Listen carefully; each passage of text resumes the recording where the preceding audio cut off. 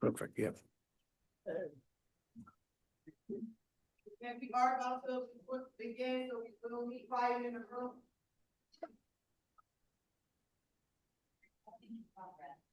How many people? 38? Yeah. We have 38 people. There's only two or three handful of cases. Is that right? Maybe folks want to just zoom in, listen in. You said 30.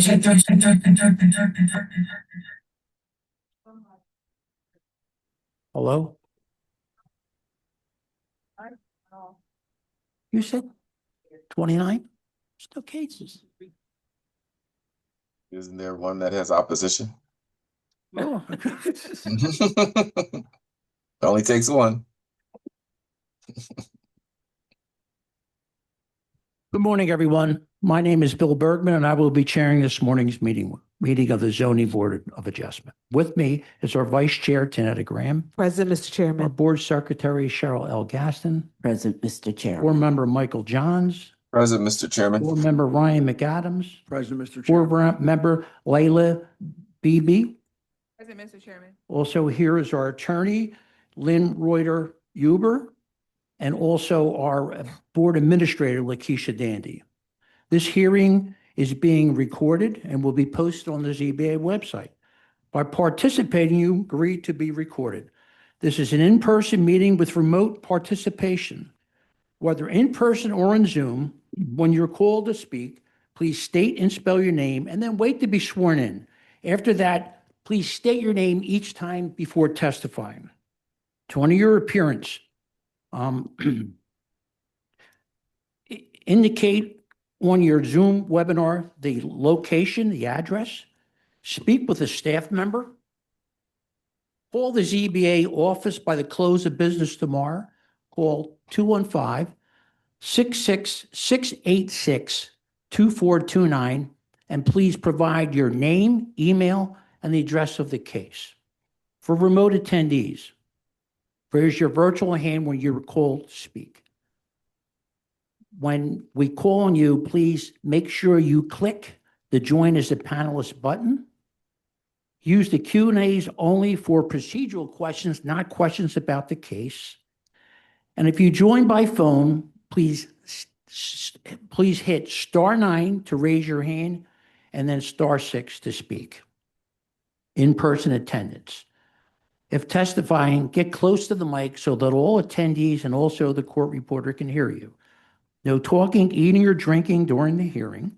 Aggressive behavior will not be tolerated. In an emergency, please follow the staff directions. The main exit is the double doors in the rear, and the stairwell is to the left once you're outside the doors.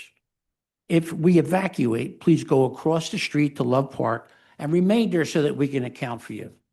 So let's look at our schedule for this afternoon.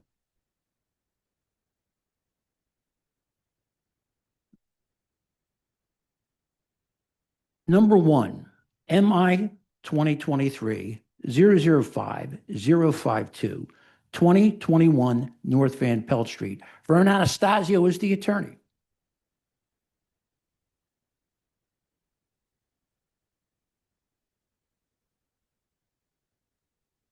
Good morning, Mr. Chair. This is Jason Hand. I will be your co-host for the session. Vern Anastasio has been allowed to speak. Good morning, Mr. Chair, members of the board. Morning, counsel. Could you please state your name and spell for the stenographer? Yes, sir. It's Vern Anastasio, Anastasio, on behalf of Mr. Donald Major. All right. Do you swear or affirm to tell the truth, the whole truth, and nothing but the truth? I do. Vern, this case has been around for a while. Please let us know where we stand with this. It has. We are close, and we just my client was out of commission for a while, health reasons. So there was a little bit of a disconnect in communication, but we are prepared to go at the next listing. Yes. All right. So we're going to continue this case. It's going to be marked must be heard. Thank It'll be you. continued till 10/28/26 at 9:30 a.m. I appreciate it. Thank you, Mr. Thank Chair. you, sir.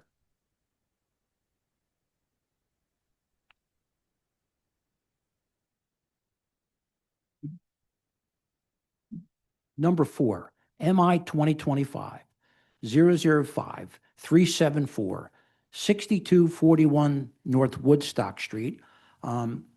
New LLC and Woodstock Truth. Listed owner is Bisa Muhammad. We have no exhibits. This is, I believe, the second listing. Good morning, Mr. Chair. I do not see anyone answering to that name in the virtual audience this morning. Thank you. So number 4, MI 2025-005-374, 6241 North Woodstock Street. I vote to dismiss.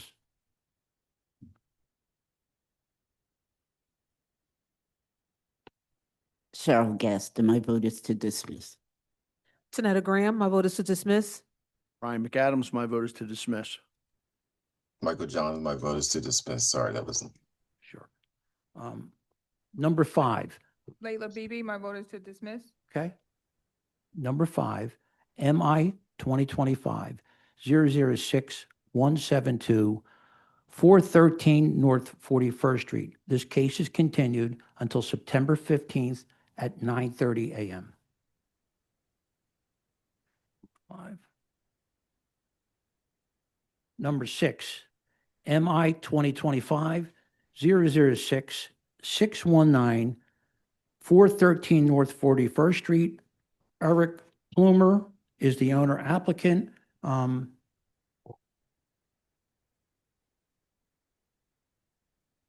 This case will be continued, applicant moving party.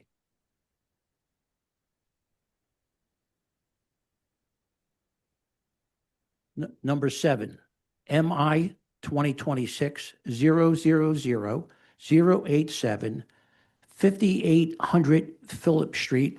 This case is continued till 10/28/90 at 9:30 a.m. Number 10, MI 2026-000-550, 2825 to 35 Cottman Avenue. This case is continued to 10/28 at 9:30 a.m. Number 12, and I believe, this will be here, hold on a minute.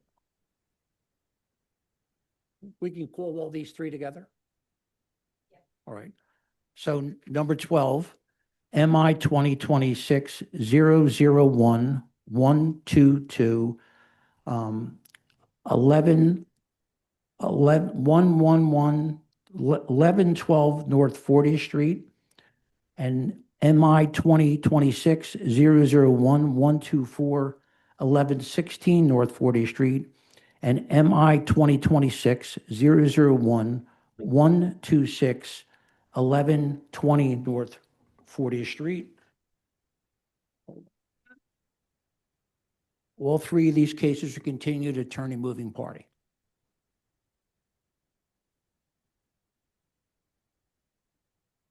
Any other requests for continuance? We're gonna Mr. move Chair, to- I do not see any further hands for continuances. Thank you, Jace. I appreciate it. So we're going to move to our add-on list. Number 1, MI 2025-007, 690, 3301 Grandsback Street. This case has been moved to Wednesday, August the 5th at 9:30 a.m.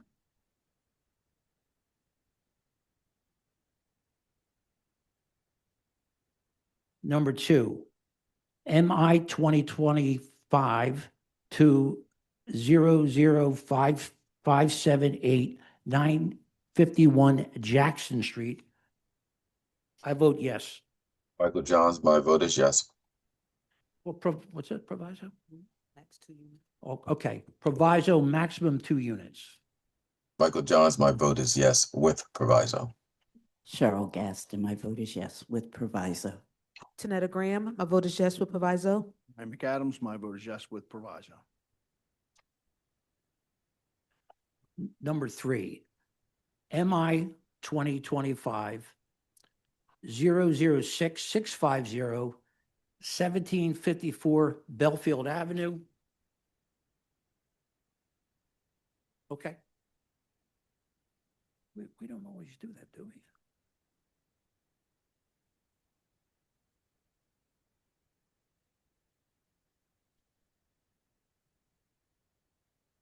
Spanish interpreter, please.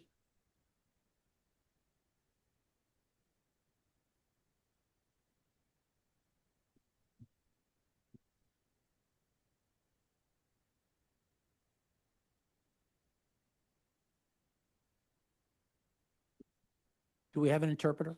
Yes, Dale should be coming back in as a panelist shortly, Sure, Mr. thank Chair. you.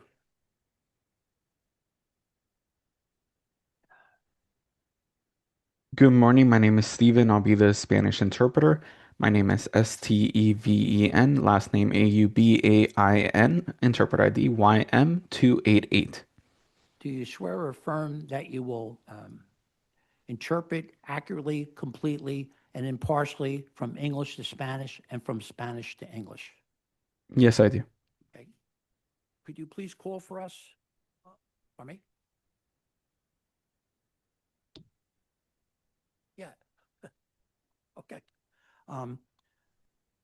Could you call, please, Pedro and Joseph Tennant, who is the owner? Así que Pedro y Joseph Tennant, sí, que son los dueños, si pueden levantar la mano. Would just go on, Hillary, we wouldn't have to swear anybody, just do the vote. Okay, all right. Okay. Could you please, or make sure he's in the audience if you would. Así que Pedro y Joseph Tennant, si pueden levantar la mano, identificarse.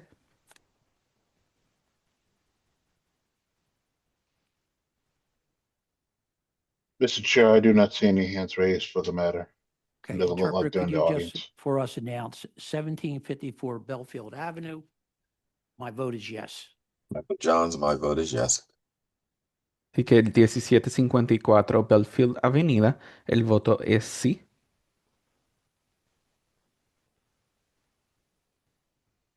Cheryl Gaston, my vote is yes. Cheryl Gaston, voto es sí. Tanetta Graham, my vote is yes. Tanetta Graham, voto es sí. Ryan McAdams, my vote is yes. Ryan McAdam, el voto es sí. I don't know whether you heard me, but I did say I voted yes. Michael Johns. Y Michael Johns, el voto es sí. Yeah. Okay. Thank you, sir. Do you require any other interpretation? No, we're fine today, and thank you as usual for getting on for us, okay?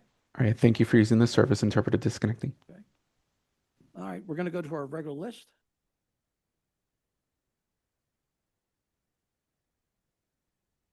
Number 3, MI 2025-004-967, 2004 West Indiana Avenue.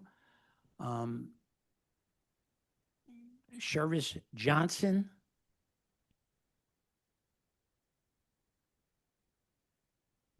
They'll be coming back in as a panelist shortly, Sure, Mr. Chair. thank you.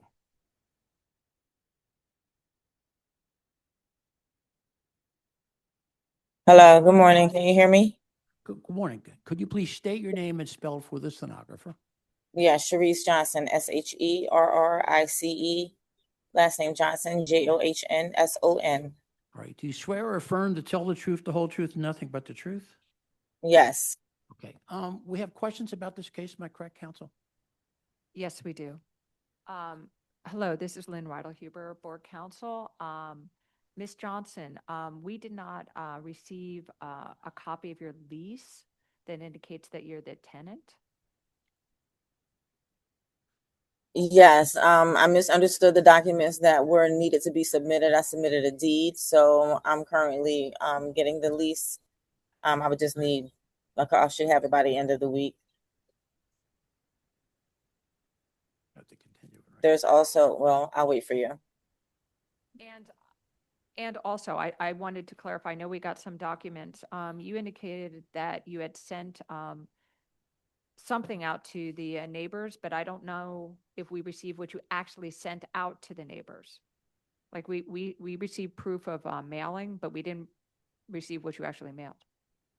Okay, I thought I just needed to send the proof that the notices were sent out in lieu of the RC meeting summary, which the coordinator RCO says she has not pulled that together for me yet due to some health concerns.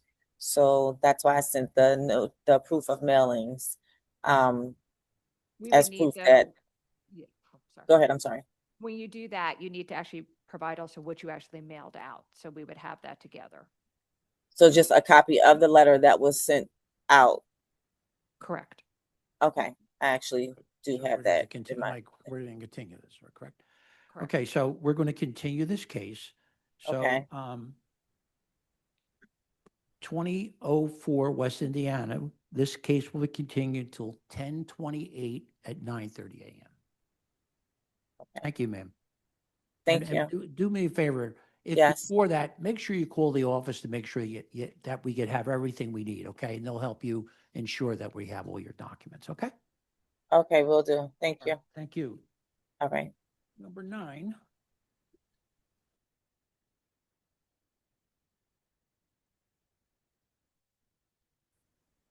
MI 2026 000455 3109 Wharton Street.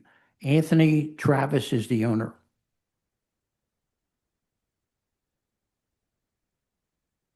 This is a pro se.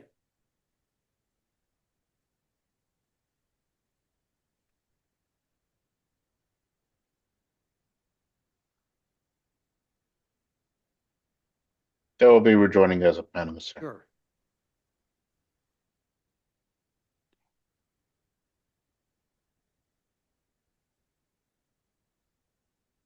Can you folks hear me? Ken, sir. Good morning, board. Good morning. Could My you, name is short, before 1 minute, could you turn on your video? I was under sure. Okay. Could you please state your name and spell for the stenographer? Sure. Anthony Travia, ANTHONY TRAVIA. Do you swear or affirm to tell the truth, the whole truth, and nothing but the truth? I do. Our vice chair has a few questions for you. Okay. Good morning. Have you submitted your documents and exhibits 5 days in advance of this hearing? Yes, we have. Okay. And you are here for application for visitor accommodations? Yes, I am. Okay. And you received a refusal because the visitor accommodations is prohibited in your zoning district. Is that correct? Yes, it is. Okay. All right. So you want to share your documents and begin to tell us what you're trying to do? Sure. All right. Thank you. Vince, are you sharing the documents? Yeah, ask him to let me share. We have someone who has the documents prepared. Can you allow them to share? What was it again? Sure. His hand is up. Yeah. Yes, we'll and they bring have him been on. promoted. He just will not be able to testify, okay? All he'll That's do fine. is go through the documents and you'll do the testimony. Fine. All right. Thank you, sir. Thank you.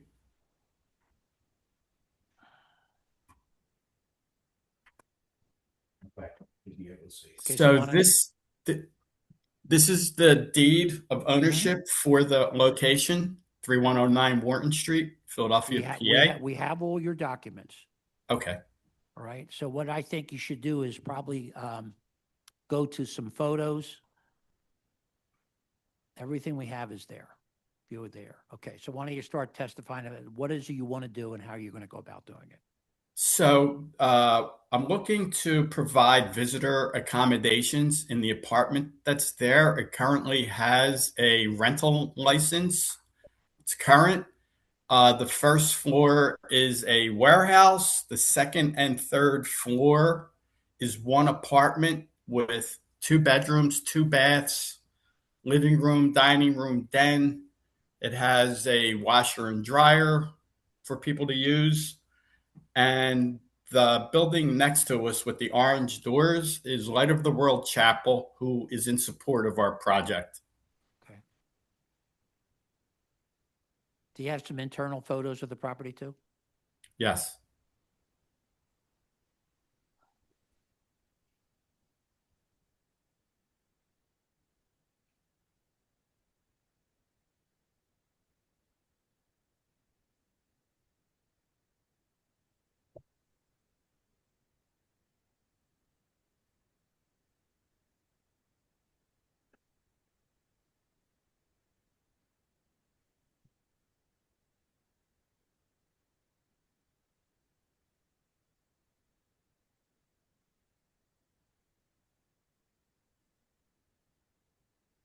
Are you going, how many apartments are you going to use? One. Okay, and that is, explain again where that is on the property, So the first floor is the warehouse. right? The second and third floor, which only go back 22 feet, I got it, is the one unit. It's a 2-level, 1-unit apartment. right. And that'll be the one that'll be your one you want to activate, am I Yeah. correct? Yes. Mm-hmm. Mr. Chairman, can I? Yep, sure you can. I just want, this is Lynn Riddle-Huber, Board I'm Counsel. sorry? Lynn Riddle-Huber, I'm Board Counsel.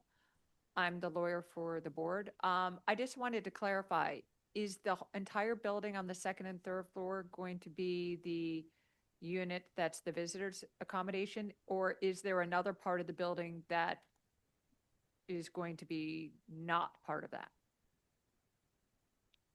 So the warehouse is not part of the visitors accommodation. It would be the second and third floor single apartment.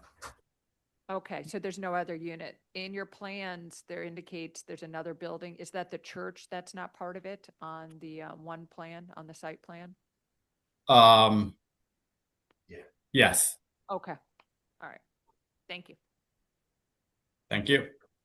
Okay, questions from the board?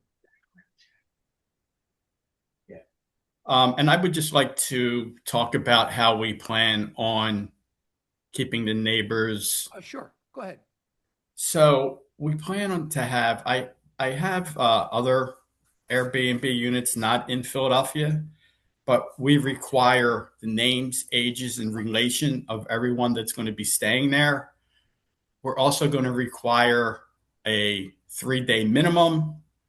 We have security cameras. We have monitored smoke and burglar alarms. We have fire extinguishers in there.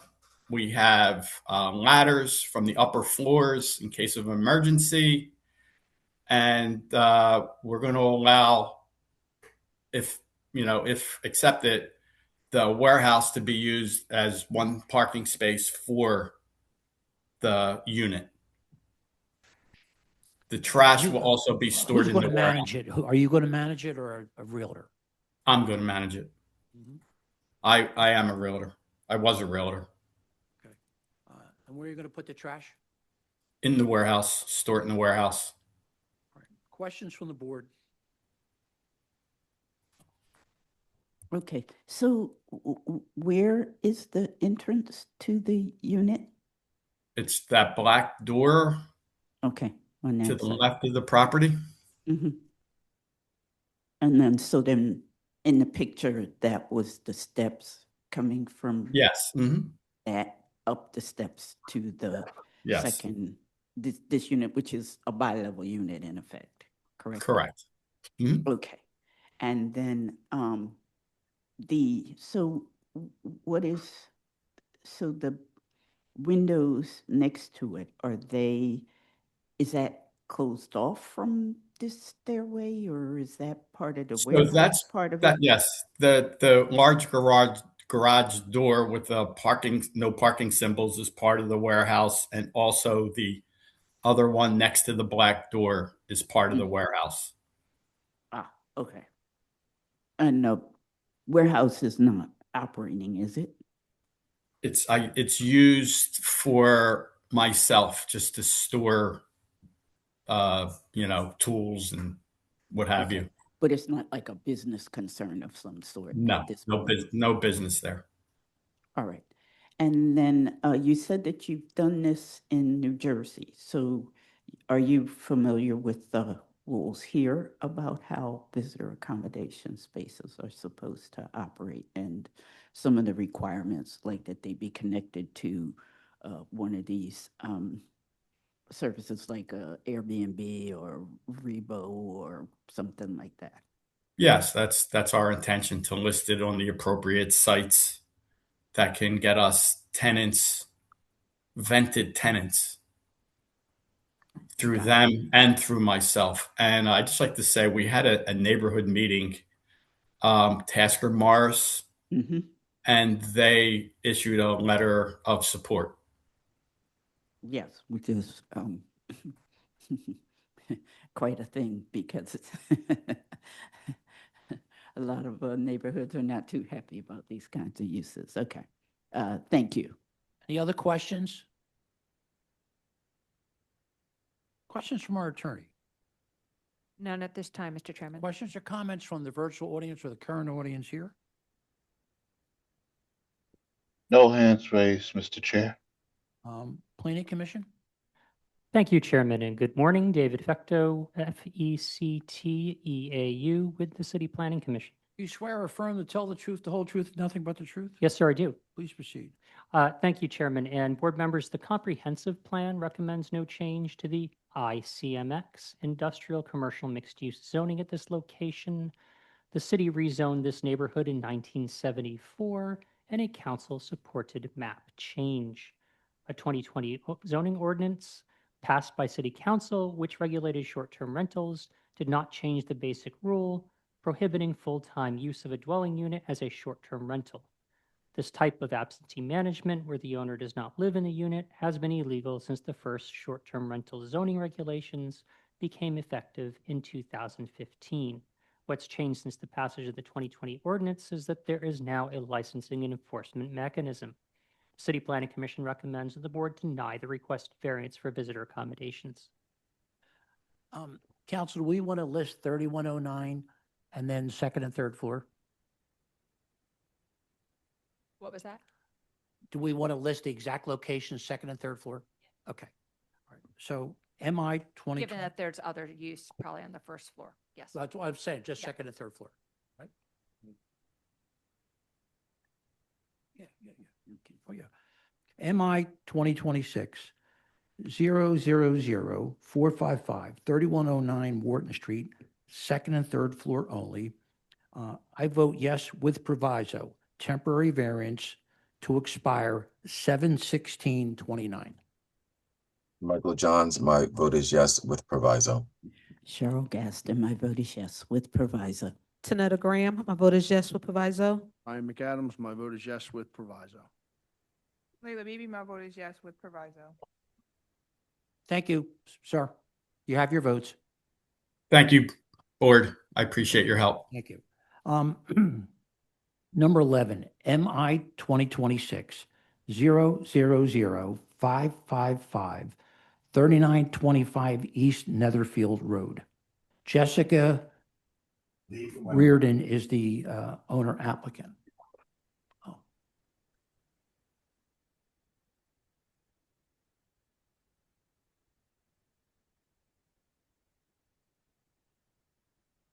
Good morning. Is your mic on? You have to turn it on. Yep. Okay, Hi, could you please state your name and spell for the stenographer? sure. My name is Jessica Reardon, JESSICAREARDON. Do you swear or affirm to tell the truth, the whole truth, and nothing but the truth? Yes, I do. Jessica, do you need help? I see where you asked for some Yeah, at our East Falls Community Center meeting, I didn't know how to share my screen, so Okay, Hillary all right, Longer So, helped me okay, out. all right. And as we're getting that set, our vice chair has a few questions for you. okay? Sure. Hi, good morning. Have you submitted your documents and exhibits 5 days in advance of this hearing? Yes, I did on July 9th. Okay, all right, so you're here, you want to erect an addition, a roof over some stairs, correct? Okay, and you're being refused because it fails to meet the setback requirements. Correct. You understand that? Okay, Yes. all right, so thank you. You can share your screen and your photos and tell us what you're trying to do. Sure. When- Can you once hear we me help. okay? Yep, we can hear you. Okay.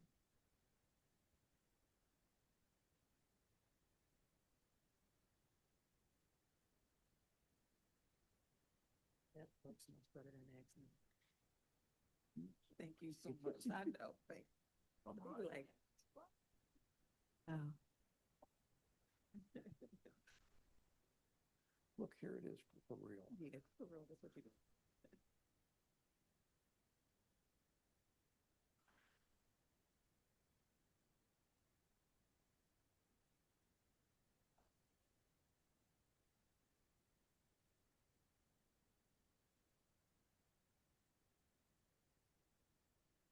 The Zoom. Get rid of this.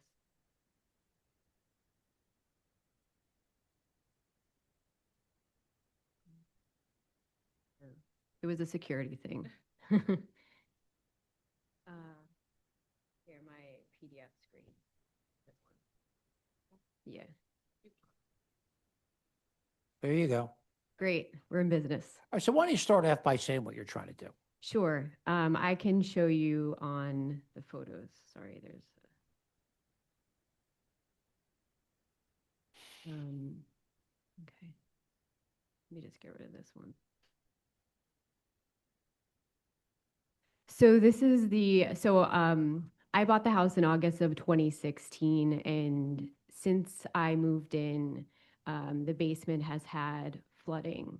It doesn't happen all of the time. It's basically just when there is a very, very heavy downfall, it overwhelms this drain at the bottom of the stairs. That drain, since I moved in, I have had many plumbers come out to interrogate the drain. It's totally flush. It does go out across the front of the property into the sewer system. I had asked if they could widen the drain. However, since it's a part of the sewer system and it's old cast iron pipe, the entire right side of the house, total front yard, all of the trees that are, some of them original to the house from 1950 would have to be torn up. So what I've done since then is if you can see here, I got a security storm door that is weatherproofed. I weatherproofed the inside of the door. I had inquired from a couple companies in terms of whether I could put some sort of like Vilco door over this. However, it's a very odd shape. And in addition to that, the dryer is right. There's a window, if you can see here. This is the basement. There is a window here, and the dryer vent goes out here. So I wouldn't be able to cover that area there. So I then asked about, getting a sump pump and French drain, but that would only solve kind of like this immediate area. The water would still come through this basement. So that's kind of where we are currently at. I had asked about putting a roof that will totally cover this area, and I can show you.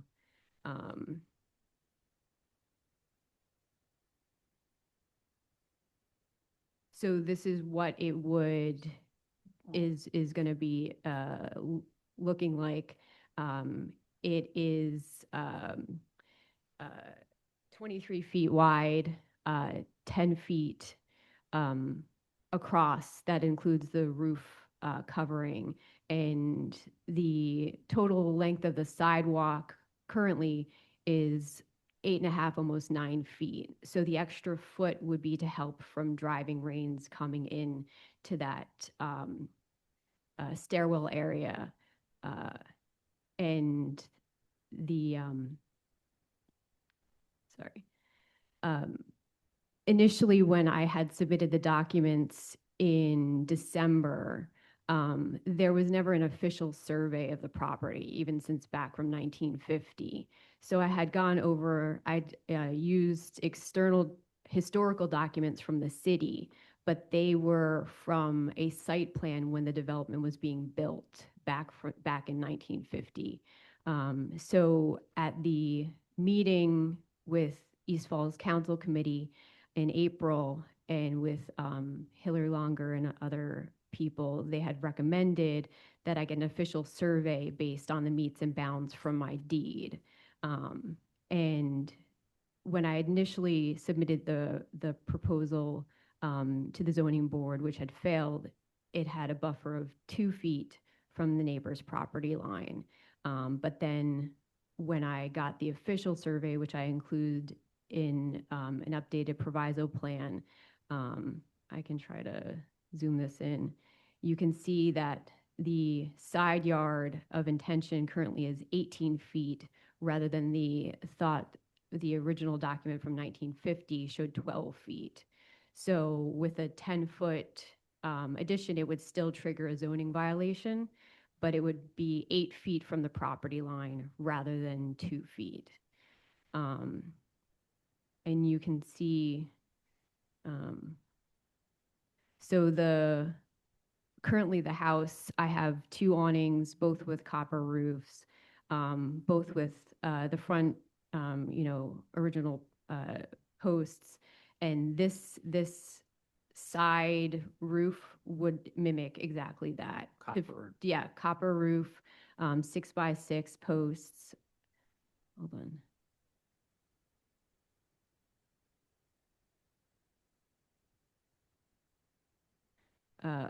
So the copper roof, 6x6 posts, cement 36 inches into the ground. The copper would be tied into the Wissahick and schist facade, and the fascia board would be tied in with strong tie knots and bolts, and it would be done with the mimic everything I do to the house. I spend a lot of money on it. I love this house. I love East Falls. So I don't really want there to be any doubt that this would be done perfectly. And most people think this will solve your problem. Yes. Yeah. My brother is an engineer, not in Pennsylvania, but in Jersey. So he has helped me out with, his specialty is water management and water runoff. So he has helped me with kind of coming up over the past 10 years, different solutions. And, this is ultimately where we're at. I didn't want it to be like this, but if I have to spend a lot of money to make sure that my basement, if I have to shop vac the basement one more time, I mean, and just like everything that's like been ruined in the basement, like mold and mildew, and luckily we haven't had any yet because we've been on top of it. But my kids, I have 2 little girls that play down there, and I just Okay, I got it. All right. So questions from the board? Well, I think you're doing the right thing. I don't know how, hopefully you made out okay this past weekend with the rain because it was horrible. yeah. So a week ago, some water did come in. Yeah, that was a tough rain. But yeah, I think you're doing the right thing. I think it's an appropriate design for your building, for your house. I think it's going to be a decent addition. Just make sure you do your splash blocks, and depending on the size of that roof, they may require that you have gutters that tie into the storm To the system. actual So just addition. confirm. Yeah, there is a drain. I don't know if you can see it.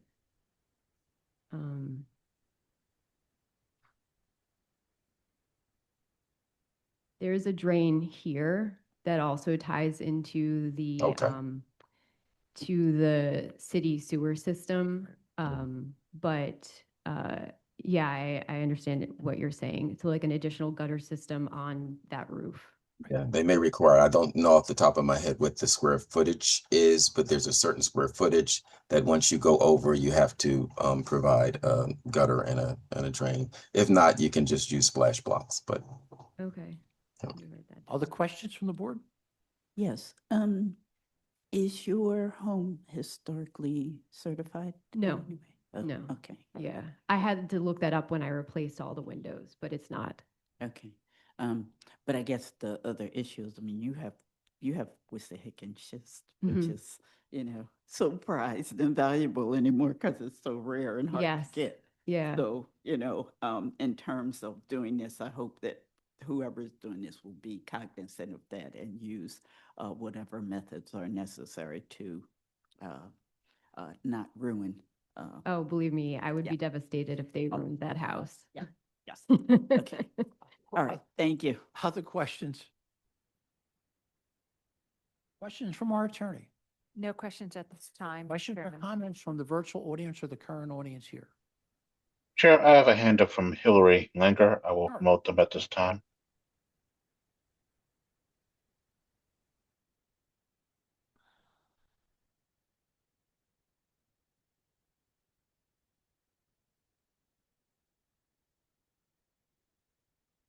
Good morning. Good morning, sir. Please state your name and spell for the stenographer. Hilary Langer, Hilary Langer.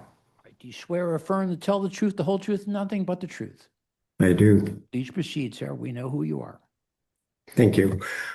Yes, we met several times with Jessica, and she commissioned the survey, which locates the roof 8 feet from the property line. That's still in violation of the zoning code. However, we felt we could support it because it is an open structure. It maintains the ethic, the language of open air around all those single home properties. But we did want to support it on the condition that she would build in these materials. So we would like to submit the letter agreement attached to our letter of support as a proviso to, if you decide to grant this variance.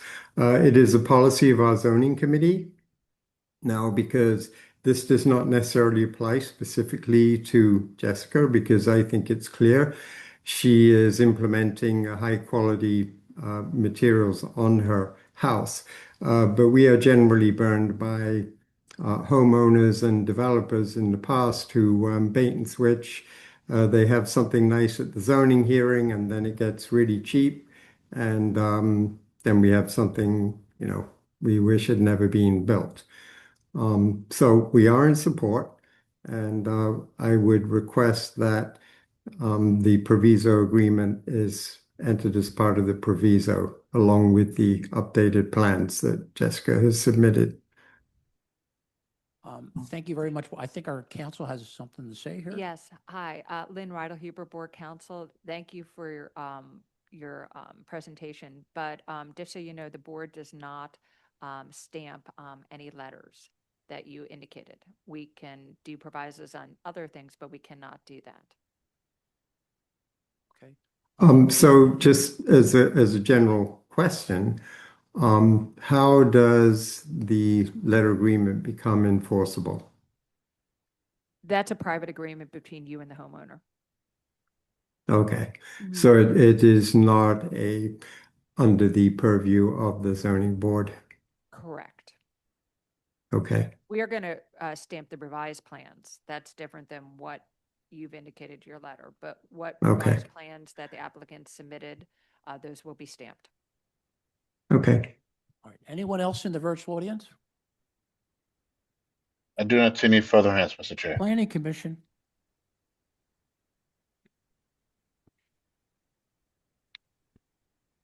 Key my camera here. Sorry, there we go.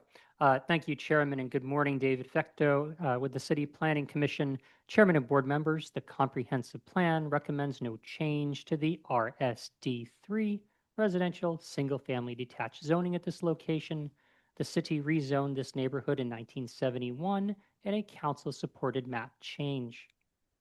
The proposed dimensional variance will not injure the use of adjacent property, and the appellant has shown that the proposed dimensional variance is required for them to continue making viable economic use of their property. The City Planning Commission recommends that the board grant the proposed dimensional variance. Thank you. MI 2026-000-555, 3925 East Netherfield Road. I vote yes with, hold on here. My proviso, wait a minute.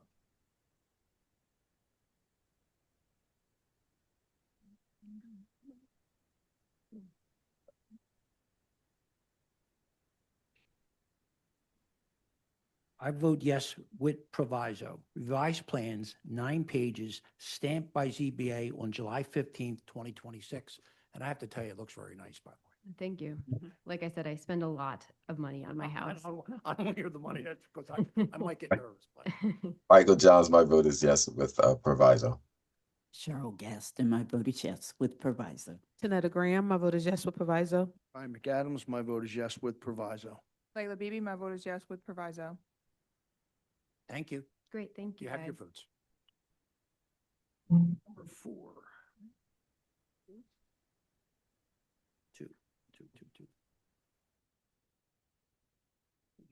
alternate.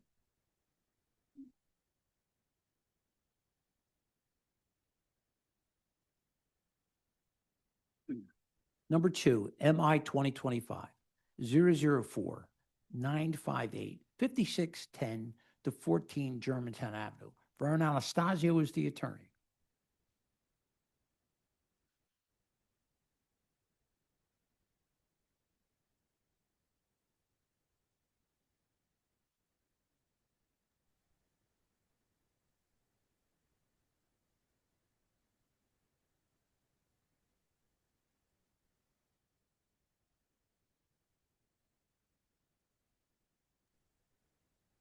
They're coming back in as panelists now, Sure. Mr. Chair.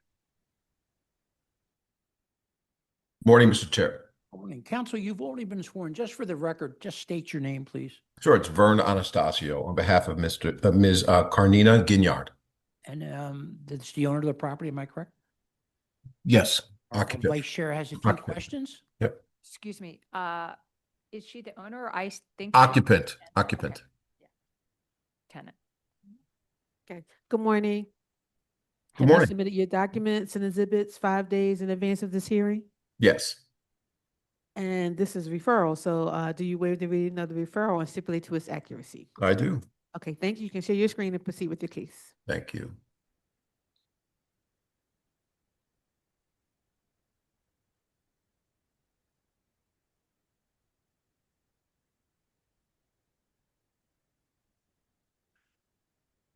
I'm going to start with what my client just recently gave me in her own words. I did have my own description, but I think she says it best.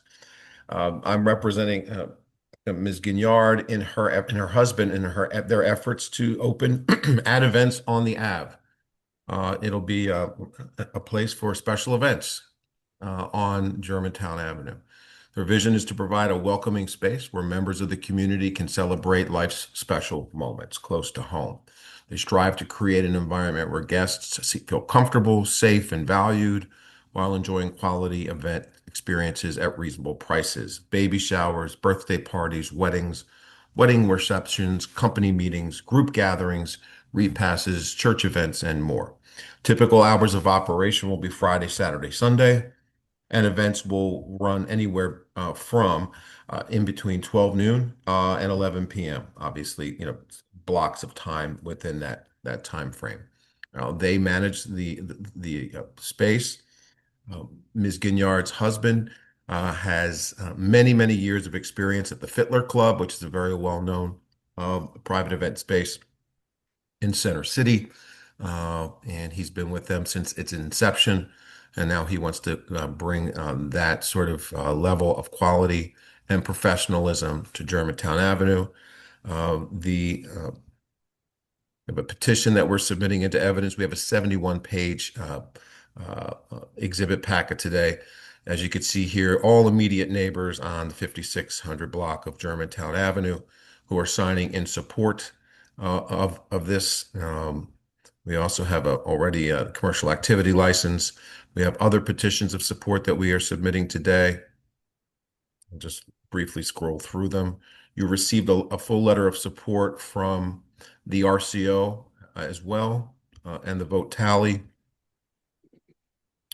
The Google reviews for this business, as it has been operating, is well over 5 stars. There's not one bad review in the entire. I think it's 87 plus reviews that they have that garnered through the Google review process. And let me show you some plans.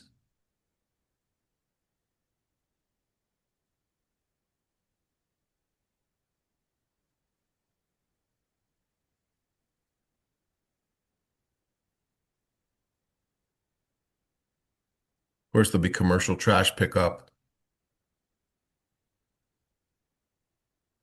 Here's the interior layout drawn to scale, just the first floor. You see there's a vestibule, sort of common area. We have restrooms, storage, little kitchenette area for, there'll be no cooking in here, just stuff to refrigerate or prep. And then the ballroom area itself. Access to the hall glass door in the back. There's the, oh, sorry, exit to the rear yard. There's some interior shots and exterior shots.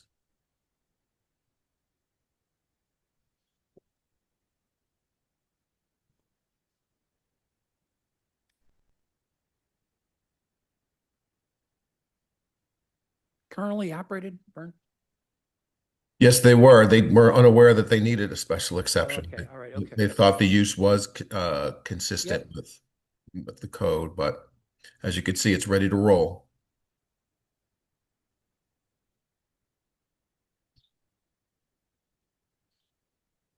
This is the letter that was mailed out to the 12th Ward and all the other corresponding RCOs. 54 individual households were mailed, and we have proof of tax compliance as well. With that, I'd like to call my client, Carnina Ginyard, to the stand.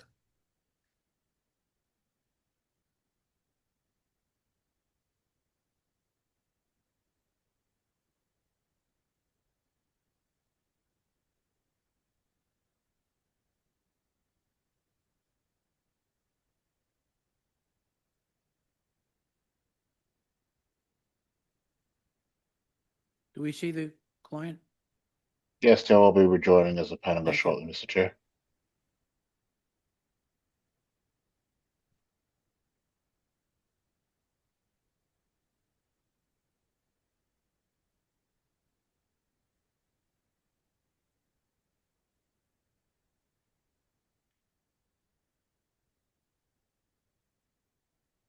Good morning. I'm sorry. Are you able to see me and hear me? I can. Could you please state your name and spell for the stenographer? Yes, Carnina Ginyard, Carnena, last name Ginyard. Do you swear or affirm to tell the truth, the whole truth, and nothing but the truth? Yes, I do. Counsel? Thank you. Ms. Ginyard, did you hear my presentation to the board? Yes, I did. True and accurate, for the most part, to the best of your knowledge? Yes, it is. And do you adopt it as your own testimony? Yes. Thank you. I have nothing further, Mr. Chair. Questions from the board?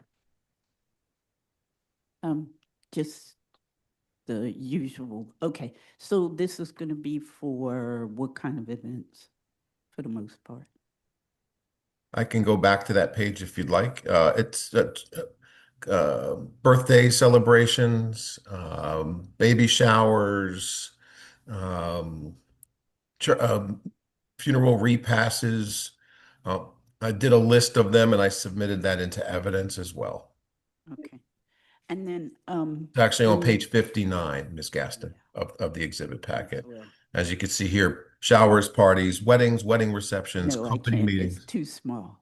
Can Oh, I'll pull it back. I'll do that better. How's that? make it a little bit larger? Okay. How's that? Thank you. You're welcome. Okay.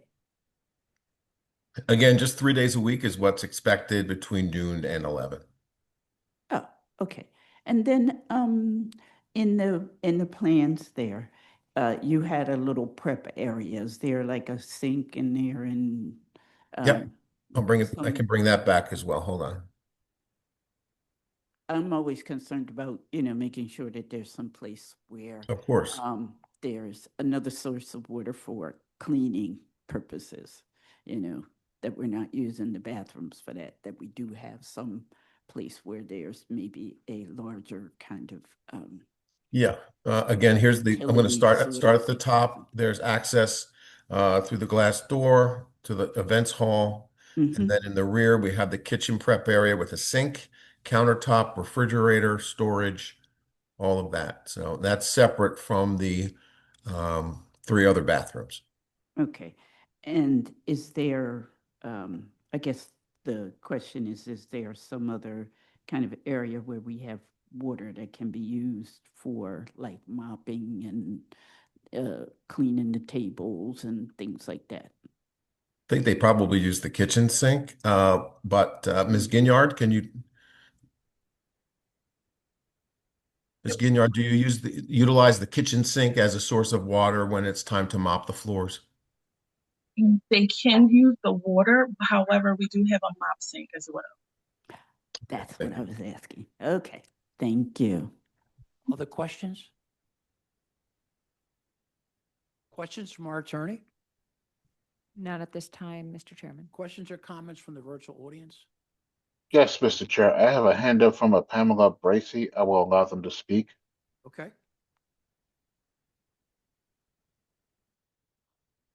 Good morning. Could you please state your name and spell for the stenographer? Pamela Bracey, Bracey. Right. Do you swear or affirm to tell the truth, the whole truth, and nothing but the truth? I do. Are you a neighbor? I'm not a neighbor. I'm part of Solo Germantown Civic All right, Association. thank you very much. Please proceed.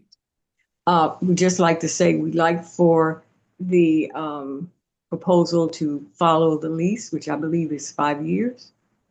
And we talked about security, not necessarily in uniforms, but someone there to kind of make sure that everything goes well.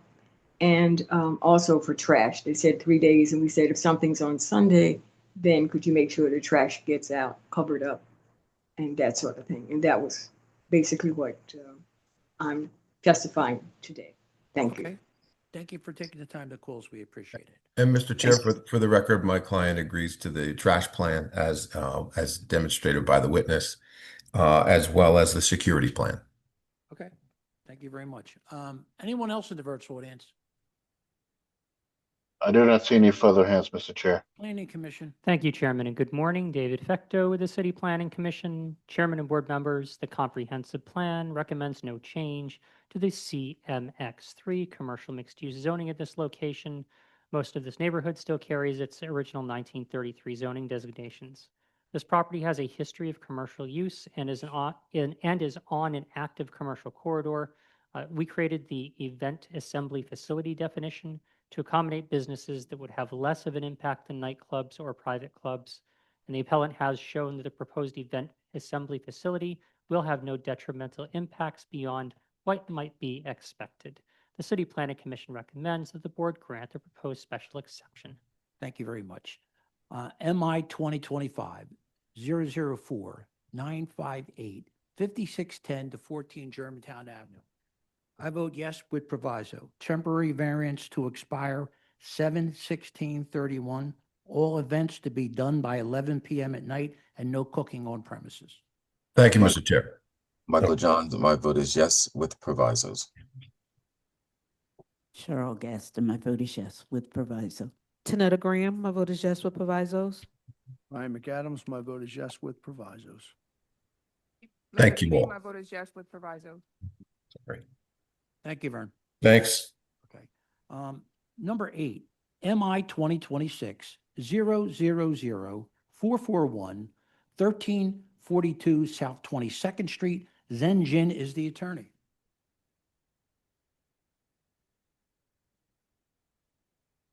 They should be back in as a panel shortly, Mr. Chair.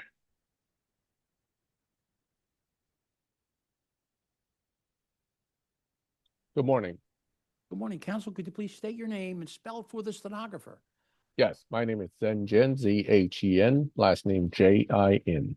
Right. Do you swear or affirm to tell the truth, the whole truth, and nothing but the truth? I do. Could you identify your client, the relationship to this property? Yes, my client is Mr. Lutz Jimenez Hernandez for Jimenez Property Investments, which is the owner of the property. Okay. Our vice chair has a few questions. Good morning. Have you Good submitted morning. your documents and exhibits 5 days in advance of this hearing? Yes. And do you waive the reading of the refusal and stipulate to its accuracy?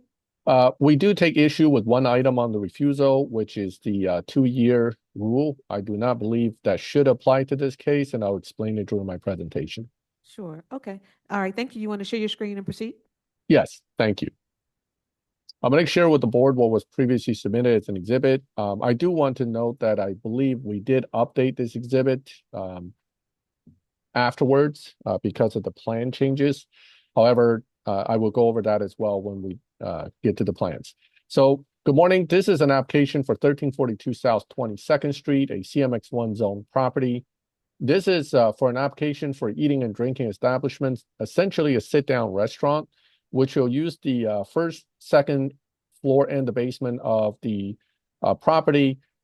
There's no residential use being proposed. So the application has a bit of a history. It was originally filed and handled by another firm. They took about a year without making a lot of progress with this. We eventually were hired to take over this matter. And when I was hired, I asked that my client get the prior counsel on record to go ahead and withdraw himself as counsel and then move so I can enter my appearance. He apparently withdrew the case instead of withdrawing as counsel. What then happened is we refiled this case, and this is now before the board. However, the 2-year rule generally applies where a case is denied or dismissed by the board. I do not believe a withdrawal should normally apply in this, apply the 2-year rule in this case. So the sole refusal here is, in my opinion, the proposed use, which is prohibited because it's a sit-down restaurant, is prohibited in the CMX1 commercial district. This property has quite a history as a takeout restaurant and 2 apartments. In fact, you will see from the photos that as of the last time that this property was used, it was essentially a Chinese restaurant, takeout restaurant with residential above. However, the interior is currently basically vacant and gutted and is in need of full renovations, which makes our application make more sense because we will do the entire fit out based on the updated plans that is going to be part of this proposal. The RCO supported us strongly in this application. They voted to support, and I want to note some of the neighbors' comments regarding this. They're looking forward to another local business. They're supporting, they would love to have the idea of a restaurant at this corner. They like the fact that we're keeping the 2-story structure without trying to add to any of that. So this was a well-supported proposal with the neighborhood. So to get to the actual application, the property will be renovated completely by my client as a sit-down restaurant.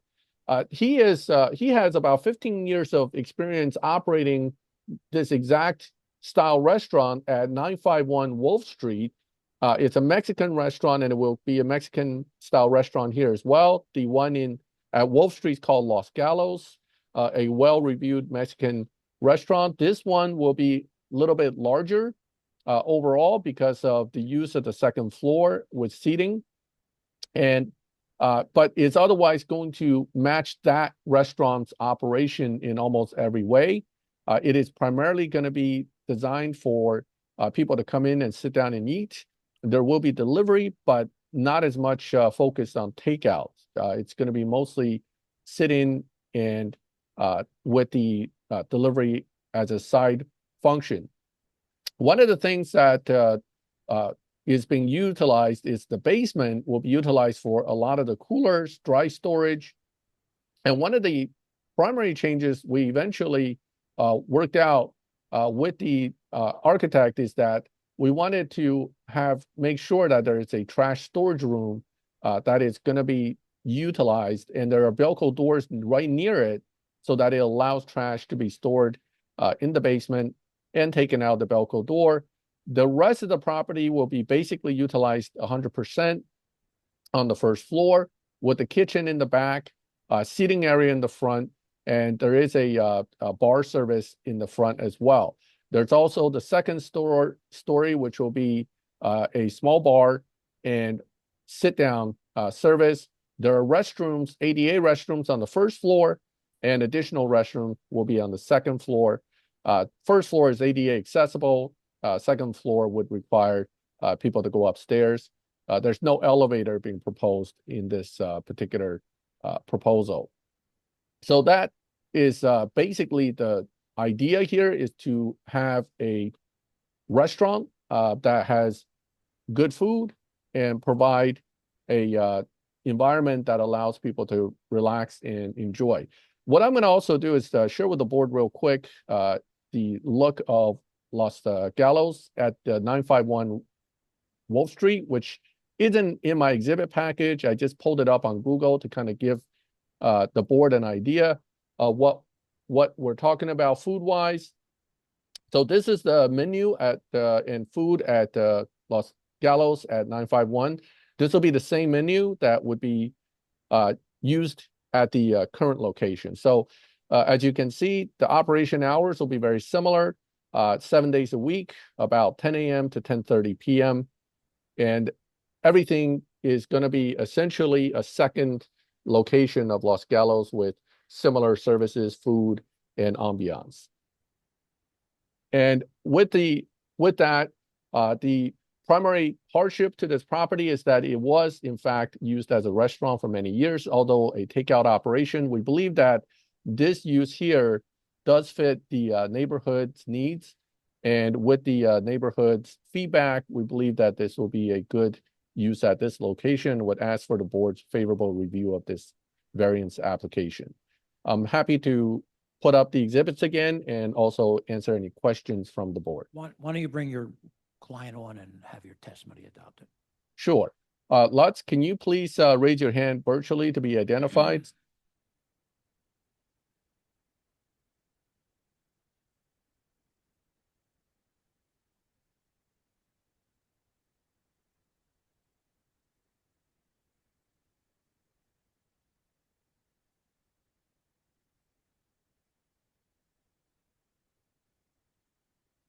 Mr. Chair, they'll be coming back in as a panelist shortly. Thank you very much.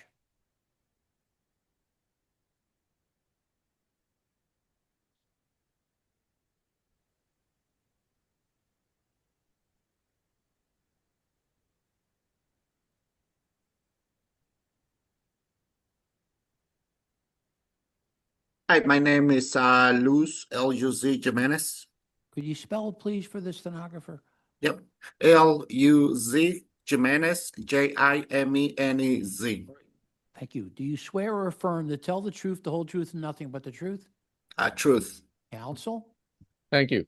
Mr. Jimenez, did you see my presentation on your screen and hear my representations before the zoning board? Yes.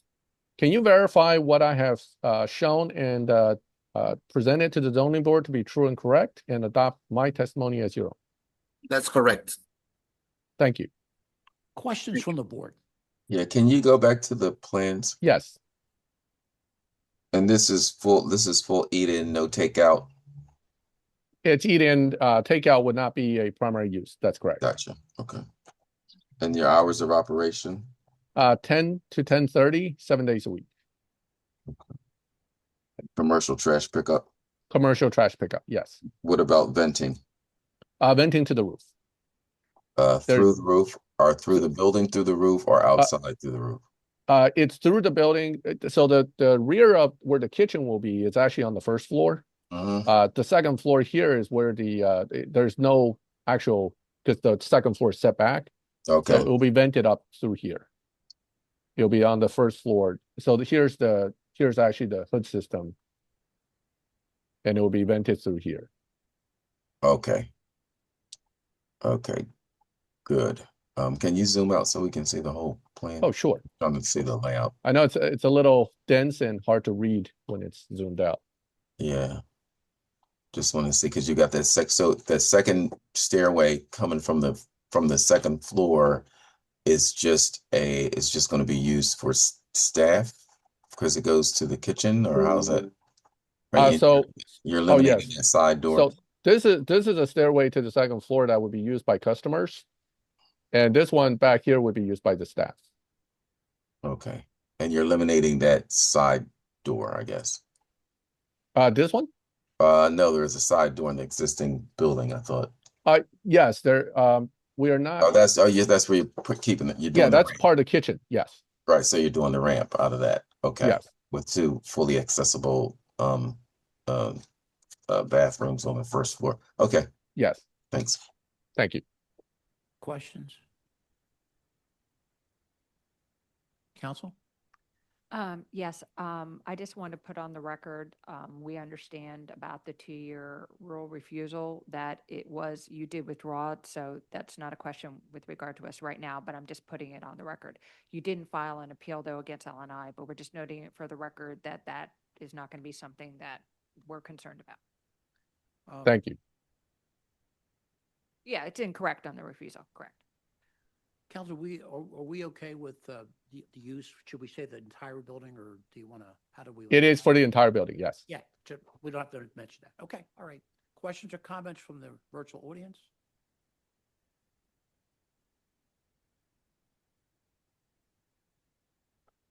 Planning Commission. Chair, I'm sorry, we have a call-in user with the hand raised. I've allowed them to speak. Sure. Hi, Tiffany Green, concerned citizen of Point Breeze. All right. Tiffany, could you please spell your name for the stenographer? Yeah, TIFFANY GREEN. Right. Do you swear or affirm to tell the truth, the whole truth, nothing but the truth? Yes. Please I proceed, was Tiffany. approached by the church. Please proceed, Tiffany. Yes, directly across the street is the St. Simon's Episcopal Church, and I was approached by one of the members. They had set up a meeting with the other lawyers, and so I told them we can do it informational only because we're not the coordinating RCO, so we did the information only meeting when the developer or owner came in with the other lawyers. So the church was pretty well attended with the minister and the deaconess, and also there's another member. She's calling, and she only has a landline, and she's older, so please be patient with her. But the thing is this: during the meeting, the church and some of the community members were opposed to it. What I'm concerned about is that I was able to get in contact with Miss Jeanette through another community person. She informed me that the deaconess has had surgery, and she said that they really didn't. She can testify to this, and that they hadn't really heard anything about the meeting or the public meeting or anything, because I guess information was going to the deaconess. At the meeting, they were very much opposed to it because this property is a half a block from Point Breeze Avenue. We have quite a few open, vacant stores on Point Breeze Avenue, and the whole sense of it was, why didn't you just go and purchase on Point Breeze Avenue? He wants to put a full sit-down restaurant on the first floor and the second floor, and also he wants to serve alcohol. And this area, 22nd Reed, has had quite a bit of new development. They have very little abandoned homes, a lot of young families with children playing up and down on Reed Street, and they felt that it was just not conducive for the neighborhoods, like really changing the character of the neighborhood. Also, he did talk about doing Uber Eats and that type of thing. We were asking how are they going to pick up and deliver, because if you go there after 7 o'clock, this area is very dense and all the parking is really, crowded, along with the church that comes in on Sundays, and also I think they do a Bible study on Wednesdays. So my concern is that I don't know what happened with the church. I was wondering if they maybe could put on hold before you vote. So maybe through Kenyatta's office we can talk with the church, and because also the block captain was there. I heard she recently had a health issue too, and so maybe this is why you don't have any real people testifying whether they support it or they don't support it. I just want to say only 2 residents showed up for the public meeting, so that does not necessarily constitute a resident support, and everybody else was not within just RCO members or community members. So I'm asking if there maybe can be put on hold contact through to find out due to the health and illness of certain key people, before you take a vote on this project. Maybe through we can find out through Kenyatta's office, to have Councilman Johnson's office to find out if what is the position of the church, what's the position of the block captains and stuff like that. All right. So that's, Tiffany, did you see the vote for this? It says 12-0 with the RCO. They have not supplied us with the summary letter. I don't know why we're not seeing the summary letter, and we're not being supplied with the addresses of the people who vote. So we have a real serious concern about the 12. I have not seen that, and we just had a meeting with them to discuss why the summary letter is not being sent out to our other non-coordinating RCOs.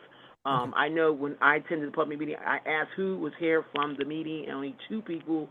Was a doctor who lived directly across the street and another member who testified and said they live within the area. Now the other people, I don't know who they are, and the what you call it. So I know that the deaconess has surgery, and that the block captain has had a health issue. So if you want, Miss Jeanette can come on. As you can see, hopefully she can come on. She has a landline. She's been here for 40 years at All the right, church. let me see if there's anyone. We're going to see if there's anyone else on. Okay, Thank you very much for taking the time. Thank you. Anyone else in the virtual audience? No hands at this time, Chair. Okay, Planning Commission. Chair, I'm sorry to interrupt. We do have a call-in user who have just raised their hand. Thank you. All right. They're allowed to speak. No, it's me. She says she's calling in. She's trying to do *9. I don't know. Problem with that. She's not. Did anyone else try to do *9?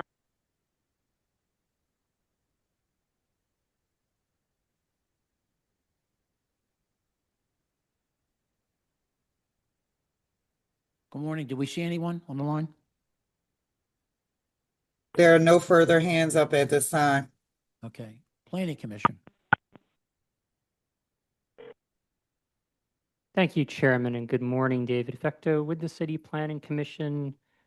Chairman and board members, the comprehensive plan recommends no change to the CMX1 neighborhood commercial mixed-use zoning at this location. The city rezoned this neighborhood in 1985 in a council-supported map change. This property has a documented history as a takeout restaurant dating to at least 1975. The appellant has shown the proposed use would not cause detrimental impacts beyond what might reasonably be expected. Therefore, the City Planning Commission recommends the board grant the requested variance for a sit-down restaurant. So number 8, MI 2026-000-441. Chair, I'm sorry to Yeah. interrupt. That caller has made it through and they are now raising their hand. Thank They're you. allowed to speak. All right. Call-in user, you're allowed to speak. Good morning. I believe it's *9 to unmute yourself. If it's not okay. *6. Good morning. Good morning. Could you please state your name and spell for the stenographer? Yes, my name is Jeanette, Jeannette, King, King, Coleman, Coleman. You swear or affirm to tell the truth, the whole truth, and nothing but the truth. Yes, I do. Are you a neighbor? Yes, we have been in this area over 60 years. Okay, thank you very much. Why don't you proceed with your testimony? Okay, I belong to St. Simon's, the Cyrenian Episcopal Church, which is located 1400 South 22nd Street, which would be diagonally from the restaurant. Now, first of all, our church has been over there over 100 years. I don't approve of it because of the alcohol. We don't need an alcohol, and still plenty of seniors in the area. And the car parking is atrocious. I have to park on Point Breeze Avenue, living at 22nd and Herb. That is not, so that would be worse.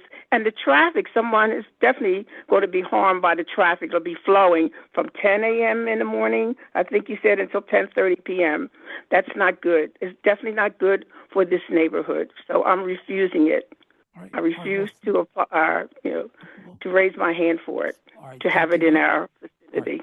Thank you very, very much for taking the time. Is there anyone else in the audience? No further hands at this time, Chair. So MI 2026. Can I say something with regard to the liquor on the premises? Don't they have to go to the state to get approval for that? We have nothing to do with that, Mike. Right. So that's this. I guess what I'm saying is the community would have they would have a separate meeting regarding the liquor. Yes. Exactly. Okay. All right. Thank you. All right. Thank you.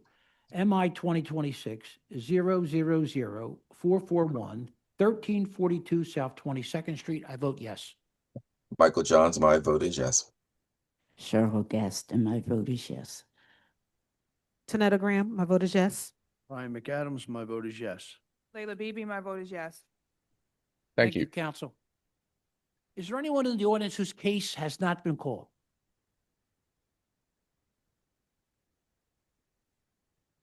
No hands at this time, Chair. Thank everyone for this morning, and see everyone for a busy afternoon. 2 o'clock. I'll see the board in the afternoon. Thank you. I noticed that. We noticed that. Thank you. Good afternoon, everyone. My name is Bill Bergman, and I will be chairing this meeting of the Zoning Board of Adjustment. With me is our Vice Chair, Tanetta Graham, Present, Mr. Chairman. Board Secretary, Cheryl L. Gaston, Present, Mr. Board Chairman. Member Michael Johns, Present, Mr. Chairman. Kaya Wynn. She may be on shortly. Ryan McAdams Present, Mr. and Chairman. Layla Beebe. Present, Mr. Chairman. Also here is our attorney, Lynn Reuter Huber, and our administrator, Lakeisha Dandy. This hearing is being recorded and will be posted on the ZBA website. By participating, you agree to be recorded. This is an in-person meeting with remote participation.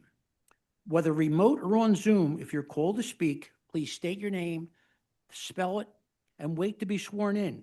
After you've been sworn in, you will state your name each time before testifying. To enter an appearance, put the address on your Zoom webinar, speak with a staff member, call the ZBA office by the close of business tomorrow, call 215-686-2429, and provide them with your name, email, and the address of the case. Remote participation. Raise your virtual hand when directed so that we can call on you to speak. When you are called on to speak, click. We got something here. Click the Join as a Panelist button. Use the Q&A only for procedural questions. Do not ask questions about individual cases. If you're joining by phone, press *9 to raise your hand and *6 to unmute. In-person attendance. If testifying, get close to the mic so that all attendees and also the court reporter can hear you. No talking, eating, or drinking during the hearings. Aggressive behavior will not be tolerated.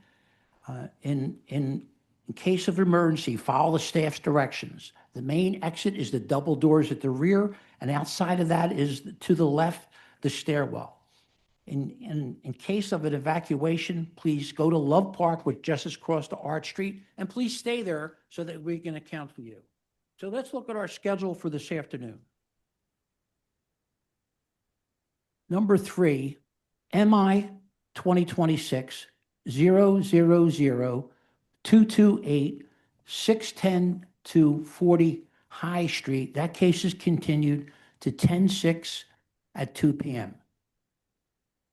Number 7, 10 South 20th Street, which is MI 2026-000-983. That case is continued to 9/15 at 9:30 a.m.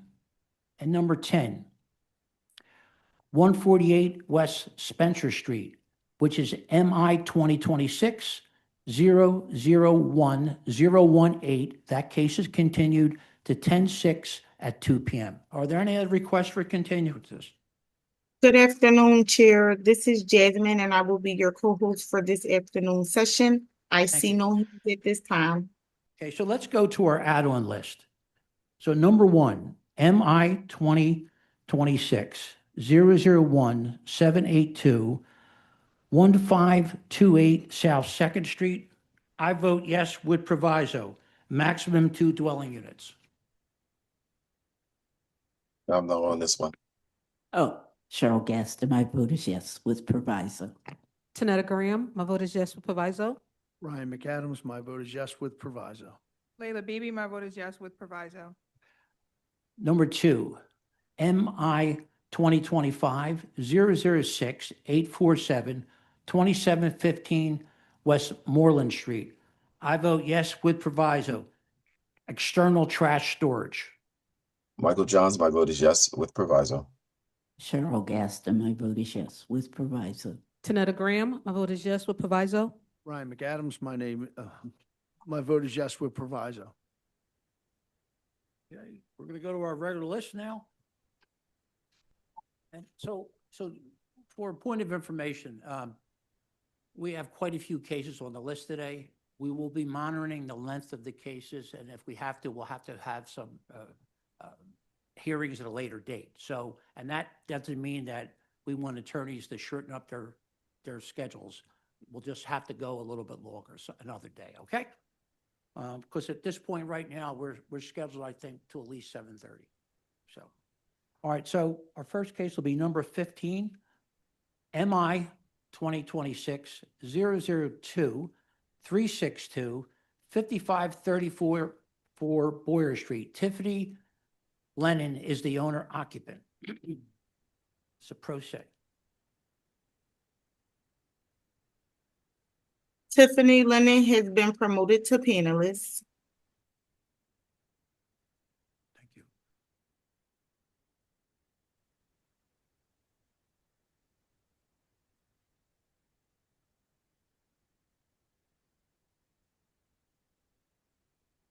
Good afternoon.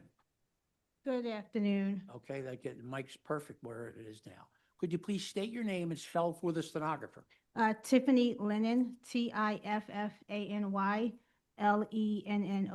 Do you swear or affirm to tell the truth, the whole truth, and nothing but the truth? Yes. Our vice chair has a few questions for you. Good afternoon. Have you submitted your documents and exhibits 5 days in advance of this hearing? Yes, I did.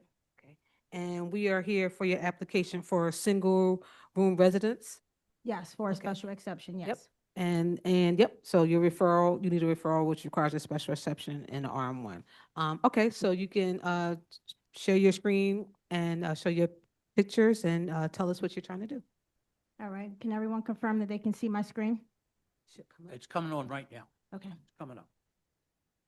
We see it. All right. So good afternoon, everyone. Again, as I stated, my name is Tiffany Lennon, and I'm here to present for a special exception for the property located at 5534 Boyer Street. So here today is an agenda of items that we're going to go through. I'm going to give you an update on the property overview, the current existing condition, the property use occupancy, some site plans, property management, and then I'll go over some good neighbor plans. And then if you all have any questions, I'll also request for your approval at the end. The property of 5534 Boyer Street, it is currently in the RM1 residential multifamily zoning area. So again, I'm looking to extend this to a group living single room residence. This is currently a property that is rented through the Philadelphia Housing Choice Voucher Program. So it does usually occupy residents for rental property.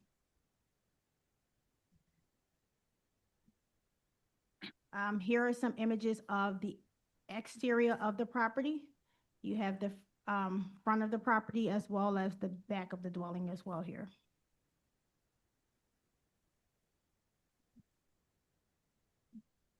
For the first floor plan, so this is just a site plan, an overall view of the actual property. And again, we'll get into more details of the actual floor plans into the presentation. So the first floor is currently has a floor plan layout with a living room, dining room, kitchen, and a shed utility. This will be a shared, what we would call a common area. This shared space, again, will be utilized by all residents that occupy this space. The property is currently a 5-bedroom, 1-bathroom home. And as you look at the floor plan a little more in the back of behind the kitchen, sorry, go back. There is a shed utility. So my request today is to get a group living for 5 occupants initially with an extension to 8 once an additional bathroom is added.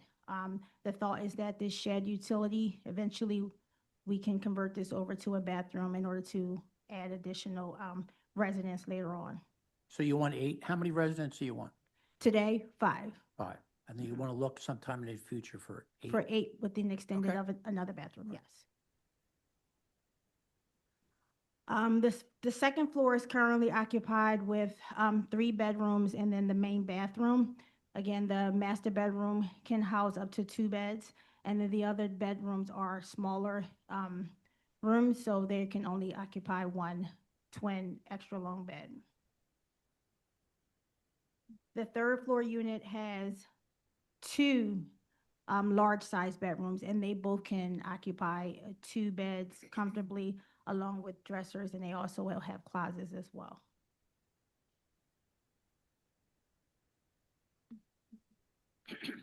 Again, the occupancy plan as discussed is that the master bedroom initially will have 2 residents. We'll reserve bedrooms 2, 3, and 4 for 1 resident, and then, the 5, we'll keep that as, reserved for our future expansion once we get the new bathroom. The bathroom renovations, as previously stated, we want to construct the shed unit that's in the back to add an additional bathroom there so that we can increase our residential occupancy within the property. The plans within the property, I would like this to run as not a business, but more of a residential home, offering it to veterans and any individuals in sober living. So again, I don't want this to be occupied as a business, so there will be no exterior structure changes to the residents. There's no signs will be placed. However, we will have an oversight of the property that consists of a house manager who will come by the unit at least twice a week to ensure that rules are being followed by the residents. And we will have camera surveillance on the exterior of the property and all common areas within the property. Again, as the landlord and owner of the property, as I do today for any residents that rent the property, I'll be responsible for grass, landscaping, snow removals, ensuring that trash is placed out in a timely manner and stored in the proper trash cans as well. Parking and transportation, the residents, we are going to encourage the residents to utilize public transportation and ride share when possible. However, we don't anticipate a large volume of vehicles or any disturbance to the area as far as parking.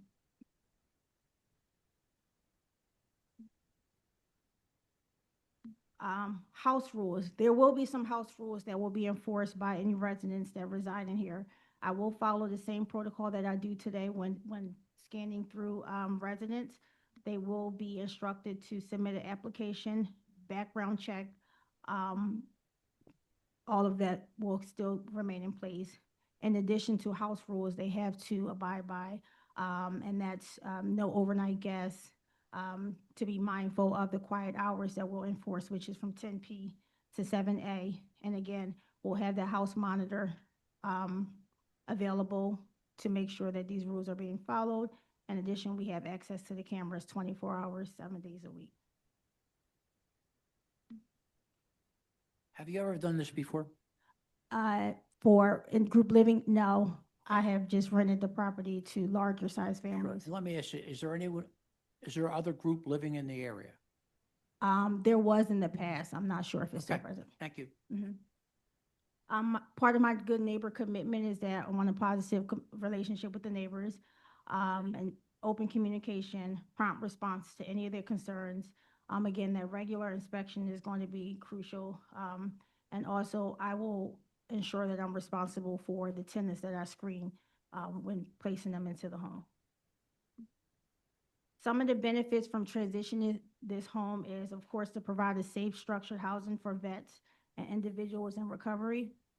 This supports the long-term residential stability and community integration, property improvement, enhanced oversight and safety, preservation of our neighborhood character, and also it's just been one of the high requests from the VASH program, as well as Veterans of America, as they continuously look for homes for the veterans. As you were talking about the neighbors, could you tell us about the RCO? Yep, I can go down to the RCO. We had a public meeting on June the 25th, where I think it was about 5 community members who joined the call. The RCO did submit over their findings yesterday, and they are opposed to this request. However, the community is in support of this.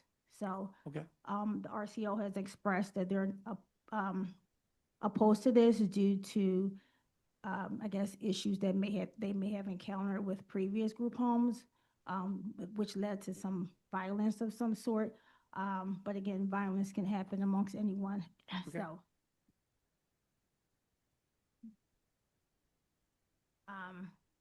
So again, I'm here today to request the approval for, again, at least 5 residents within a group living setting with hopes to increase to 8 residents with the additional bathroom. While I may not have the backing of the RCO, I do have the backing of the community and members who, took the time to join and see what the home is going to have to offer. So I ask today that you approve that based on the community All right. needs. Questions from the board?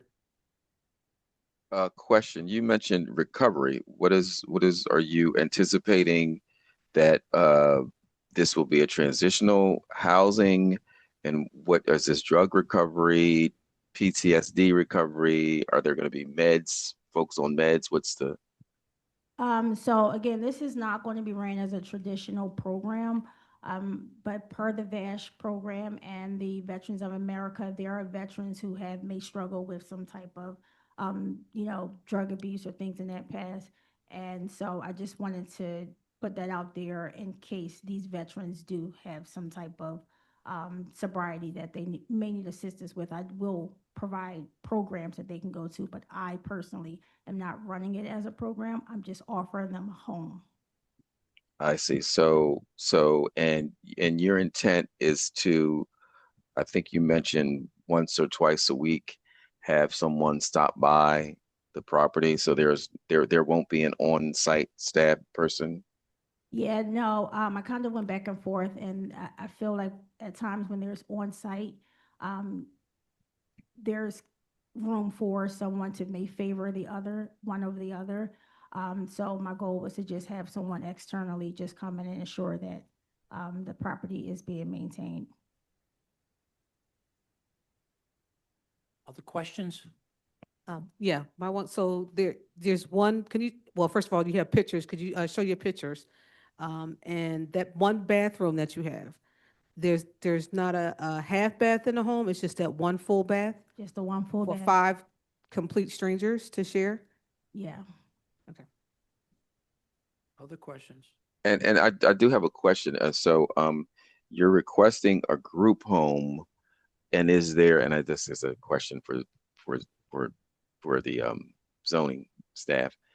Is there a difference between group home and SRO? And can you designate in an SRO that it will only be for veterans? No. No. Okay. Thank you. Other questions? On your drawing, for the rooms that you specified space for 2 beds, would that be for multiple occupants?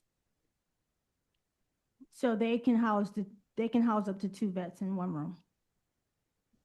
And would that be, the tenants be related or just 2 unrelated, 2 strangers? What's the plan for those? There will be 2 unrelated. Okay. Mhm. So it's kind of the rooming setup. Again, this was a program that the city VASH is really offering and looking for landlords. So that's what kind of drove me to this. All right, other questions from the board? So that is my question. So you said that you haven't done this before. So what's the driving force here? Why would you pick this as, your way of doing? Well, I'm currently a landlord through the Housing Choice Voucher Program, and I've rented this home multiple times over the years to large family. The last tenant, she had up to, I think it was 10 people in this house. And so I constantly get emails from the Housing Choice Voucher and the Veterans of America looking for housings for vets, or they have rooming vouchers for these vets that they're looking to place into a home. And so that's what drove me to kind of opening a home for vets.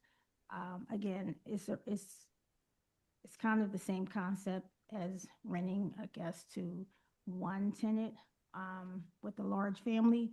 This would just be multiple people within the home that's not related.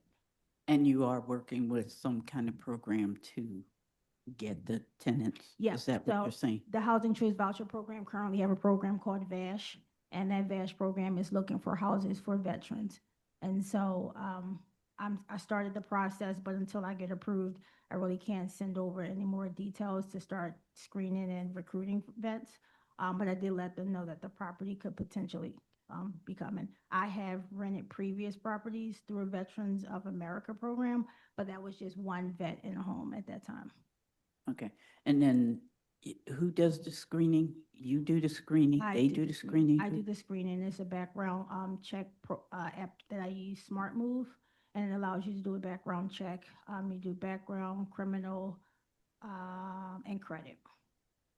And and the residents would be people who need someplace to stay. Yeah, They're going to be out working or whatever during the day. they'll be working individual, if they're working, again, they're individual vets who have served the country and just don't have nowhere to call home.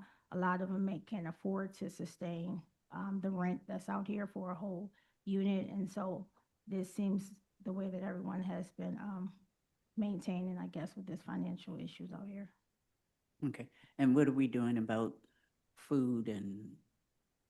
So in the kitchen, so each cupboard is going to be designated for the rooms. So I'll have it set up where each room has their own secure lockings for their foods in the kitchen. Okay, and then they would then be cooking on their own? Yeah. Okay, Yeah, so it's not disabled, anyone with, any type of disability or need that 24-hour support, home care, none of that. This is solely for individuals who are functioning day to day, just need a place to call a home. okay. And what about furniture? Furniture, I fully furnish the home. Okay, So I have couch there, they'll have TVs in each room. They'll get a dresser, they have the closet and their beds, their bedding. I do provide their first set of beddings, and then if they want any additional bedding outside of what I provide, then they're free to purchase their own. But I do set them up initially upon them coming here, because I'm not looking for them to leave. Again, I'm approaching this as a long-term, like a lease. Everyone will get a year lease, as I do everyone else that I screen. It's not like the typical rooming house where you pay a weekly stipend. The funding for the most part comes from the VASH, or the Veterans American Program. And if there's a difference that the vets have to pay, then of course they have to meet the requirements to ensure they can pay their portion. So it's kind of like Section 8 program, but it's just for vets. all right. So, and then this is a full bath, right? Yes, Okay. And it's just the one? just the one. All right, thank you. Questions from our attorney? Yes, hi, Lynn Reidelhuber, I'm board counsel. I don't believe you submitted your presentation that you just presented, so can you upload that to us by the close of business tomorrow? Yeah, but for some reason, you know how the options are to upload specific documents and exhibit? It won't allow a PowerPoint presentation, because I did attempt to. Okay. Okay, If you can do it by the end of close of business tomorrow. yeah. And I have hard copies if you need as well. We need to make sure it's in our records, that's the only. Okay. Yeah, thank you. No problem. Questions or comments from the virtual audience or this audience here? Yes, Chair. I have a hand up by the name of Cheryl Smith. I'm going to allow them to speak. Okay.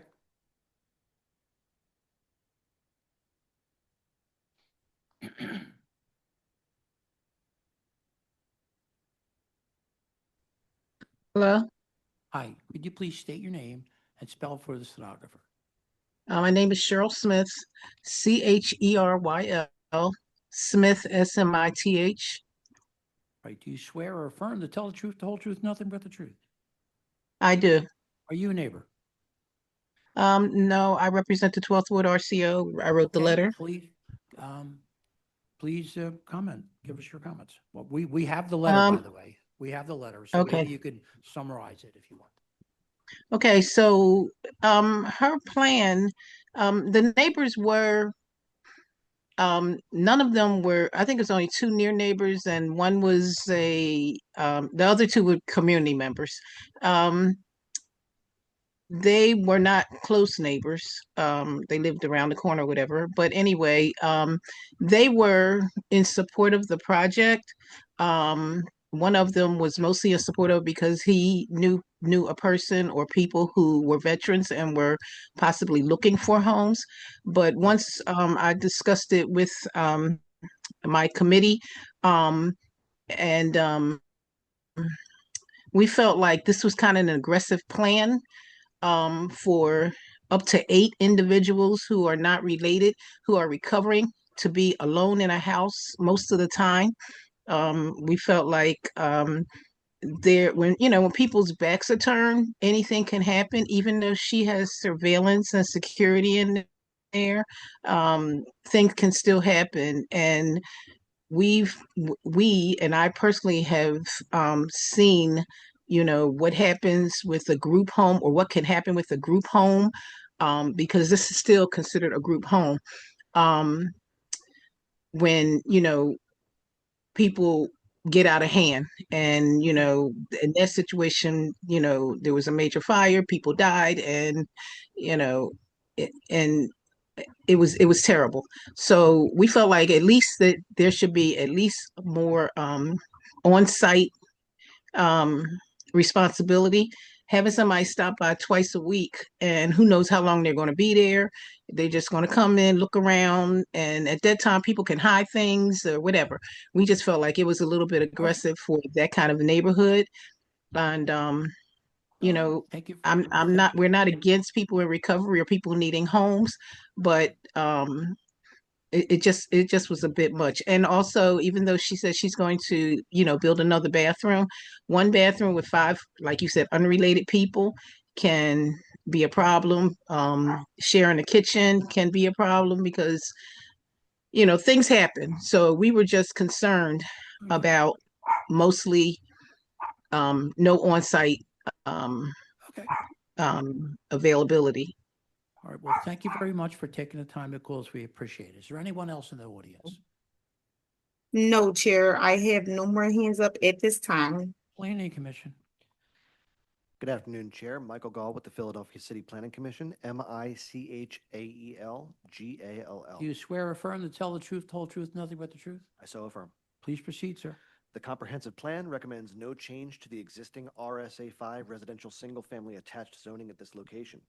The appellant has demonstrated that the proposed use of group living would not cause undue detriment to the local area beyond what might otherwise be expected at this location at the proposed occupancy level. Therefore, the City Planning Commission recommends the board grant the requested special exception for group living use. Thank you.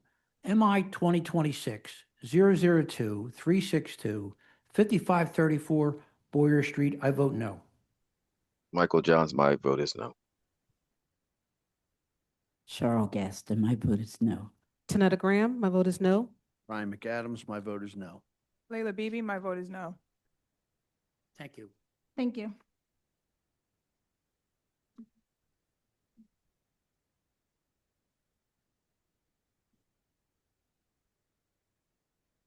Number 9.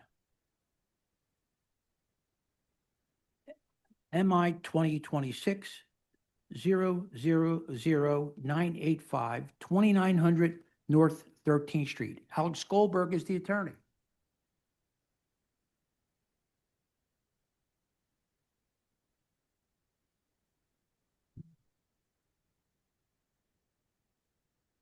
Mr. Goldberg, could you please state your name and spell for the stenographer? Alex Goldberg, ALEX Do you GOLDBERG. swear or affirm to tell the truth, the whole truth, and nothing but the truth? I do. Could you identify your client and explain the relationship to the property?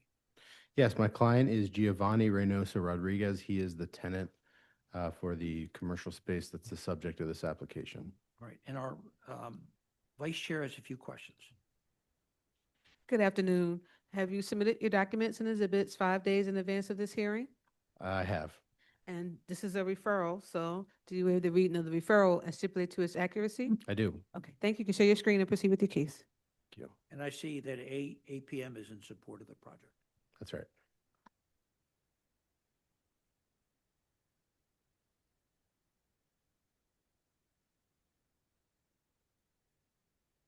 Okay.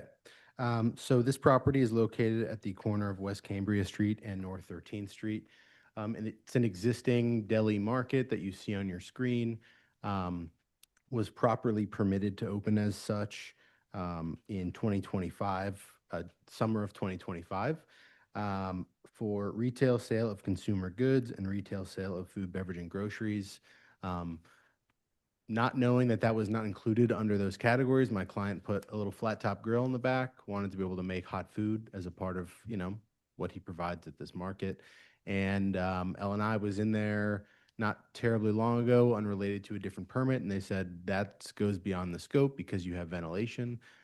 Technically, this falls under a takeout restaurant, although I'll say the only takeout component is literally just takeout. There's no delivery. He's not on the delivery apps. This is, you know, I'll show you the menu, but he serves, you know, burgers and dogs and wings and different things like that, sandwiches. So not like a high volume of DoorDash and Grubhub and those type of drivers. It's a neighborhood market. You'll see there's a wide range of products they have stored inside. My client met with the coordinating RCO, as you said, 8 p.m. They are unanimously in support of this application. There are 2 residential dwelling units above that are leased, that are not connected to my client because he does not own the property. But there's a 2-unit rental license upstairs. The ventilation is through the side of the building on Cambria Street. There is no building structure attached to us. It's a vacant lot, so we don't share a wall with anyone at this time. And there's trash storage in the basement currently being picked up by the city. Here is the use permit for the retail sale of consumer goods and food, beverage, and groceries from June of 2025. The hours of operation are Monday through Sunday, 7 a.m. to 8 p.m. There is no sale of alcohol or tobacco products. This is the zoning map of the CMX2 property. You know, a prepared food shop would be allowed by right here. A sit-down restaurant would be allowed by right here. Because of the takeout component, we're seeking this special exception.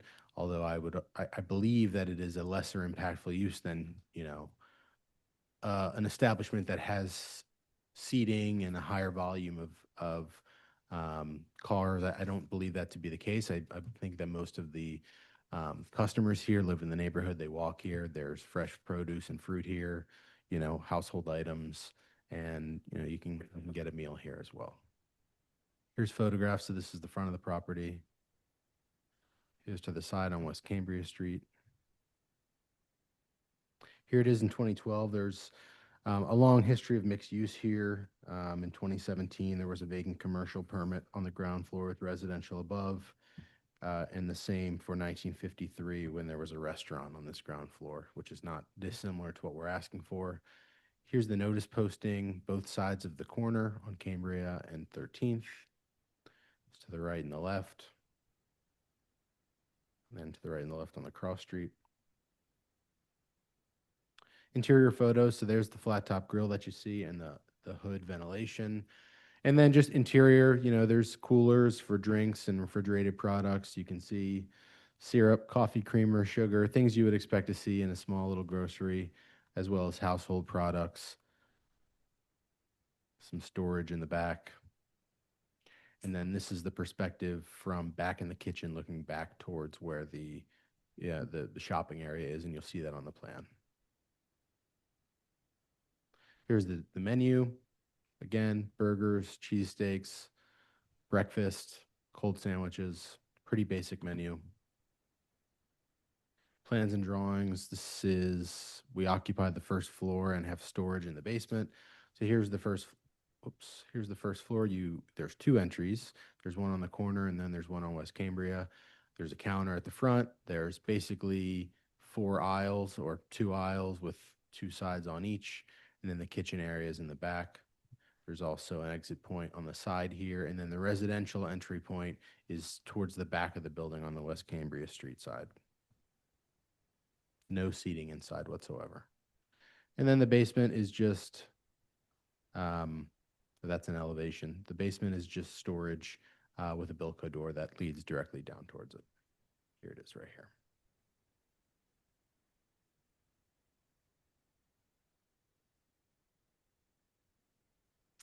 RCO meeting notice, proof of mailing, application for special exception. We have the deed in here as well as the lease. The lease runs through 2030 with the tenant's option to renew beyond that. And then the tax clearance. With that, I would ask my client, who may be here virtually, Giovanni Reynoso Rodriguez, to raise his hand. I also have the expediter, whose name is Wanda Rodriguez, who handled this case up until 2 days ago, if you have additional questions for her. Right. Giovanni. Giovanni, I see no one in the audience with either name, Chair. all right, you're an officer of the court. We will accept your testimony. Questions from the board? What are we doing about venting? So there is ventilation. You can see it in the photos. I'll show you where it is on the inside and where it comes out on the outside.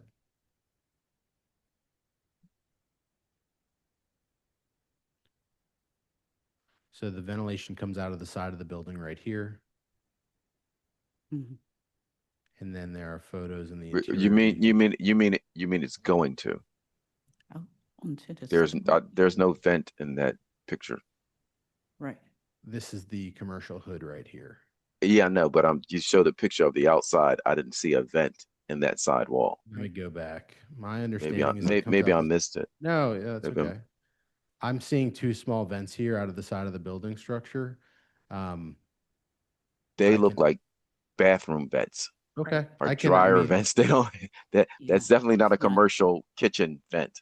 Yeah, so I know the ventilation is installed. If Okay. And based on this picture, the kitchen isn't further back. That's beyond that door, right? So That's those vents wouldn't be there if they were those vents. That's correct. And I'm happy to, I believe Wanda's in the virtual audience. She's more familiar with the property than I am. If you'd like to. Yes, Wanda is in the virtual audience. I will allow Wanda to speak. And then, Wait, hold on. yeah, and then, Hold up 1 minute. Can we take an expediter's testimony? Just for the purpose of clarifying the ventilation. All right, okay. okay. All right, okay. Right, okay. And then what you're talking about here is, Sure. this has an Ansel system, correct? Okay, I believe so. Okay. All right, why don't we bring the expediter? We need to know a little bit more about whether it has the proper fire suppression system. And I'm hoping that Wanda can clarify that for us. Thank you. Wanda? Wanda Rodriguez has been allowed to speak. Wanda, can you please unmute? Hello. Hi, Wanda, could you please state your name and spell for the stenographer? Yes, my name is Wanda Rodriguez. It's spelled WandaRodriguez. Do you swear or affirm to tell the truth, whole truth, and nothing but the truth? Yes. Counsel? Wanda, can you clarify for the board the presence and location of a ventilation system for the commercial cooking equipment? Yes, there is a ventilation system on the side of Cambria. Okay. I'm not sure if you were seeing my screen when I was I explaining. did see your screen. In them pictures, you cannot see it, but I do have a picture. I don't know how to upload it for you can see it. Okay. Let me see if I can upload it. Give me a second. Okay. Mm, Where does it exit out? It exits out on the West Cambria side, which is the Yeah, it's on the Cambria side. It's like towards around where he was saying about the vents for the bathroom is around there. Okay. But let me see how can I upload it for you can see it. Maybe in the chat. Give me a second. No, I'm not sure that's gonna work, but we Yeah, can well, submit them to the. yeah. But there is a ventilator system installed. Yeah, the system on the inside clearly looks commercially installed. So I would imagine that it has to have the proper vent outside. The Yes, pictures that's don't the show it. reason. That's the reason the Pictures don't LNI show it. gentleman requested a special forbearance for that takeout to be a takeout because of the hood. Mhm. What was your question? About the Ansel system. Is that regarding like fire suppression? Fire suppression, right? Fire suppression system for the Wanda, stove. yeah. Yeah. Wanda, are you aware of the presence of a fire suppression system connected to the vent system for the hood or the grill? The fire suppression, I think that he did have a fire, inspection guy come out. I'm not sure. I can ask him. If you give me 1 second. Okay. Yeah, I'm talking about the Ansel system, which is. Yeah, if you have fryers and you're grilling, you've got to have, and you've got gas, you've got to have. I think he did have a fire inspection come out. Let me ask him. Give me a second, because he only speaks Spanish. Give me a second. And I'm going to reshare my screen. I think you can see in the image the system. Yeah, you might be able to see it. I'm not an expert, but I believe. Yeah, but that's what those are. Those pipes hanging down. That's the suppression system. Okay. I mean, at least that's part of it. Yeah. There's got to be a pull cord for emergency kind of thing, but that's So part it's of it. called a fire suppression system? Is a cord, you said? No, it's called an Ansel since called an Ansel. Ansel system. Yeah. Right. Ansel system? Mm-hmm. Yeah, ANSUL. Yeah. A-N- But this picture shows that you like kind of have it there. You know what I mean? I Okay. think yeah. I would say it. You probably have it. You know what I mean? Right. Okay. All right. Other questions? Questions from our attorney? Yes, I have one question. Sure. I'm sorry, let me get closer. In the lease, it specifically states convenience store in the lease. And now you're adding takeout. Does the landlord know that you're changing it from convenience store to takeout? My understanding is correct. Is yes. That the landlord does Yes. know? Okay. Questions or comments from the virtual audience? No, Chair. I have no hands up at this time. Planning Commission. Michael Gall with the Philadelphia City Planning Commission. The comprehensive plan recommends a change in zoning at this location from CMX2 commercial mixed use to RM1 residential multifamily. This property has a documented history of use as a convenience store and takeout restaurant since at least 1935, 2 years after the establishment of the zoning code. The appellant has demonstrated that the proposed use, takeout restaurant, would not cause undue detriment beyond what might otherwise be expected at this location. Therefore, the City Planning Commission recommends the board grant the requested special exception for takeout restaurant use. MI 2026-009-985, 2900 North 13th Street. I vote yes. Michael Johns, I vote yes. Cheryl Gaston, my vote is yes. Tanetta Graham, my vote is yes. Ryan McAdams, my vote is yes. Layla Beebe, my vote is yes. Thank you.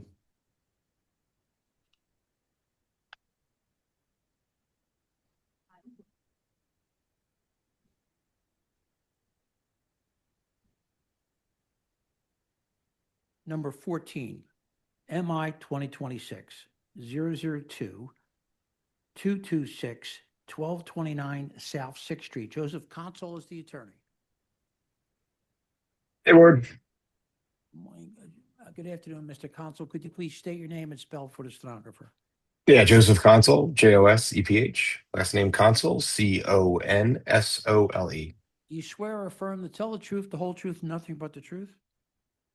I do. Could you identify your Just the client's truth. relationship to the property? Yeah, it's Mr. Velasquez, and he is the tenant that I'm representing today for this commercial space. And I see there's unanimous support from Dickinson Square. Our vice chair Yes. has a few questions. Good afternoon. Have you submitted your documents and exhibits 5 days in advance of this hearing? Yes. Okay, and this is a referral, so you're seeking a special exception, so you waive the reading of the referral and stipulate to its accuracy. Yes. Okay, all right, thank you. You can share your screen and proceed with your case. All right. Share my screen. I'm here for 1229 South 6th Street. Franco Velasquez is on this call to adopt my testimony. This is seeking to use this CMX1 property as a prepared food shop. It's a special exception. Space is going to include coffee, baked goods, and limited cafe service. No alcohol or anything like that. This is an existing storefront with a history of commercial ground floor use, and we're trying to activate this space with a low intensity cafe. There's the referral. CMX1. Here's the external of the space.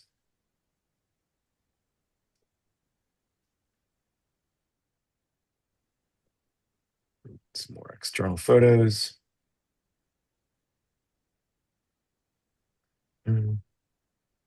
So this is the unanimous support, 14 attendees, 14 in support.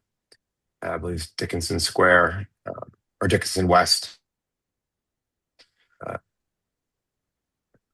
With mailing.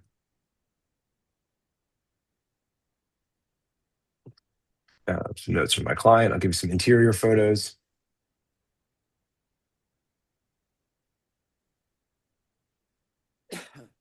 Nice size space, split units.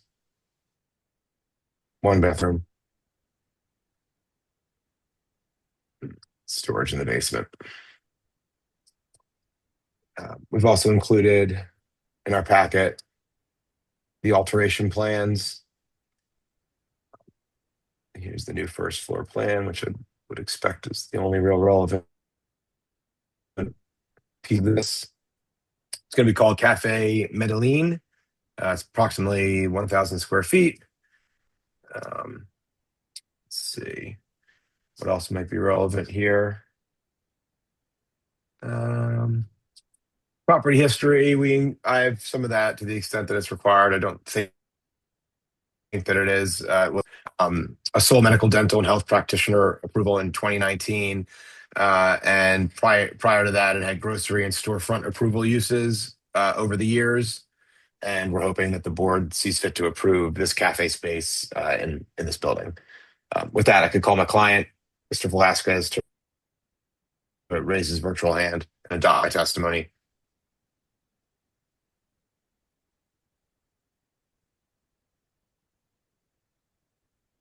Francisco Velasquez is being promoted to panelist. Thank you.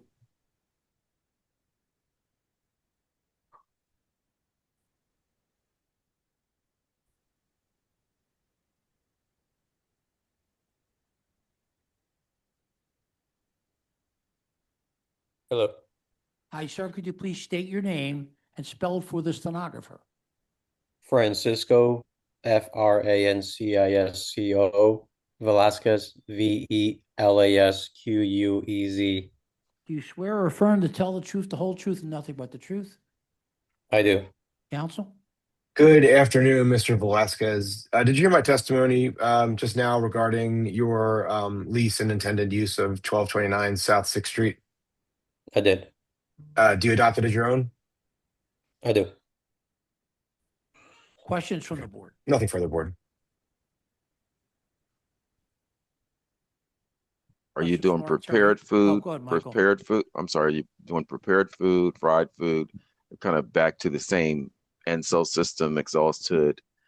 We're preempted Cheryl's question, but are you going to be frying? What are you preparing? We're not gonna be frying. We're gonna just be primarily coffee, and we're gonna have some baked goods that all really we're gonna be doing is warming them up for about 20 minutes in the oven. Okay, so you do, but you do have an exterior exhaust on your plan. That was the plan, yeah. It's an existing exhaust, is that correct, Mr. Velasquez? It's not an existing exhaust. It's something that we would have to put in. Okay, but despite the fact that you're not actually cooking food live at the location? Yeah, we're not cooking anything with frying or anything like that. Okay. Other questions? Yeah, what's the plan? Do you plan to do takeout delivery services like Uber Eats, Caviar, or DoorDash? And what is your plan for deliveries and couriers? We do, and we would just plan to sign up with those with the carriers. But yeah, the answer is yes. Well, I'm thinking more so in terms of traffic. Like, yes, you're on a corner, but Titan Street and 6th Street are both really narrow streets.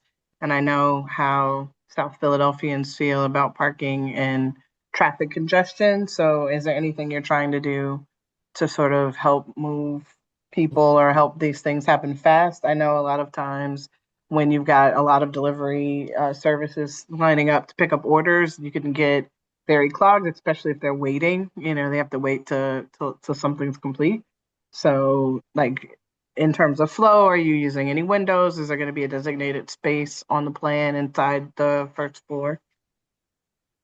We don't plan on using the windows, at least initially. We do plan on having a designated area for pickup on the counter, kind of like you would normally do that at a Starbucks or something of that nature. Okay. Other questions? Our council. No questions at this time. Mr. Questions or Chairman. comments from the virtual audience or the current audience here? I see no hands up at this time, Chair. Planning Commission. Michael Gall with the Philadelphia City Planning Commission. The comprehensive plan recommends no change to the existing CMX1 neighborhood commercial mixed-use zoning at this location. This property has a documented history of use as a prepared foods and small grocery business dating back to at least 2004. The appellant has demonstrated that the proposed use, prepared food shop, would not cause undue detriment what might otherwise be expected at this location. Therefore, the City Planning Commission recommends the board grant the requested special exception for prepared shop use. Thank you. MI 2026-002-226, 1229 South 6th Street. I vote yes. Michael Johns, my vote is yes. Cheryl Gaston, my vote is yes. Senator Graham, my vote is yes. Ryan McAdams, my vote is yes. Layla Right. Beatty, my vote is yes. Taya Nguyen, my vote is yes. Thank you, board. Thank you, council. Number 1, MI 2025-007-020, 2408 West Lehigh Avenue. Zen Jin is the attorney.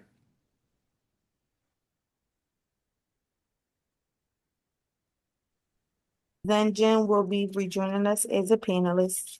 Good afternoon. Zen, you were already sworn this morning. Just for the record, state your name.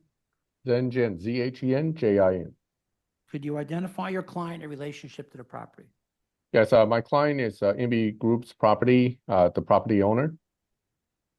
And Zen, before we start, there was some debate. Initially, there was a request for 4, and now it's 3. Is that right? That's correct. And also no office use. We're moving away from that as All right. well. Our vice chair has a few questions. Good Thank you. afternoon. Have you submitted your documents and exhibits 5 days in advance of this hearing? Yes, And do you waive the reading of the refusals and stipulate to their accuracy? I do. All right, thank you. You can share your screen and proceed with your case. Thank you. I'm going to share with the board what was previously submitted. We did supplement because the community's letter did not come in until yesterday. So there is a supplemented exhibit with that particular letter, which I will address with the board. So this is an application originally filed for use as a 4 family dwelling, 4 units, as well as a office, business, and professional on the first floor. We have gone back and reevaluated the history of the property as well as its layout. And my client ultimately decided to move forward asking for 3 total units in this property. The history of the property is that this entire block, for the most part, was used as doctor's office plus residential units for both this building, 2006, as well 2406, as well as 2410. These are rather large buildings that, while they're zoned RSA 5 since the 2014 remapping, was originally zoned RM1 before that. And a lot of the configurations happened long before the RSA 5 zoning took place. My client purchased the property back in 2023 in its current condition, which is essentially 5 total units, including dividing up of the upper floors into 4 units, and then the first floor being 1 unit that was probably the former doctor's office. The prior history of the property shows that this was, for many years, the doctor's office with 2 residential units above. After considering what the prior use was and what's consistent to his neighboring uses, which incidentally, we believe also are basically triplexes on both sides, also converted due to its original use in the history of being doctor's office and units of residential units above. A 3-unit proposal was ultimately brought before the community after an original proposal of 4 units in office was actually circulated through the community for a petition. So the community group met with us and initially did not make a determination because they had some difficulty understanding how 3 units is laid out in this property and wanted to schedule a property tour, which actually took place on June 8th at 6:30. After the tour, we were initially advised that we would be receiving a letter probably within a week or two with their comments and position. We unfortunately did not get that until just yesterday. On July 13th, so 2 days ago. What we see in their letter are concerns I anticipate are partially due to the confusion between what exists now versus what is being proposed. What exists now are, in fact, multiple residential units. In fact, there's 4 upstairs divided into 2 floors, so naturally it does look very dense. The issue of the exiting of the property and fire code and other items were initially addressed during the first Zoom meeting. I indicated to the community that once we have obtained a zoning change for 3 units, if it were to be approved, my client would have to submit building plans. And as part of that, fire code requirements would have to be met. We're not looking to simply legalize an existing condition here. This is going to have additional steps following any zoning application decisions. The trash storage, which actually is an ongoing issue that my client's aware of, he actually, in his plans, proposed trash rooms. Since we're taking away some of the unit space, we're able to convert that into trash rooms. And also by reducing the total number of units, you would also reduce the trash being generated, which all would actually help alleviate some of the concerns mentioned in the community's letter. So the actual support petition was done prior to us, my office becoming involved. That was actually done back in April of 2025 when Mr. Ward was still the attorney of record. As you can see, at the time, for the 4 apartments and office, many of the people in the area were aware these buildings were multifamily. They actually did not have a strong objection to even legalizing something as dense as that. However, again, when we reviewed it, we found that the actual prior use was more or less an office and 2 units, making it a 3-unit total. And based on that condition of its pre-existing non-conforming use, we had discussed with our client and agreed that 3 units at max is probably what makes sense here. This property also is a rather large property. I'm going to go ahead and move to the photos and plans because we did submit, prior to the community letter coming in, our communications with the community pending a letter. And that is what's before the photo exhibit. So as you can see, this is a property on a block that is on one end, there's a church. On the other end, there are also additional properties.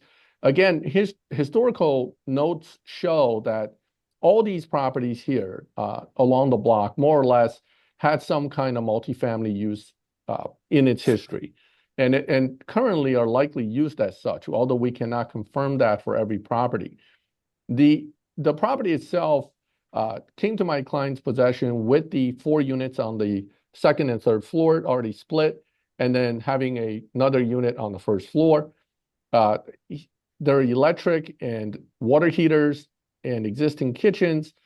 He did do the painting and flooring inside the space.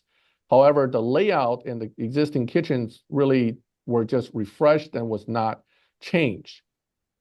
So what we are proposing to do as a way to reduce the total unit count, as well as making this into essentially a 3-unit property, is to have the following layout. The basement was and is still going to be storage and utilities only. There's a powder room in the one corner and an open space. There's no living in the basement. The first floor would become one unit. So the first floor would have one unit in the, I'm sorry, that's the second floor. The first floor would be the one unit with the entry. There is a single entry into the building with stairs leading up. The first unit would be to the entry to the left, and that would take the entire first floor with the kitchen area in the back, bathroom, and bedroom in the front, with a secondary reading room or bedroom in the middle section. The second floor is accessed through a central staircase that would lead up to the second floor, which actually has its own open hallway to turn around to the third floor. Originally, there was a unit in the back and a unit in the front, and they were separated. What we're proposing to do is to keep the unit front and back separation. So the second unit would be this smaller unit in the back. It would be maintained as is. What is one of the bigger changes is that third floor and the front half of the second floor would now become one unit. There was originally 2 additional units in the upper floor with their own kitchens. The kitchens will be removed, and the unit would be connected into one unit. So there's no longer split entrances. The entry to the third floor would be here on the second floor, leading both to the front part of the unit as well as the stair, which leads up to the upper part of the unit. This would all be part of one unit with a single kitchen on the second floor, and then sleeping area, living areas on the third floor. That essentially would reduce the use from 4 units plus what was a professional office on the first floor, which also is essentially laid out as a residential unit anyway. So that would literally reduce the total from 5 complete units into 3 total units, which is what we're asking the board to consider today. With this change, we believe that this is much more consistent both to the properties that are next door to the block, as well as to the original legal use that was in the property, which is, again, a doctor's office and 2 units. I'm going to share with the board real quickly. This was not in our exhibits, but it is part of the record history of the properties, and that is the neighboring properties history in the Atlas system, which shows their prior and historical approvals for doctor's office, as well as the, if the board can bear with me for 1 second, I'm going to pull up that information. So what I'm going to share with the board right now is a historical record for 2406. This is record in the Atlas for 2406, which is very similar to the record in 2408, which is doctor's office and 2-family. I suspect at some point a doctor's office might have had all 3 properties, but this is going back to the 1950s. And that is the latest record in the file for these properties in the area. And the same actually also exists for 2410, which has a very similar late approval in the same time frame, which is also very much like what our property had as its original historical record. So I'm going to share with the board that information real quick as well. So here's 2410.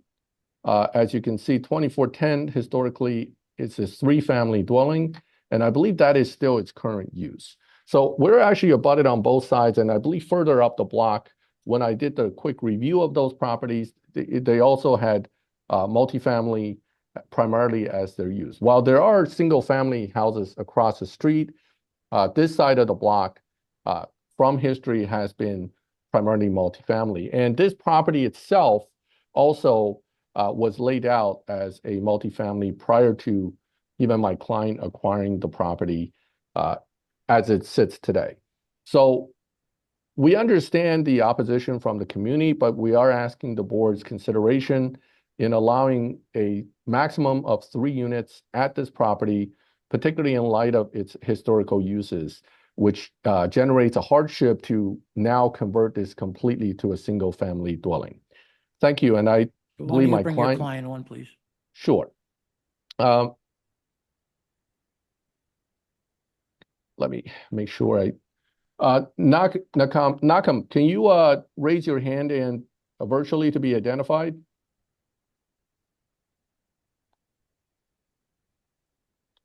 Your client, Nakam, last name starting with a B, has been promoted to panel.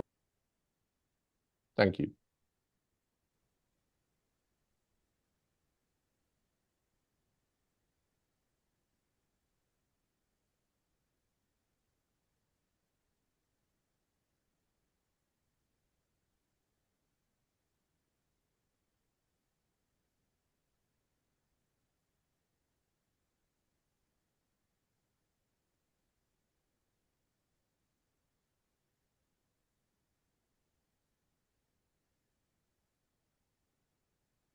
Is he, has he, Is he is he coming on? available to speak? It Nakam, show, yes, they're coming in as a panelist now. great, thank you. Nakam, please unmute when you get an opportunity. Okay, should I do video or Yes, just Nakam, could you voice? No, please, video is Nakam, good. Hi, could you please state your name and spell for the stenographer? Nakam Baloglanov, Could you spell your name, please? Nakam. My first name and last name is Baloghlanov.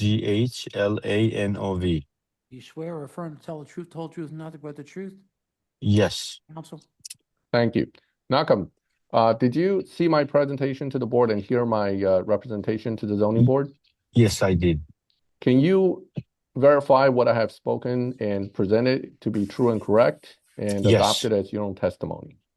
Yes. Thank you. Questions from the board? Then, I might have missed something. Can we look at the, second unit, please? Absolutely.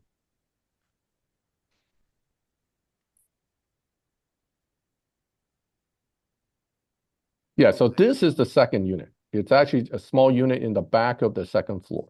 Okay, so no, so I did miss something because when you were originally, I didn't see the bedroom in the back. I was just a little confused, that's all. Oh, okay. It's 1 bedroom. Yes, 1 bedroom unit in the back. Other questions? So you can Yep, leave it so right while there. you're, go ahead. Yes, No, go my, ahead. my quick question is, Yep. the trash, is that an interior trash storage or is that like in the hallway? So it's going to be a trash closet. It's gonna Right be now, enclosed though, right? it's enclosed, yes. And ventilated? Yes, it'll be ventilated. And that's for everybody, or for all That's the for- tenants? Well, the first floor ultimately can have the backyard as well. Okay. So this will be mostly So for for the the upper second floor. and third floor? Second and third Second floor, and third correct. floor. Second And it's third enough for 3 trash bins. We want to make sure it's big Right. enough not to have overflow. Right. So this configuration for the front part of the second floor and the third floor is going to remain the only, I'm saying, is that correct? Is that correct? So the configuration for the front half would remain, correct. And the Okay, third and then floor's change would be removal of the kitchens. And so these open spaces that are on the third floor, are they just going to remain as open spaces? Like, what's the deal? At this point, they would remain as living spaces. It doesn't make sense to try to enclose them. I mean, ultimately, while he potentially could put an additional bedroom up here, we believe leaving it as living area is better because it's a bi-level setup. Mm. Yeah, it's just a weird thing to do because of the way it's just set up. But yeah, okay. And the first floor unit, there's no natural light and ventilation in the living room, so that's a bad place to have a living room in the center of 2 bedrooms, and there's just no light and natural ventilation, so it's just a bad Yeah, I setup. mean, But it's- Ellen and I will we'll get you for that one. The building permit process will Yes. likely, Yes. yes. Yes. Are the bathrooms currently existing? Malcolm, the bathrooms are existing, correct? Yes, all the bathrooms existing, yes. No, okay. I was like, I mean, I agree with Mike about the layout for the second and the third floor. I do think that with some reconfiguration, this could make a lot more sense. And then a question I have about that trash storage. I mean, I think it's good to have a dedicated space. I think even though the third floor apartment touches the second floor, I think, trying to get people to use trash rooms correctly. Is there a plan to do commercial trash pickup, or are the tenants expected to manage this kind of shared trash room? Well, I believe we have to pay the city for the pickup as a triplex. That will be something Okay. that would have to be done. Okay. Yeah. Questions? And then I think, 3 stories, what's the plan for storage? Now that the basement is clear, is the thought that everyone will have the ability to store things downstairs? So the basement's essentially accessible through the first floor unit. So unfortunately, the storage really would apply to them.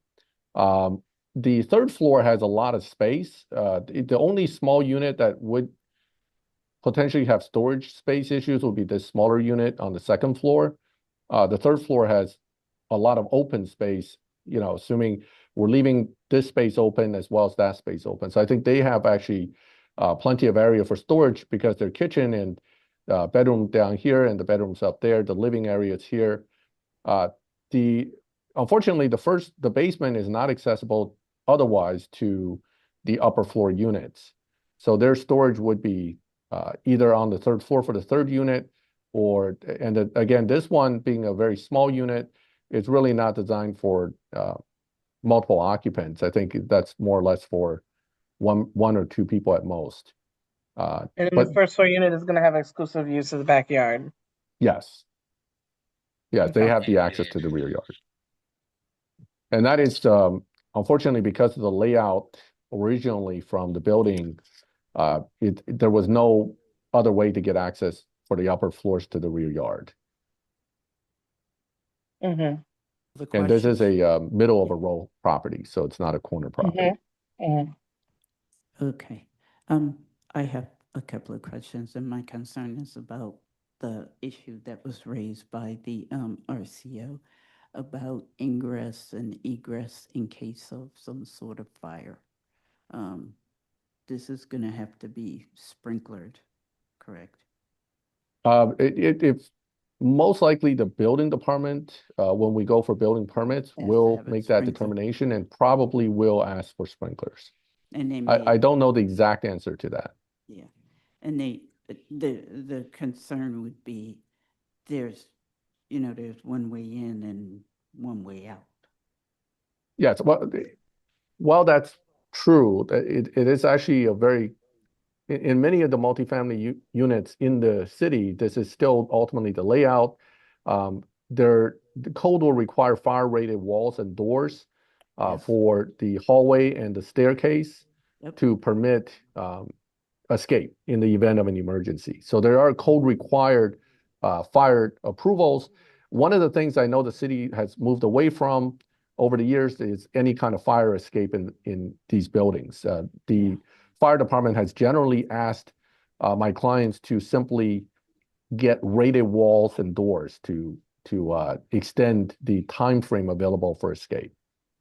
All right, and you're going to have the hardwired smoke detection systems and things like that, so that helps as well. Okay, all right. So we have a hardwired smoke detector, and then we have hallways fire alarm system.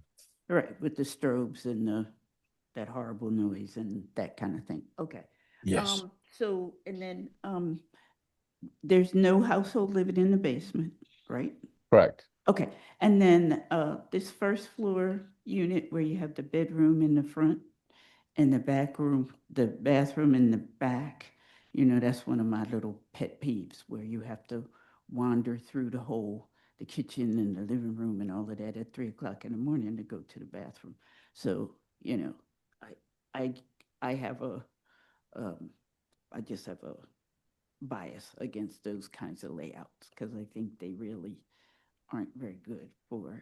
I believe part of this layout unfortunately stems back to when it was still used was designed originally as a doctor's office. My client actually didn't change the layout on the first floor.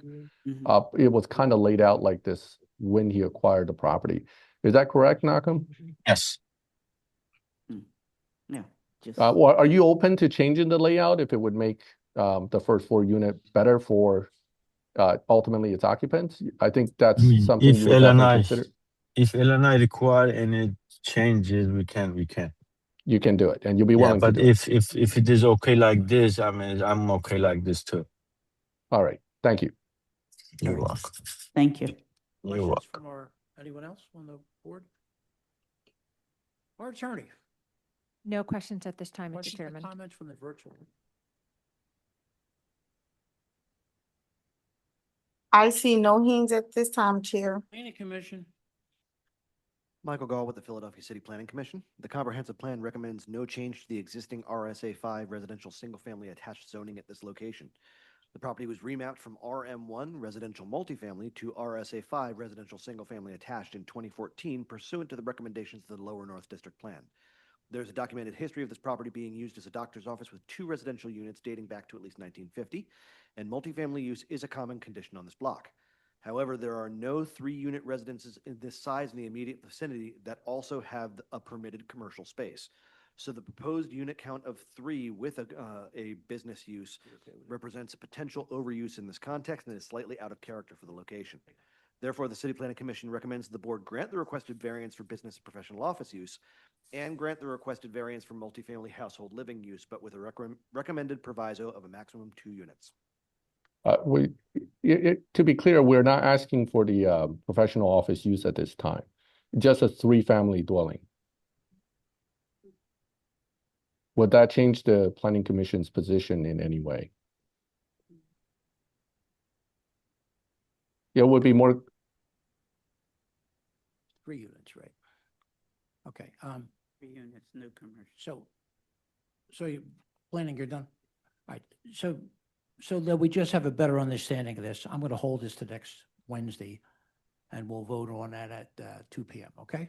And that will. Thank you. Figure out where we want to be. All right? Thank you. Thank you. Mr. Chairman, the record's closed then. All Just the a vote. records, it's closed. Thank you.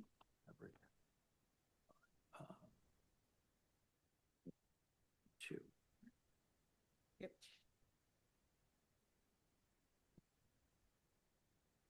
Number 2, MI 2025 007 358 1509 North 29th Street. Stephanie Boggs Magna is the attorney.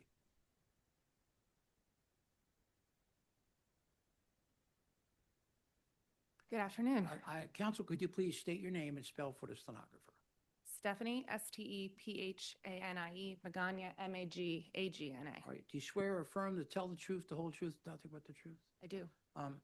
Just for a point, I think you might have been walking over here when I started. Oh, If cases get protracted, they go past a half hour, we're going to have a presumptive hearing. understood. Right now, we're projected out tonight that our last case will start at 7:29. And the question is, I don't want it to go beyond that. I mean, so I'm trying to hold the line, okay? All right. I will do could my you best. Well, you'll do your best, but I mean, I'm just telling you, we get to But that is close understood. to a half hour, I'm going to cut it. Understood. Now, could you identify your client, your relationship to the property? Sure. My client is 1233 North 6th Street LLC. They're the owner of the property. This is Nathan Torok. He's the representative. Okay, and our vice chair has a few questions. Good afternoon. Have you submitted your documents and exhibits 5 days in advance of this hearing? Yes, I have. And do you waive the reading of the refusal and stipulate to its accuracy? I do. All right, thank you. You can share your screen and proceed with the case. Thank you.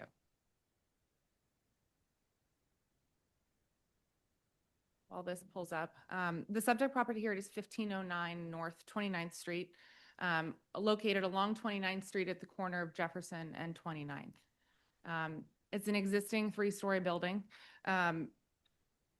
Been vacant practically for most of the last decade. It was approved for 3 family units in 2017. and there is a rather lengthy history here, but what I'll say to start is that the scope of this application is limited to renewing the approval for this building for 3 units, consistent with the prior approval. It is zoned RSA 5 as well. For context, so we are requesting a variance for the proposed use. As I mentioned, there's some history here. So this property was approved by the zoning board by the zoning board in 2017 for 3-family dwellings with the proviso that there be no bedroom in the basement. The owner at that time then pulled a by right permit in 2018 for an addition to the building to add a partial 3rd floor and a roof deck. Then went on, this is the original zoning permit, our addition in 2018, with the plans here for reference. They then went on in 2019 to pull a building permit for the work and began work afterwards. Here's a copy of the floor plan that was approved back in 2019 for context. This is consistent with the board's approval. There is no bedroom in the basement.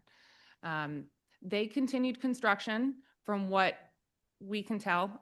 They finished the addition, they finished the roof deck, and they finished reconfiguring what was a single-family property and converting it to 3 units, with each individual unit being laid out inside. This shows the framing going up, work. This is January of 2022, where these pictures come from, and work went on. At some point, work stopped. You can see conditions. This is, again, as of 2022. But at some point, after they finished the addition and they started the interior fit-out work stopped. The building went into foreclosure. And in 2014, my client purchased the property from the bank out of foreclosure.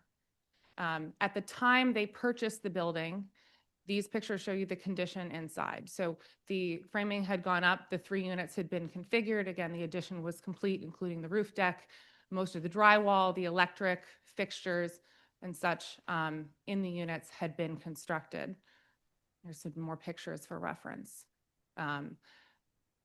At the time following purchase of the property, my client did very little work immediately after buying this. It was represented at the time they purchased it that there was a valid building permit for the site, so that would maintain the zoning. So the property was permitted for use to continue fitting it out and permitted for use as 3 units. It had been vacant back and forth because of the foreclosure for some time, so their original activities were limited to removing trash. There was water in the basement they had to pump out. They secured the property, cleaned it up, and kind of remediated some of the copper theft and other vandalism that had happened here. Then in 2025, end of 2024, they went to finish out the remaining work that was done here. And at that time, they became aware that the building permit had expired. Work stopped immediately. These are from 2026, showing the existing condition of the building. As you can see, there has been no interior kind of continuing construction work since we got the stop work order. The building remains in the condition that it was in substantially when we bought it. Again, here's for the roof deck for reference and the front of the building. For bigger context here, so while the block itself is predominantly RSA 5 single family, this corner at Jefferson and 29th Street has some precedent for additional density that we imagine was part of the board's consideration in 2017 when they approved the building for 3 units. The 2 corner properties are CMX1, but they are approved for, one is 2 units with ground floor commercial, the other is 3 units. Our immediate adjacent neighbor at 1507 was approved for 2 units in 2025 by right. Again, we were approved by the zoning board in 2017 for 3 units, and 1502 across the street was approved by the ZBA in 2021 for 2 units. Copies of those permits are here as well, included in the record. Just for context, that the proposed use has some precedent in this particular corner of the block. We did meet with the community in February. The predominant comment we got was that they did not want multifamily at this location. That was the overall prevailing sentiment, and here is their opposition letter. You can tell the majority voted in opposition. But there were some comments that came from the neighbors that went a little bit beyond that. They were limited, but there were some. There were some concerns expressed about what had happened to the property, some nuisance. This again was an attractive nuisance in the neighborhood for years because it had sat vacant. So there were some concerns about that. Some concerns expressed about construction work and disturbing the neighbors and trash left outside. There were also some comments about wishing there was an affordability component to this project, which had not been part of the prior approval.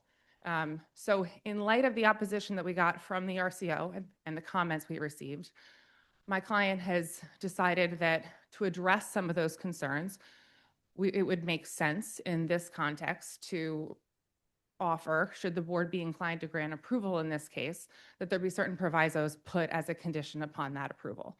One being that Unit 1 will be a designated affordable unit.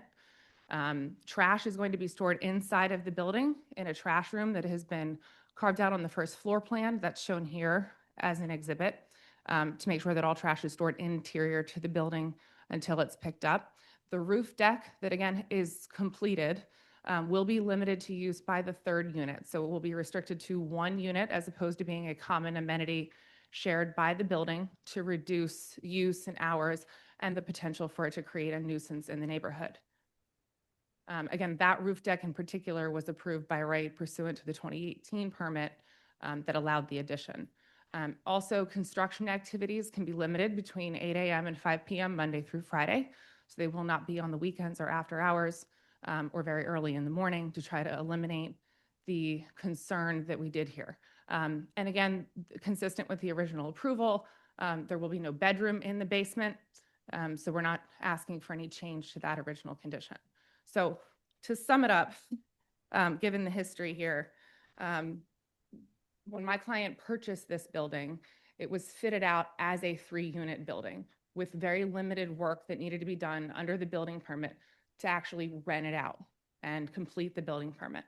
Had that work been completed at the time, we wouldn't be here because this would be a valid 3-unit building, fully market rent, and the zoning permit would have held. Nate has done very little work on this property beyond what is expected of a responsible property owner to make sure that you are eliminating the potential for this to become, again, an attractive nuisance to the neighborhood and a source for theft or other concerns. But the work has been limited to that extent. And when he did become aware of the permit issue, they stopped work. So at this point, he has an existing, almost completed 3-unit building that is permitted only for single-family use by right under the code, which creates a significant hardship for him to then have to convert this back to a single-family use. So the request is limited here to renewing the prior approval. We're not asking for an increase in density beyond what was originally deemed appropriate by the zoning board. And to address the concerns that we were given by the community, again, we feel that the provisos that we've suggested aim to address those concerns. And again, they would be above and beyond what was originally imposed by the zoning board in 2017. So with that, if I can have my client. Sure. Why don't you please sworn in. state your name and spell for the stenographer, if you get closer to the mic. Yep. Nathan Torak, Nathan. Last name Torak, Torok. Do you swear or affirm to tell the truth, the whole truth, nothing but the truth? I do. Counsel? Nate, did you hear the statements I made to the board this afternoon? Yes, I have. Are they complete and accurate? Yes, they Would are. you adopt them as your own? I do. Okay. If I can, I have a few questions for my client. Sure. Okay. I think we have a little bit of time, Yeah, right? When you purchased this property, what was your understanding of what its permitted use was? My understanding was there was a 3-unit building, fully approved zoning permit that you had shown earlier on the screen, as well as a fully approved building permit. Okay. And what was its interior condition? Did that support that assumption? Correct. Yes, it's got 3 separate water supply lines. It has 3 separate electric services going to the units. There's 3 different kitchens that are already laid out. Each individual unit has fire-rated doors that are labeled to access the units. And everything that we saw with the building made us believe that it was a true 3-unit building, including the zoning permit and including the building permit. Okay. At the time you bought the building, what amount of work on a percentage basis would you say needed to be done to finish it out? Probably the last 5 to 10%. Okay. And can you explain again for the board, just hearing it from you, what your scope of work was that you actually completed since buying the building? Correct. Yeah, we had a lot of theft from the basement, including the water main, the copper. So we had gone into the basement, we pumped all the water out of the basement. We installed a new copper line to stop the water from going, directly into the basement. There was a number of wires that were cut, and so to have power into the building, we, fixed some of the wires so there wasn't a safety hazard. We removed a decent amount of trash. Like I said, we bought this from Spring Garden Lending, and we had to go into the building, and the previous owner just kind of up and left with debris, trash, and so we cleared all the trash, took a number of trailers of trash out of the property, and that was the extent. Okay. And when you received notice that there was no permits and were told to stop work, did you stop work at that time? We did stop work, correct. So at this point, based on the existing condition of the building, what would there be what would be the significance of having to convert this back to a single-family home? It would be tremendous. It's fully laid out for a 3-unit building. It's built exactly to the plans that were previously approved. It would be a complete gut and renovation of the building. Questions from Thank the you. board?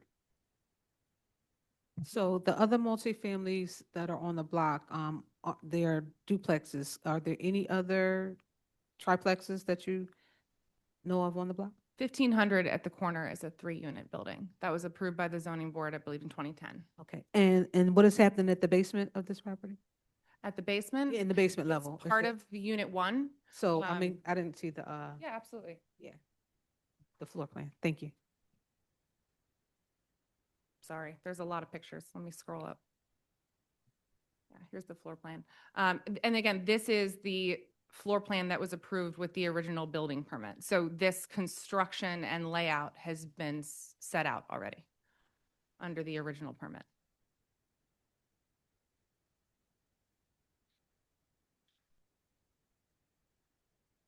Other questions? Questions from our attorney? None at this time. Mr. Questions or Chairman. comments from the audience? I see no hands at this time, I- please. We have people in the audience here.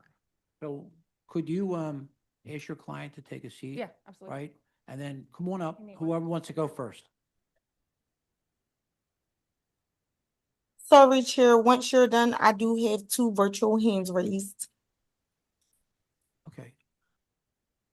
Hi, could you please state your name and spell for the stenographer?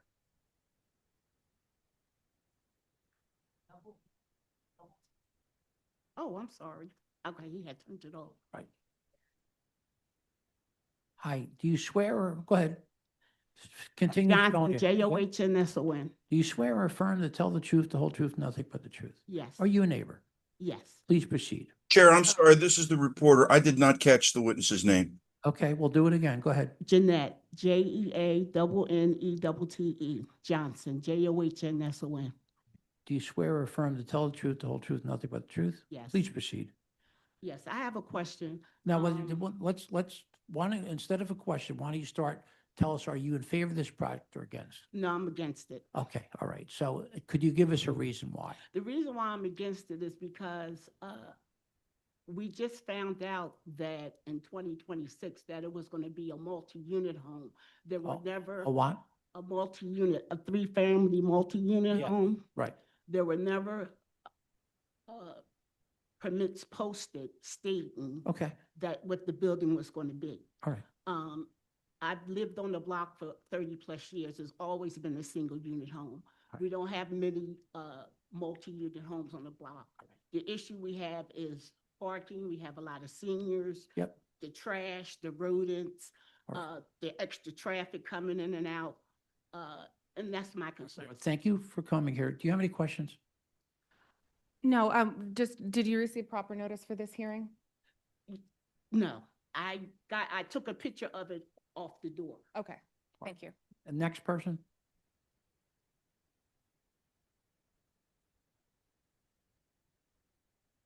Hi, could you please state your name and spell it for the stenographer? Sure. My name is Gabriella Gillifley, GABBRIELLA GILLITLIE. Right. Do you swear or affirm to tell the truth, the whole truth, and nothing but the truth? Are you a neighbor? Yes, I am. Are you in favor of this project or against? I am opposed. You're opposed. Opposed. Could you give us a reason other than what you just heard? Yes, I have a little something I wrote. I have. Well, instead of reading the whole thing, why don't you just give us what you're from your heart, okay? Okay. Sure. Is that better? Okay. Yeah. So what we want to hear is something different than what was said. Okay. We've had a history of, my grandparents have lived there since 1958. So they have a long history of this, of the block and everything. We have a unit across, right next door to you at 1507. That used to be a single, and then it was turned into a multi-unit. In 2019, when it began, there were 3 apartments. They changed it into 3. We've had problems with police. We actually had a homicide as a result of that. There have been problems with theft. There have been police. There's a lot of police that have been coming by to the area because of that. And right now we have that same dwelling now it's been bought over. It's been turned over. The first floor has 3 adults. They have 3 cars. One is a van. What Amazon building are we talking about? 1507, right next door. This Okay. is the history of having multi-purpose great. units in our place, on our block. Mhm. The top floor has 5 people living there, a pit bull, a cat, a bird, and all this other. And there's no one comes by to maintain it. There's trash left out at all times. That's the number one concern. Now, we now have. Listen to me. I totally understand what you're talking about, but concentrate on this building here. Yes. And I okay. I'm understand just you've saying- had I'm problems. saying the both of- history Yeah. of. So give me an they're not- idea about this building here where you They're stand. not being taken care of. When Okay. you have a single-family dwelling, you know who's there, you know your neighbors. We all have neighbors and we all are a family and we watch out for each other. And when you have multi-units, it's that. And then you guys put a railing up a couple, 2 months ago, you put a railing up on the house, a wooden railing for some reason. Okay, go ahead. Yeah, so there was some work done on the outside of this on 1509 since then. And we're just opposed because of the parking and the trash. Thank you and- very much. You have any questions? No, I don't have any Okay, questions. thank you very much. Is there anyone else? You, come on up, ma'am.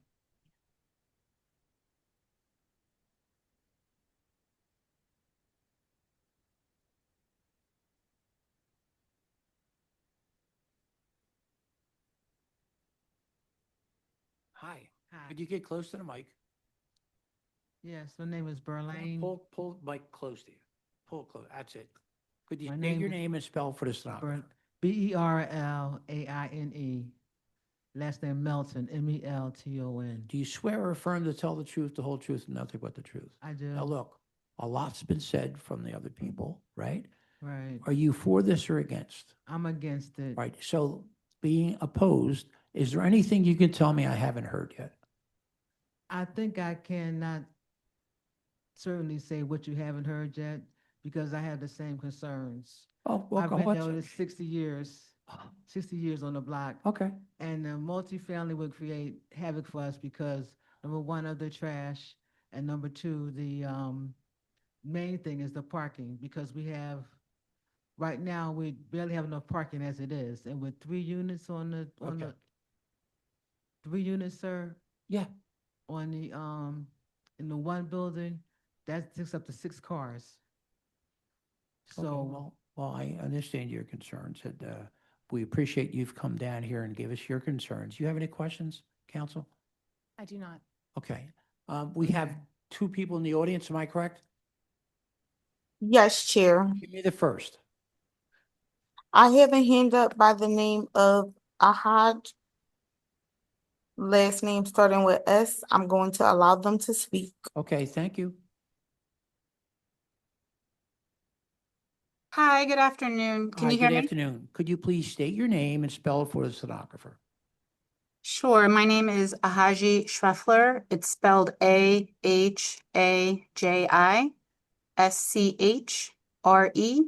AHAJISCHREFFLER. You swear or affirm to tell the truth, the whole truth, nothing but the truth? I do. Are you a neighbor? Yes, I live on the block. Are you in favor of this or against? I'm opposed. Okay. Is there anything you can tell us, and please try not to repeat what we've heard? Certainly, I understand. There is one, I agree with everything that's been said. It's very Okay. concerning. There is one additional detail I would like to add, Go which ahead. is that our block, specifically the corner there that's close to this property, is also has 3 different SEPTA bus line stops. Okay. And so it's a very high volume traffic street. Additional cars on the block without enough parking leads to more people double parking in the road. It's a problem as it is. There's constantly double parking and many SEPTA buses constantly up and down the street. And it's just, I mean, there's car accidents constantly on our block. And I have to believe that the limited parking is, is part of that. And so I'm opposed, again, for the reasons mentioned as well as that. All right. Thank you for your hanging on the phone, and we appreciate it. Is there anyone else left on the phone? No, Chair, that was the last hand up. Thank Okay, you. Brenda, do you have any questions for the last person? I do not. Okay. I think I can sum this up very quickly if you want me to. Yeah, if you could do it quickly. I mean, if not, we're really running low here. If you give me 1 minute, I can do that. I'll give you 2. Nate, can I call you up? Army? No. Go ahead. Okay. Nate, can you just clarify the work that was done in the front step? Yes, we need to get insurance on the building, so the insurance company required us to put a temporary railing out front. So we put a temporary railing on the front stairs for safety. Okay. Have you done any other work to the property? No, we have not. Okay, thank you. Anything else? With that, yes, I'll just say that we agree with the neighbors that having a vacant building on an otherwise single-family block creates many, many problems. I can't speak to the prior owner and how they did their construction or how they maintained the building, and I can't speak to the next door neighbor, but I can say that Nate has been my client for many years, and we'll be certain to make sure that there is a point of contact that's available. So if there are any concerns, they can reach out to Nate. My contact information is on all of the notices that went out. Feel free to reach out to me if there's concerns on any maintenance issues or if there is concerns during construction. But again, we're not making a statement about this block and what is appropriate as a use for this block. This is very specifically tailored to this building, given its history and the physical configuration that was done pursuant to valid permits that were issued. The transcripts in 2017 from the zoning board hearing were not available by either the Department of Records or from this board. But we do think the conditions in this block have largely remained the same, where there is some context for this use here. And to address the trash concerns and property maintenance issues, again, the trash will be stored inside the building and Nate will make himself available. And a final thing I'll say is that there is no variance for parking at this location. There is no parking required in connection with an RSA 5. And given the location of public transit nearby, we do expect that that will be utilized by the tenants in this building. Planning Commission. Michael Gall with the Philadelphia City Planning Commission. The comprehensive plan recommends no change in zoning from the current RSA 5 residential single-family attached. The property was remapped in 2014 from RM1 residential multifamily to RSA 5 residential single-family attached in a council-supported action. This property has already been granted a variance in 2017 for 3 units by this board, and the physical configuration conforms to the previous zoning permit. The location is well served by public transit, and multifamily use is a common condition on the block. Therefore, the City Planning Commission recommends the board grant the requested variance for multifamily household living use. So Council, there's been a lot said. Yes. And I really want to go back to the board next week and sit and talk about where we Understood. stand with this. But we will vote next week at 2 p.m. Okay, thank you Okay? very much. Next Wednesday, okay? Thank you. All right, thank you. And thank you all for coming. We appreciate you sitting here all the time you did. Thank you very much. Okay. Number 4.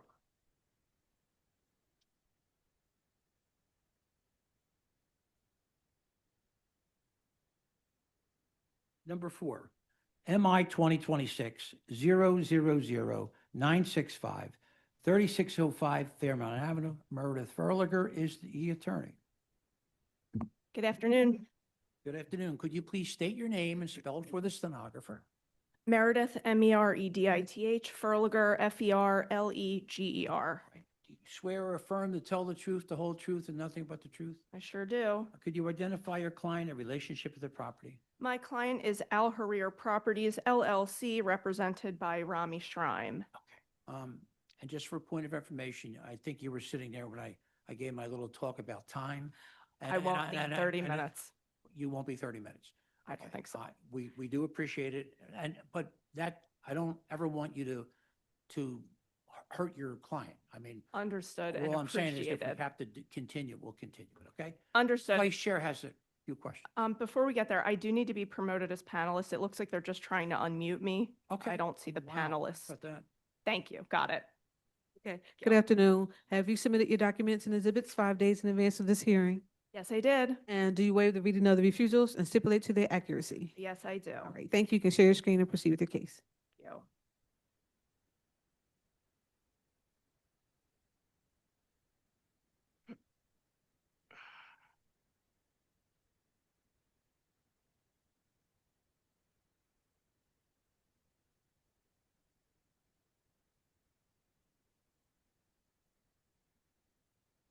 Okay. Mr. Chairman, members of the board, today's request is simply seeking a reapproval of a project that the board approved back in 2021. The permits have since expired, and we are therefore before you today seeking new permitting for the identical project. Since 2021, my client has located some new partners since the first approval was obtained that should allow him to move forward with the construction of this project following the board's hopeful reapproval today. As you are aware, the property is located at 3605 Fairmount Avenue in Mantua, which once again received full support from the Mantua Civic Association, and you should have that letter of support in your file. It is up on the screen at Exhibit 13. Just to give you some context here, as you can see on the zoning map at Exhibit 6, the property here sits between North 36th Street and North 37th Street on the north side of the block and is zoned RSA3.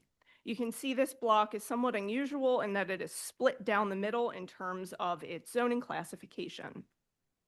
The lot itself is just over 1,500 square feet. As you can see here, in addition to the block itself being split zoned, the north side of the block is split RSA 5 and RSA 3, and then the south side is RSA 5. To give you a little bit of additional context, you can see here at Exhibit 7, the nature of this particular block and the enduring significant vacancy that still exists on this block, with only 2 structures that exist on the south side of the block and 7 structures that exist on the north side of the block. Now, of those 7 structures on the north side, 2 of them are dense multifamily. And you can see one new construction here that was also built by my client and is very similar to what is proposed today. And then another fairly large apartment building here as well. And then the next building next to that is unoccupied and seemingly abandoned. I did include some additional photographs in the exhibits at Exhibit 14 to give you a little bit better sense of the property and the conditions of this particular block. So you can see here, the first photograph here is of the vacant lot at 3605 Fairmount Avenue, which is directly next to the left of the 2-story home in blue here. To the left of that are several additional vacant lots, as well as that abandoned structure that I pointed to in the aerials moments ago. Now, across the property, again, the conditions are relatively consistent here with mostly vacant, fairly significantly sloped land. Now, looking up towards North 36th Street, and again, the property is to the left of this image, you'll see that there are generally only 2-story homes that exist on the bookends of this particular block, but most of the structures in the middle of the block have been demolished or replaced with new multifamily dwellings. And then this is a fairly similar view, again, looking in the opposite direction towards North 37th Street, where the property is on the right-hand side here. And then again, looking from North 37th Street, again, you can see the new construction that my client built at the other end of this block and that larger apartment building that I pointed to in the aerials. And then we did also include photographs of our timely posting in the exhibits as well. The zoning site plans are at Exhibit 5A and show that this project proposes, as it did in 2021, a 3-story structure with 4 dwelling units ranging from 895 square feet to 990 square feet, which include 2 bi-level units. And again, these are the same floor plans, the same zoning plans that were approved the last time around. The floor plans are shown at Exhibit 5B. You can see here in the different colors to illustrate the different unit layouts. There are 2 2-bedroom, 2-bath units, which are the 2 units on Unit 3 and Unit 4 that are both 860 square feet. And then there are also 2 1-bedroom, 1.5-bath units that each occupy a portion of the first floor and a portion of the lower level, which is in this case, because of the slope, predominantly above grade. And then you can see here in the rendering at Exhibit 5C that the structure here, just like it was at the other end of this block, was designed to blend to the best of its ability to the adjoining structure to the right in terms of the front porch, the front setback, and the overhang awning on that front. Now, regarding the refusal itself, this is somewhat of an unusual refusal for this particular area because of that RSA3 zoning. So as you know, the proposal did receive a refusal for the proposed multifamily use, but I want to address the couple of dimensional refusals as well, as I think I can do that relatively quickly. As you saw in the zoning map that I brought up on the screen, the block itself is split zoned between RSA3 and RSA5. Now, from a dimensional perspective, the proposal here, as it was in 2021, was designed to substantially comply with the RSA5 dimensional provisions, given that most of the structures on this block conform with the RSA5 dimensional standards.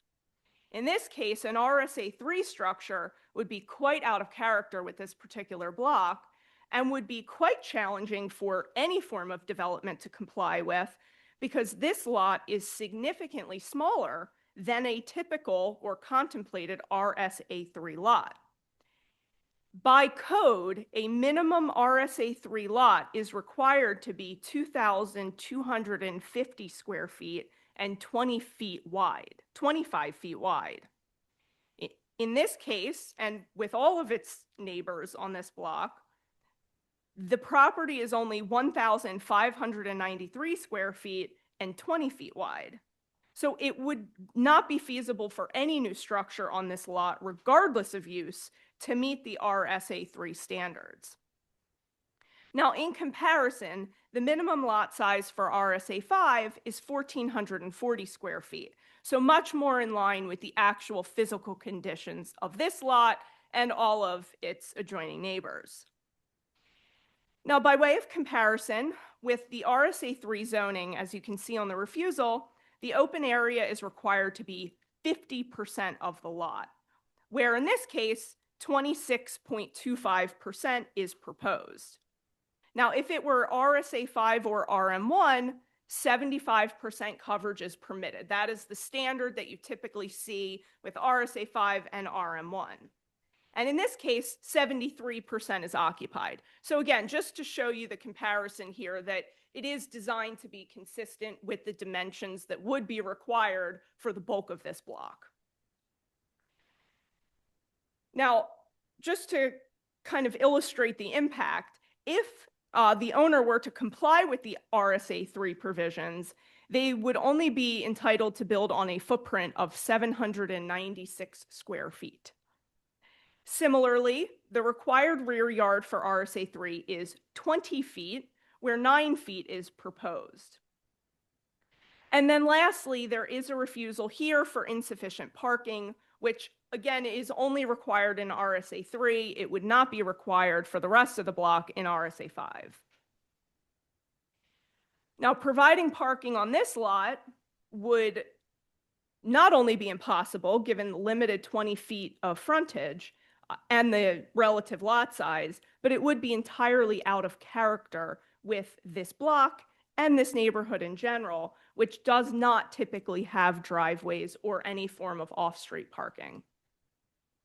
Now, in terms of the multifamily use, the conditions that lead to a hardship in this location have not changed since the original 2021 approval, which I did include in the exhibits at Exhibit 8. And again, you can see it is the identical proposal that was approved by the board. It was zoned RSA 3 at that time as well.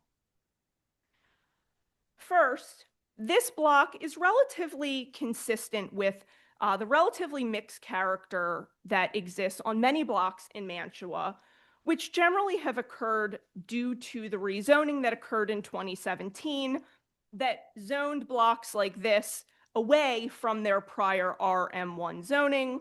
So what you ultimately have here is a mix of multifamily with some single-family uses, which again are predominantly surrounded by significant vacant land. So you can see here at Exhibit 9, the large 10-unit building that I pointed to earlier, which is just 2 doors away. And then that's directly next to the 4-unit building here at 3623 Fairmount Avenue, which has actually been constructed since the board last heard this case in 2021. Directly behind at 3608 and 3606 Olive Street, which also share that RSA 3 zoning, this board also approved 4 units on those properties as well. And then less than 200 feet away is a very large apartment complex that you can see just out of image here, which has about 101 units. So overall, the density that's proposed here is entirely consistent with all of the surrounding structures and does reflect the density that would have been allowable under the characteristic RM1 zoning. Finally, we submit that these are the least minimum variances based on the presented design as well as the density that is characteristic to this particular area, which permitting records show are mostly 4 or more unit dwellings. And you can see here all of the orange and red stars that indicate that. We submit that the proposal will not increase congestion, harm neighbors' properties, or impair light and air. And like I said, Mantua Civic once again supported this as they did the first time around. As always, I did provide a full analysis at the memo of law at Exhibit 10. At this point, I would ask for the administrator to look for my client, Rami Shrime.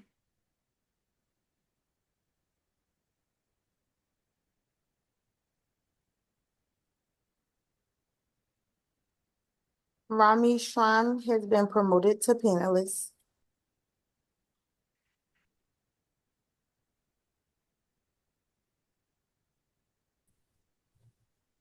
Hello. Hi, This could is you Rami. please state your name and spell for the stenographer? Yes, it's Ramy, last name Shraim, Shraim. You swear or affirm to tell the truth, the whole truth, and nothing but the truth? I do. Counsel? Rami, were you present and heard all of the testimony and evidence that I offered in front of the board today? Yes, Do you agree that testimony was true and accurate, and would you adopt it as if you had given it to the board yourself? yes. Happy to answer any questions. Questions to the board? The trash that I saw on the rendering, is the trash going to be stored outside for all units, or that was just part of the rendering? It's just part of the rendering. The trash will be stored interior to the units and then would be obviously put out for trash day, but the trash is not going to be stored outside. Right, thank you. Meredith, did you go to the RCO meeting? I did not attend the RCO meeting. No, my client handles those himself. All right, okay. Other questions? Yes. Okay, so when this was originally approved, were there buildings already on the property? No, the conditions here are the same that they were in 2021, so nothing here has changed. I think the only thing that has actually changed, I think there were a couple of structures, maybe to the left of the property, that have since been demolished, but otherwise, nothing has changed. And it's the same zoning classification? Same, yeah, you can even see that here on the prior permit that was issued. You can see zoning district RSA 3. And with respect to the split zoning, which has the most part of it? For this attributed property, to it's just RSA 3. So that the property itself is not split zoned. The block is split zoned. Ah, okay. Right. So the point is just that there is an unusual condition here where most of this particular block is RSA 5. So Mhm. by designing something to comply with RSA 3 would not only be impossible for this lot, it would be out of character with the dominant zoning of the block from a dimensional perspective. But since it is a vacant lot, you could still do something that's more in line with RSA 5. This is consistent with RSA 5. The dimensions here are RSA 5 compliant. The 1,500 square feet is the amount of the lot, correct? Correct. And most RSA 5s, they're 1,440 square feet, correct? Correct. But this, as you can see from the table here, this occupies less than 75% of the lot, which would be consistent with RSA 5 standards, has a 9-foot rear yard, which would be consistent with RSA 5 standards.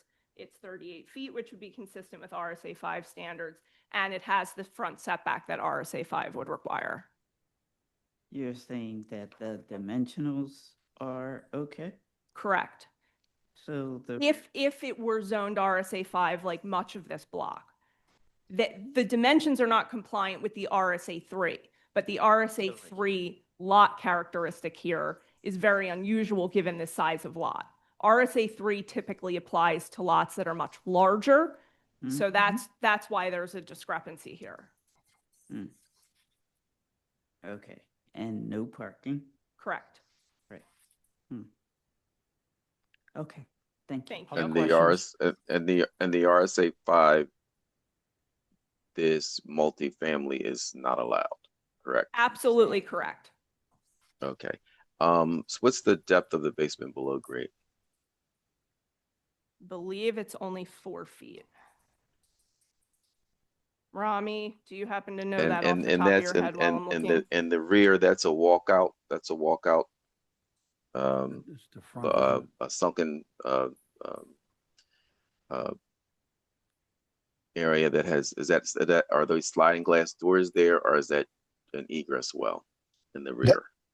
So sorry, if I may answer. So it is 4 feet, Meredith was correct.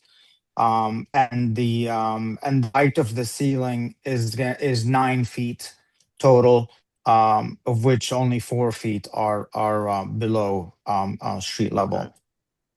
Okay. And is that a walkout? Sunken Was that a area? walkout in the front?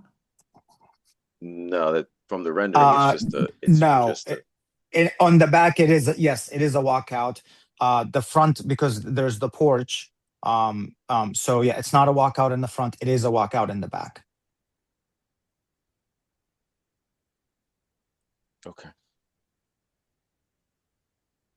Other questions? Questions from our attorney? No questions at this time, Mr. Chairman. Questions or comments from the virtual audience? Yes, Chair. I have a hand up by the name of Emin, last name starting with E. I'm going to allow them to speak. Thank you.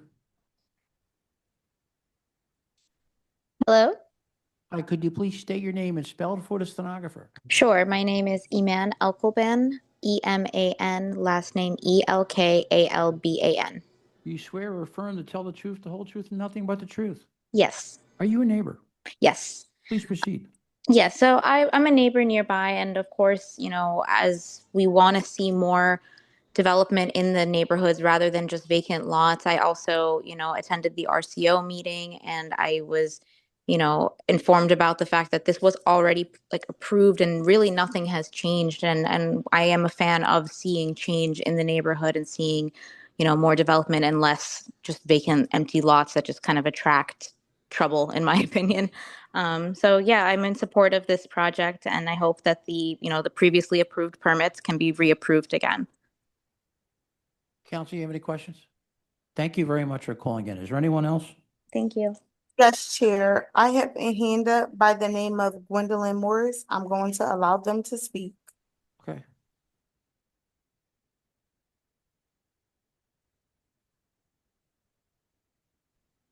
So, Hi, could and I you, just wanted could you please state your name and spell for the stenographer?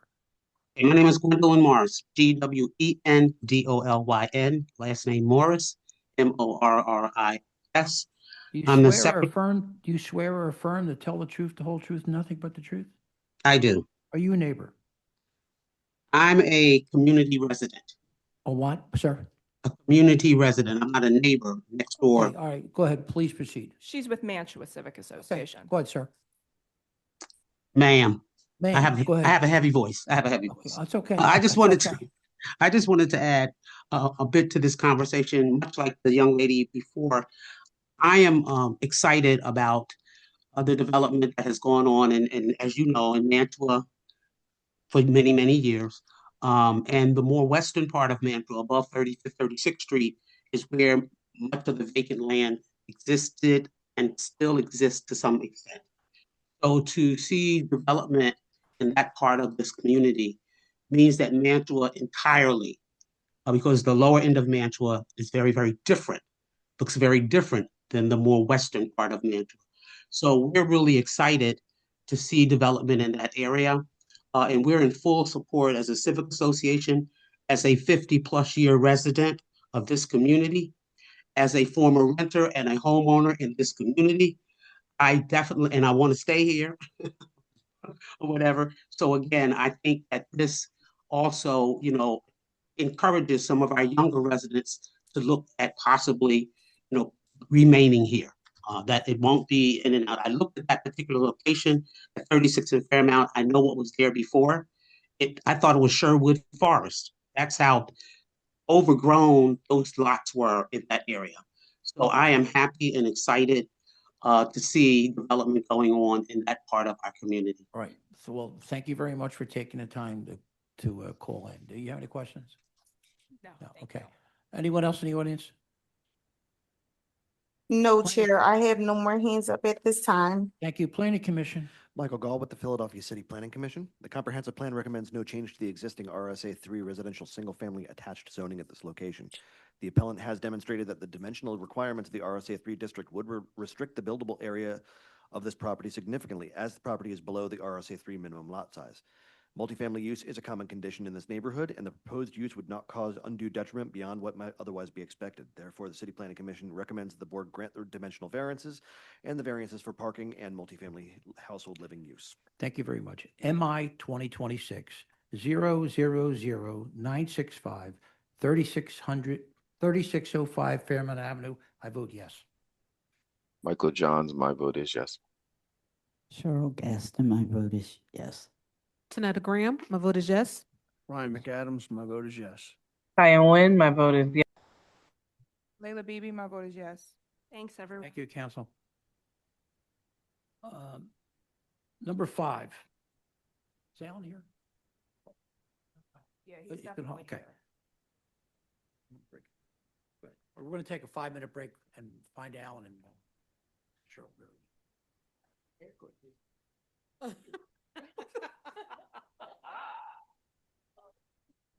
you could say that. You could say that.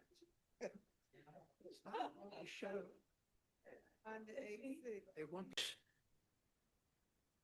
MI 2026 000967 167 West Seymour Street. Alan Knockhamson is the attorney. Alan, is this your first time today? It is my first time today. I know you don't like that, but could you please state your name and spell it for the stenographer? Alan Nachumson, A-L-A-N, Nachumson, N-O-C-H-U-M-S-O-N. Do you swear or affirm to tell the truth, the whole truth, and nothing but the truth? I do. Could you identify your client in relationship to the property? You Oh, wanna- wait, hold on. He's here? Yeah, go ahead. Yeah, let me see. And I have my note. Sure. Take your time. What are we doing with time here? Supposed to be 4:21. It's 4:20. That means we're going home 8 o'clock tonight.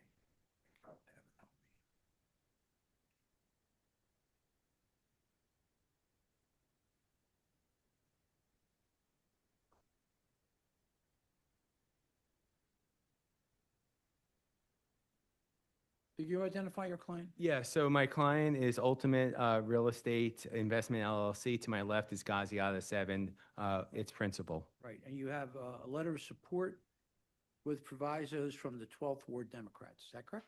I do, and I also believe I have a letter of non-opposition from Solo as well. Oh, okay, sure. All right, our vice chair has a few questions. Good afternoon. Have you submitted your documents and exhibits 5 days in advance of this hearing? I have. And do you waive the reading of the refusal and stipulate to its accuracy? I do. Okay, thank you. You can share your screen and proceed. Thank you. Oh, hold on, what am I doing here? Sure. All right, so we're here to present 167 West Seymour Street. It's a property at the corner of Seymour and Kaiser Streets. As you can see here, it's a vacant lot. We do not take the full portion of this vacant area. We only take the more corner portion of it, just so the board understands. What we're looking to do here is put a duplex here where you'll have one front door on Seymour, one front door on Kaiser. We'll review 11 exhibits with the board, and at the conclusion of my presentation, I would ask that Mr. Ada 7 be sworn in and, adopt my testimony. First thing is what you're seeing here is the notice of refusal. As you can see, this is an RSA 5 property. It's rather large in area of 1,124 square feet. You can see also that we have no dimensional variances. We're only seeking to have multi-unit structure here, which requires a variance for RSA 5 zoning classification. Again, this is a corner property, not out of character from a planning perspective to have multi-family or multi-unit on a corner property, and there's one across the street as well that's multi-unit. We did meet with the community. There was one person from the community that showed up who was a nearby neighbor who was in support of this project. She actually commented, originally she was upset. She was like, oh my God, you're doing a multi-unit structure here.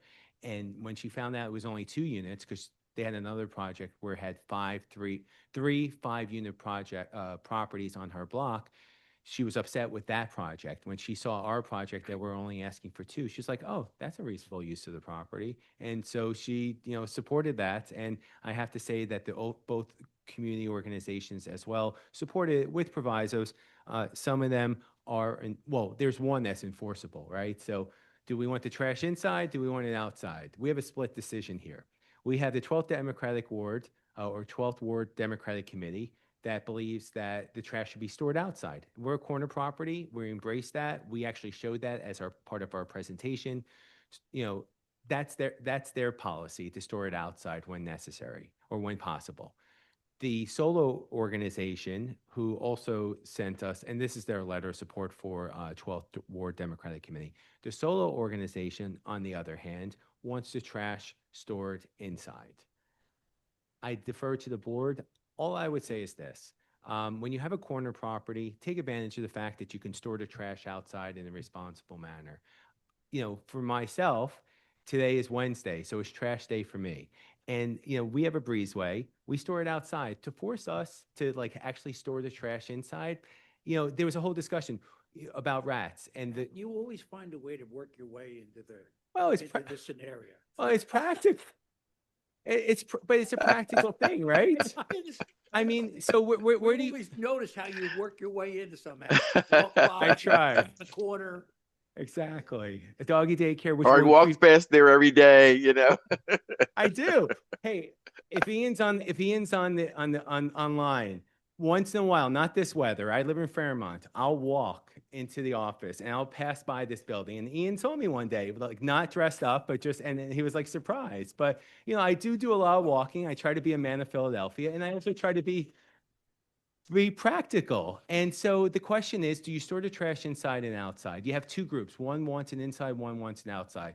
And, you know, there was a discussion like, well, what's going to happen with the rodents and things like that, which is practical, right? Like, and you know, Cheryl Smith of the 12th Democratic Ward's like, I want my rodents outside. I don't want them inside. And Solo, we're like, no, and no question about rodents, but we want the trash stored inside. So you have to decide. So anyway, here's Solo's thing. And they asked for other things, like Solo was like, we don't want outside mailboxes. Well, we're going to have two doors, so don't worry about outside mailboxes. It's not a forcible proviso, but we're going to have mail slots, right? You know, for each door, so for mail. I'm just saying, you know, that's a practical solution.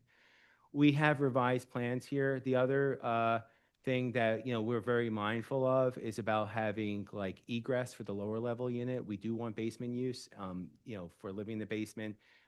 We provided we did the egress walkout, and I think illustratively you'll see the difference. Oops. And then it's not out of character to have multifamily with RSA 5 zoning, and we're only asking for 2. Again, there are multiple instances of 3 plus. 4907 Knox is 3, 4903 Knox is 4, 4905 Knox is 3, 175 West Seymour Street is 2, West 51 West Logan Street is 3. You get the picture. It's like a lot. And there's a lot more addresses on Seymour Street that we include as part of our presentation. Again, we're a corner property. Again, from a planning perspective, usually you have multi-unit there. Whether it's mixed use or just straight residential, that's the question. We also have a mix of zoning classifications here, CMX 2.5. We also have RM1. So again, you would expect to have some type of density here to help support some commercial corridor here. Photographs of the property. Again, this is a lot that was not taken care of well. Like my client has tried their best. There was a discussion during the community meeting about trying to do a better effort of that.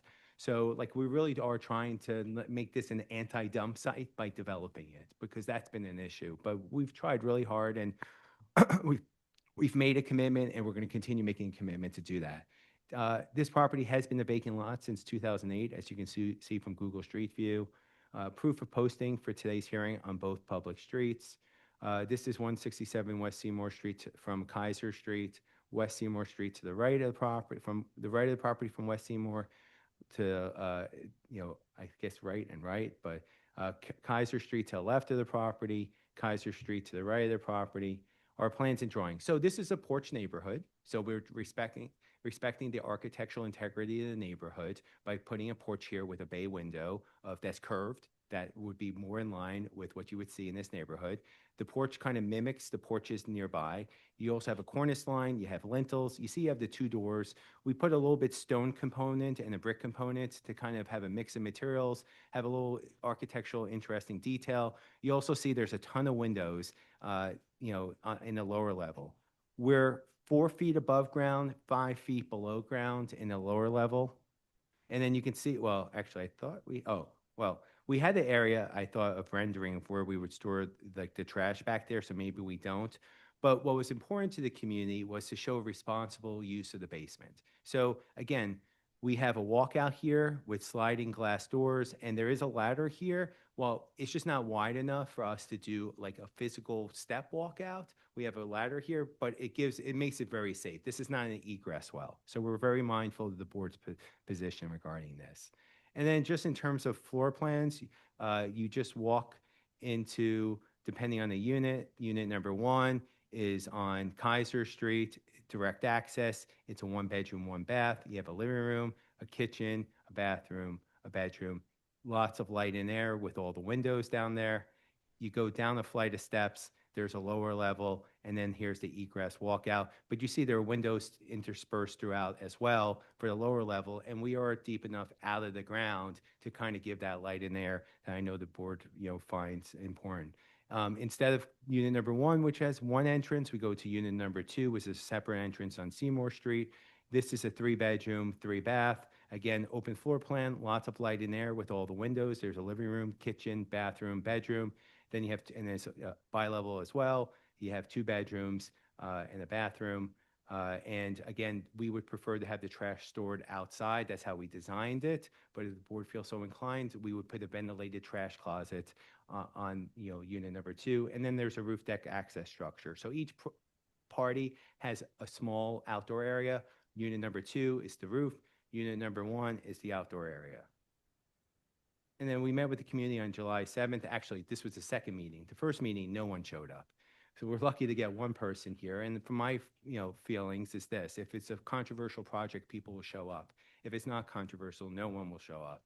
And so here we had one person show up, a little nervous at the beginning because she was against it. And then when we kind of went through the project, I think she understood this was a reasonable use of the property. And I don't know if Cheryl Smith or Allison Weiss, who are the representatives of the RCOs were there, are online. I'm sure they are. They'll kind of verify what I'm saying. Oh, and then the other thing is we made a point of like putting in our mailer, like on the outside, saying this is to community members, important community information. This is not junk mail. It affects your neighborhood. Please do not discard without reading. That's been a problem with a lot of the communities. So, and we are more than welcoming of modifying our materials to make sure that as many people show up to the community meetings. This is a little bit before, Joe cleaned up the yard, but they also wanted a picture to show proof of posting for the community meeting, not just for the hearing itself. And we sent that community meeting notice to, can't read it down here, 116 addresses. These are the addresses we sent it to. Proof of mailing to those addresses, our application for zoning variance, our deed to the property showing that Ultimate Real Estate Investment LLC is the owner of the property and Joe is its member, and our certificate of tax clearance. So that being said, I would stop sharing my screen for a moment and then we can always go back. And I would ask that Mr. Alice. Could you please, sir, state your name and spell for the stenographer? My name is Gazi Ataseven, Gaziataseven. Do you swear or affirm to tell the truth, the whole truth, nothing but the truth? Yes, sir. Counsel? Yes, Gazi, you heard everything I had to state today about your zoning matter. Yes, I did. And is it true and correct? Yes, correct. And do you adopt as your own testimony? Absolutely. And whatever the board decides in terms of where the trash is stored, you would abide by whatever proviso they have. I will. Thank you. Questions from the board? So for that unit 2, when you say the trash will be stored outside, that will be on the roof deck? No, Like if where? we have if we have trash, there's the outdoor backyard. There will be a separate, so if you think of the back, let me go here. And I thought we had this But drawing. nobody from that second floor unit is going to walk around the corner to put trash in the yard. That's not like logical. If you live on the second floor, well, because you walk in the neighborhood, but no, the typical person is not going to come out their front door, go around the house, go to the back and put their trash in. That's just like, that's a So lot. I hear what the board's saying, and again, then I think I hear what the board's going to say in terms of proviso. So we'll put the trash, in a ventilated trash closet where we have room in the kitchen area. Okay. Other questions? So the basement for that first floor unit is going to be used for what? It's just an open floor area. It's a lot it's of just people open floor area. A lot of people work from home, and they want just a separate area to do things. And I think it's just and you can have it as a family room down there. You can have it as a secondary living area of some sort. It gives a lot of optionality. Lot for 1 bedroom. Yeah, I mean, you can also have a lot of stuff. People have stuff, and they need to put that stuff somewhere. Questions from our attorney? No questions at this time. Questions or comments from the virtual audience or the audience here? Yes, Chair. I have 2 hands up. First hand is from Allison Weiss. I'm going to allow them to speak. Hi, Allison. Thank Could you. you please hi, could you please state your name and spell for the stenographer? Allison, Allison, Weiss, Weiss. Do you swear or affirm to tell the truth, the whole truth, and nothing but the truth? Yes, Please start your testimony. yes. We did send a letter.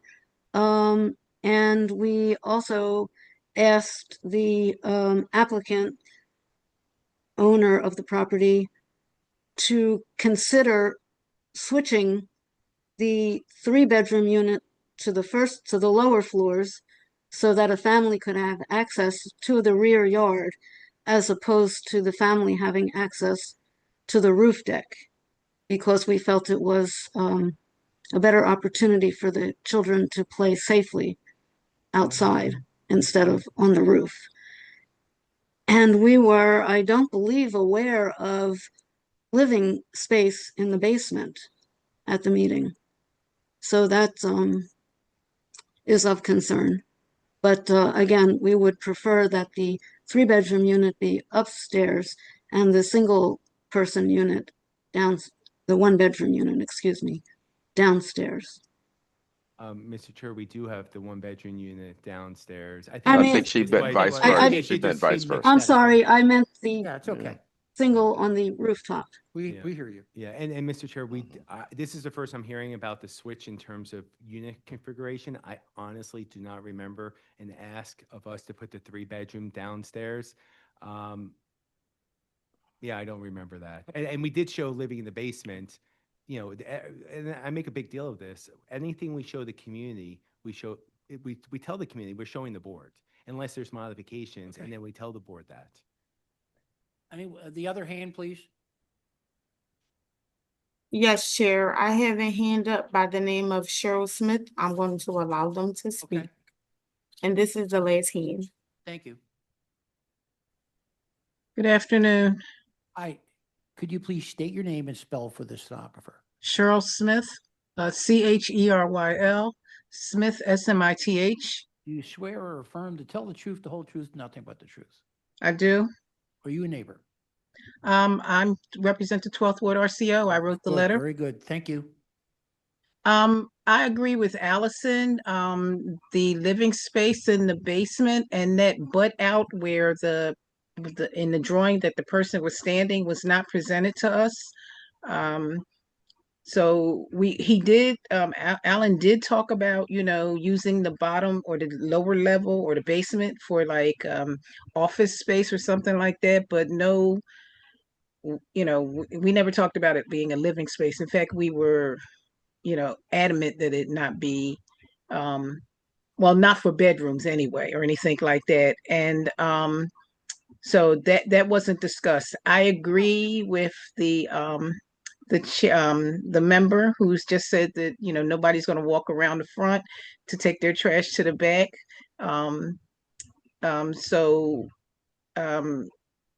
And somebody else mentioned about it being stored up on the, if it was going to be put up on the, on the roof deck until I guess trash goes out. Either way, we would like it to be outside. So I guess it's going to change with the person living there. And it was never mentioned during my meeting about switching the apartments from third floor, double apartment downstairs and single apartment upstairs. But, that's going to be a logistical thing. But that outside small area in the back, that was never shown to us or even mentioned. Yeah, and Mr. Chair, actually, I am thinking about it. We may not have, I just want to be factually accurate. Thinking about it, maybe we did not show that. That's why we did the revised plans. Right. But I wanted to make sure, because of understanding that we do want to have lower level living. And we did explain to the community, I did do that we wanted to have lower level living. Not bedrooms down there, but lower level living. Okay. So. All right. Thank you. Any other hands? There are no more hands at this time, Chair. Planning Commission. Michael Gall with the Philadelphia City Planning Commission. The comprehensive plan recommends no change to the existing RSA 5 residential single-family attached zoning at this location. While the property does have a documented history of use as a 3-unit residential building, that building was demolished. There are several examples of 2-family use on this block face. Therefore, the City Planning Commission recommends the board grant the requested variance for 2-family household living use. MI 2026-000-967-167 West Seymour Street. I vote yes with proviso. Revised plans, 1 page, stamped by ZBA, July 15th, 2026. Trash to be stored inside. Michael Johns, my vote is yes with proviso. Cheryl Gaston, my vote is yes with proviso. Tanetta Graham, my vote is yes with proviso. Ryan McAdams, my vote is yes with proviso. Kaya Nguyen, my vote is yes with proviso. Layla Bibi, my vote is yes with proviso. Thank you. Thank you. I'm still here. Yeah. Okay. Number 6, MI 2026-000969-931 North American Street. Alan Nachemson is the attorney. Mr. Nachemson, you've been sworn in. Please just state your name. Alan Nachemson. And Mr. Nachemson, could you identify your client in relationship to this property? Yeah, so my clients are Dahlia and Larock Meal Daskell. And, with me is their daughter, Lee Moore. Okay. Our vice chair has a few questions. Thank you. Good afternoon. Have you submitted your documents and exhibits 5 days in advance of this hearing? Yes, we have. And do you waive the reading of the refusal and stipulate to its accuracy? I do. Right, thank you. You can share your screen and proceed with your case. Thank you. What is going on here? All right, so we have a single family home on the corner, and we have refusals not having to deal with density. There are some technical refusals regarding the height of the fence, which is not really a fence, and also the rear yard depth, where really we are in conformance, and so we'll talk about that. We have 11 exhibits, and at the conclusion of my presentation, I would just ask that Lee Moore be sworn in, and I have a couple questions for her. So this is an RSA 5 property.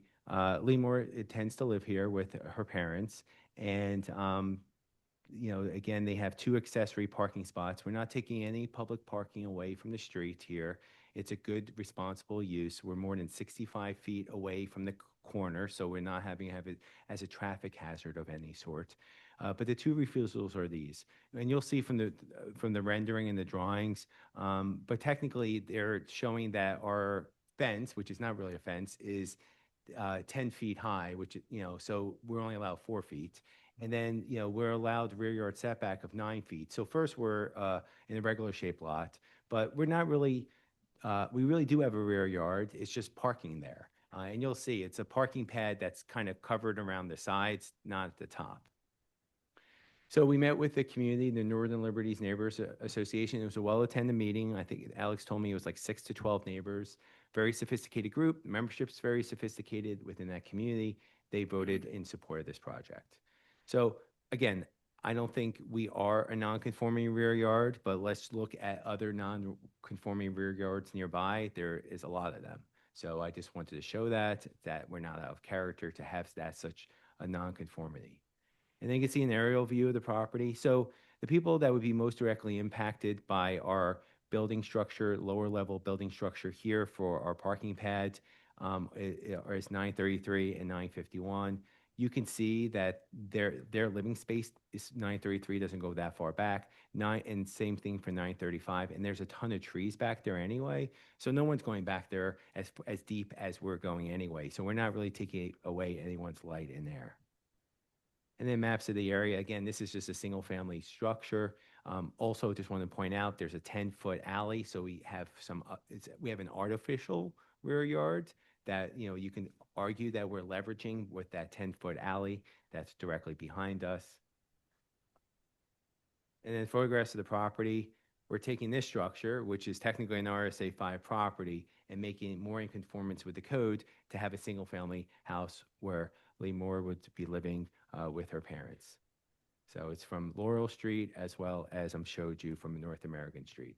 This is North American Street to the right of the property, to the left of the property. You can see there's, parking here as well. I think our parking is a little bit more responsible. Laurel Street to the right of the property and to the left of the property. This is proof of posting from both public streets, our plans and drawings. So a couple things here, just going to focus on here. This is our parking pad here, where you see that really we have an open area of 10.5 feet, but we have a parking pad. So we're considered as occupied area. There's the 10-foot alley behind us, which is the artificial rear yard setback, 20-foot curb cut for these 2-car garage. And again, we're not taking any public parking away from the street. Like this, there's no parking allowed on that side of the street. Again, very interesting architectural design. This is with our ISA Architects. They have a more interesting, unique feel. And while it's not traditional, it definitely is something that, as a corner property, it makes it a little bit more attractive, especially in comparison to what is currently there. This is what we're talking about. These are the 2 parking spots. This is the 1-story structure where, again, we have, it's see-through, right? It's a roll-up gate, and oops, sorry, get down.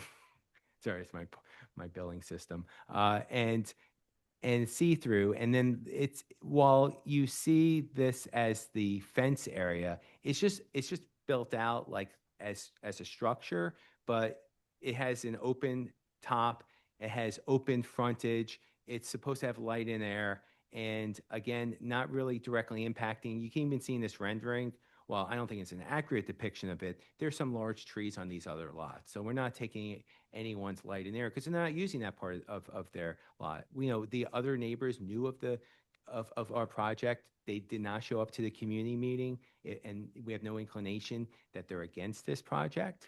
I don't know if we have an inclination that they're for this project, but definitely not against this project. And then you can just see here the 2-car garage. That's, and, you come in through North American Street. There's a little flex area. And what's it called? There's actually an elevator here because, Lamore's parents are a little bit older, so they, need to be able to get up the steps. And then there is hold on. I know we have here's the floor plans actually, sorry. So let's see. So the floor plans are this. You walk in, you have a little guest suite here, you have a little kitchen here, you have an elevator, you have a coat closet, you got 4A, you got 2 parking spaces. You go up to the 2nd floor, you have a kitchenette area, you have a living room, again, you have a little terrace area, and then there's 2 bedrooms and a study. Oops. We met with the community on May 4th at 6:30 p.m. We emailed that notice a few weeks beforehand, which is our policy, to make sure that the community groups have notice that we actually mailed a notice and proof of that notice. We sent it to 129 addresses. These are the addresses we sent it to. Proof of mailing to those addresses, our application for zoning variance, our notice of refusal, which was included with that, our project information form, the deed to the property, showing that my clients own it in their personal capacity. They're not developers. They would just want to live there with their daughter. And finally, certificate of tax clearance. I'll stop sharing my screen. I'll ask that the board swear in. Could you please state your name and spell for the stenographer? Lemore Descal. Could you Spell it for you? Yeah, please. Leemor. Last name is D like in David, Askal. Right. Do you swear or affirm to tell the truth, the whole truth, and nothing but the truth? Yes. Counsel? So, Lemore, you heard everything I had to state today about your zoning matter. Yes. Is it true and correct? Yes. And do you adopt it as your own testimony? Yes. Thank you. Questions from the board?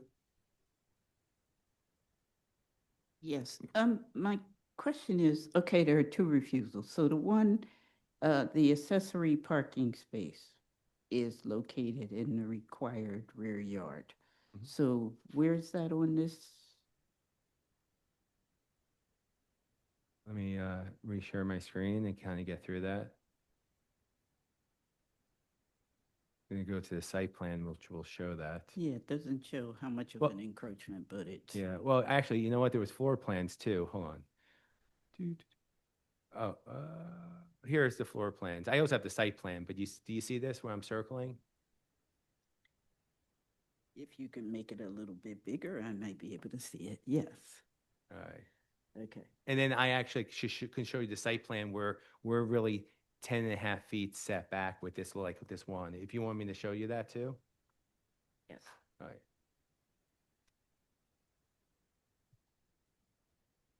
Where is it? Oh, here it is. There's the 10.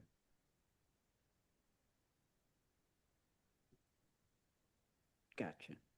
Okay. Other questions? No, the other question So I that's have is, no, go ahead. it, when you were showing this fence, as they're calling it, You mean the front part where it's like open air? yes, Yeah. can we see that? Oh, yeah. Again, please. Yeah, Thank you. and I think I had pictures to show, and I skipped over it, but I have pictures of other similar type of properties like this. But this is basically, and I have the architect Sarah Wolf too, who can okay. answer any technical questions. So it's like a mesh, right? Yeah, I don't know about mesh. It's like metal, like That's the way it looks here. It Yeah. looks like a metal mesh. Yeah, but yeah, exactly. But it's light in there, you can see through in it. And like I said, I had a picture somewhere in my presentation materials. I know when I was prepping, I saw that. And there's other examples exactly like what we're doing in terms of having a more brick facade and having this type of mesh. So then this is being considered as a fence? Yes, Is that what they're calling it? that's the refusal. It says fencing and walls. And they're saying it should be only 4 feet. That's correct. I mean, it says, well, it's any fence located nearer to the lot line than the required building setback or the actual distance of the building from the lot line, whichever is greater, shall be no more than 4 feet in height and no more than 50% opaque. I think we have the opaqueness. I think Yeah. that the issue is the fence. That's their But isn't this- interpretation. I mean, is this like a garage, like door? And It's a roll-up, does it roll up? but we have no roof. It's open air. So I think that maybe they're treating that as that's why it's considered a quote unquote a fence. I see. I think council, the plans that you submitted, it looks different, the actual, not this, but if you look at the plans, it looks like a gate or something Okay, like that. maybe That's I- why. okay. Because we looked at this also and we were confused because this looks different than Right. I think what was submitted. That's all. Okay. Yeah, it appeared like it was a garage sort of door. Yeah, and we did ask Ms. Emerson if we would also run afoul of occupied area. I don't know if that is the case. It looks like no, because I it's don't open. think so. I can address that. If you're going to raise that, any missed refusals are incorporated in whatever the board's going to decide. No, I know, and I always put it on the record just to make sure. Yeah. Okay. So we're just questioning that, if that was another refusal that may have been missed, just maybe, so. But again, not out of character to have this type of mesh, type of roll-up gate with a brick facade of this sort. It's architecturally interesting. We're not causing any issues with anyone's light in there because of the next door neighbors or deep lots. Okay. All right. Thank you. All the questions from the board? Questions from our attorney? None at this time. Questions or comments from the virtual audience or the present audience here? I see no hands at this time, Chair.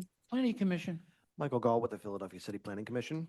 The comprehensive plan recommends no change to the existing RSA 5 residential single-family attached zoning at this location. No other homes on this block or on any adjacent blocks have off-street parking allowances in their required rear yard, nor do any have fences of this scale, so this proposal is out of character with local surroundings. There is no unique circumstance or physical condition of the property that would prevent it from being used in strict conformance with the zoning code. Therefore, the City Planning Commission recommends the board deny the requested variances for corner lot side fence setback and rear yard depth. MI 2026-000-969-931 North American Street. I vote yes. Michael Johns, my vote is yes. Cheryl Gaston, my vote is yes. Snyder Graham, my vote is yes. And McAdams, my vote is yes. Diane Nguyen, my vote is yes. Layla Beebe, my vote is yes. Alan, thank you. You have one more, but there's Yeah, all a right. few in between, All right, okay? awesome, thank you. Number 8, MI 2026-000-984, 427 Manton Street. Daniel McElhatton is the attorney. Michael's my brother, but Yeah. Oh, is it? Yeah. Get out of here. good afternoon, Mr. Chair. Can anybody help me with this a little bit?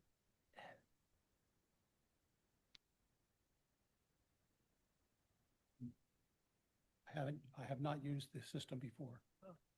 So I just want to put this up. Okay. I have not. No, I didn't.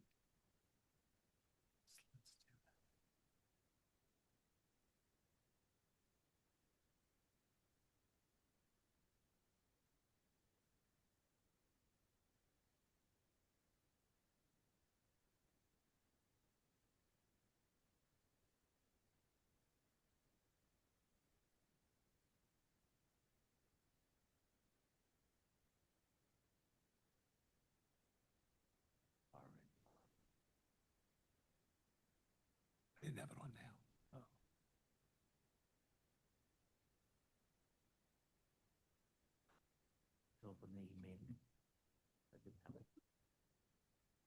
Mr. Chair, if you want to. Why go don't we through the do this? Why don't preliminaries. you state your name and spell it for the stenographer? Daniel P. McElhatton, MC, capital ELHATTON. Do you swear or affirm to tell the truth, the whole truth, and nothing but the truth? I do, sir. Could you identify your client and their relationship to this property? My client is Vincent Manzo and his son Vincent Manzo and his mother, Vincent's senior's wife, Teresa. And they are the owners of the property, title owners to the property. Okay. And developers. And while we're working on it, our vice chair has a few questions. Good afternoon. Good Have you afternoon, Ms. submitted your Graham. documents and exhibits 5 days in advance of this hearing? We have. Okay. And do you waive the reading of the refusals and stipulate to its accuracy? I do so waive and stipulate. Okay, thank you. You can share your screen whenever you're ready Yeah, and begin your case. And I'll start by just describing what the intention is here. Sure. The Manzos have developed 2 other properties on the 400 block of Manton Street. They have been on the even side of the street, which has parking on it. They required no variances. This is on the odd side of the street, and there is no parking on the odd side. There is parking on the even side. So the refusals were for this is for a single-family dwelling, 3-story, and parking in a garage that accesses from the street. The parking would not interfere with the on-street parking because that's on the other side. Why don't you tell us about the RCO? We had a meeting with the RCO on a cold and rainy night. It was the Dickinson Square West Civic Association. And after our presentation, they approved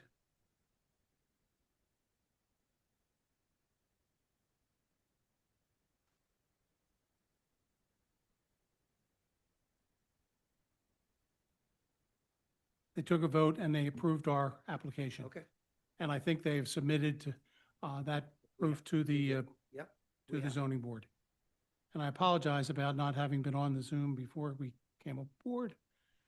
I think we're getting there.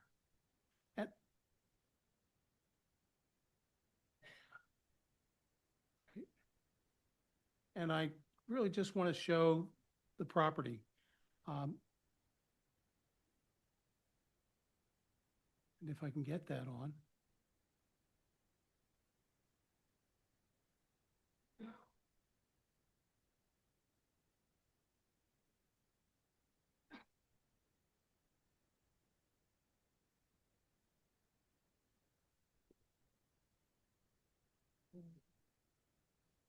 Go ahead.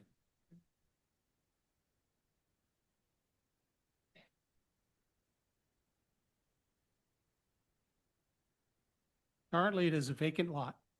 And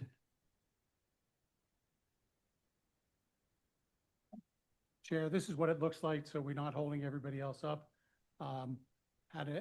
This was submitted in the packet of materials that were Why supplied. don't we do this? Why don't we see if we can get that? Is there a problem with the computer?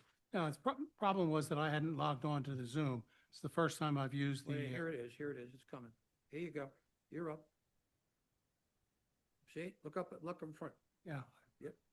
That's not what we want yet. All right.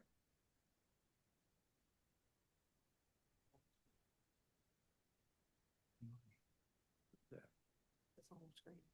Where is it? There it is. All right, that's the vacant. Eureka. There you go. It's not as exciting as Mr. Knockhamson talking about the mice and the rodents. But Yeah. I was enthralled. I walked in, I thought, geez, this is exciting stuff. We have all the documents, so why don't you just concentrate on property, what it looks like, and also how the garage will work. Okay? The garage will enter from Manton Street. It will be a turn-in. There's no obstruction by cars being on that side of the street. Do we have that approved yet by the streets department? Yes. Yes, it was. Okay, why don't you show us all your photos? Yep. These are more photos of the area.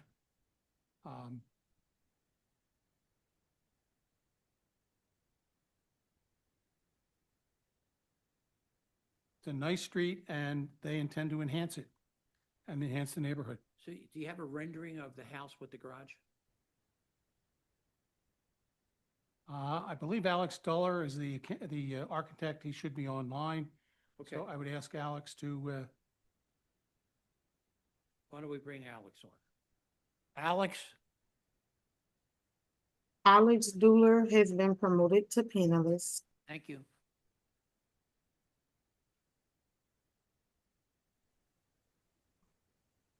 Hello, everyone. Hey, Alex, could you please state your name and spell for the stenographer? My name is Alex Duller, Alex, D as in David, Uller. Do you swear or affirm to tell the truth, the whole truth, nothing but the truth? I do. Show us a rendering of a rendering of the property with the garage, and also maybe if you have a turning radius. I am pulling that up right now. Thank you.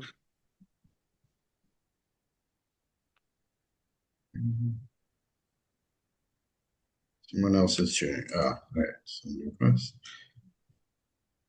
I have Dan. Dan needs to stop sharing. Yeah, Dan, when do you stop sharing yours? There you go.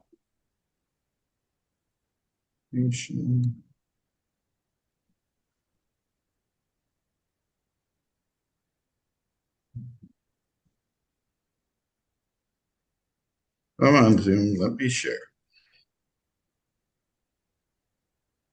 Yeah. Okay, here it's coming. All right. So here is a rendering of what we are asking for. Basically, there's a new single-family house on the left. 4 properties down, there was another property that was approved by the zoning board a few years back. Another lot that was joined and has a garage. Except I believe that building's a duplex instead of a single family home. Basically, our proposed house is here with a garage. Our turning radius is right here.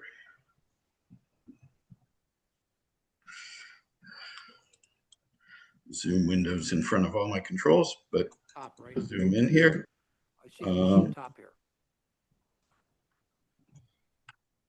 So our turning radius was approved by streets. And as Dan pointed out, there is no parking on this side of the street.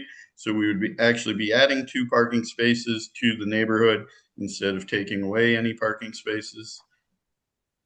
And we are proposing a nice single family home.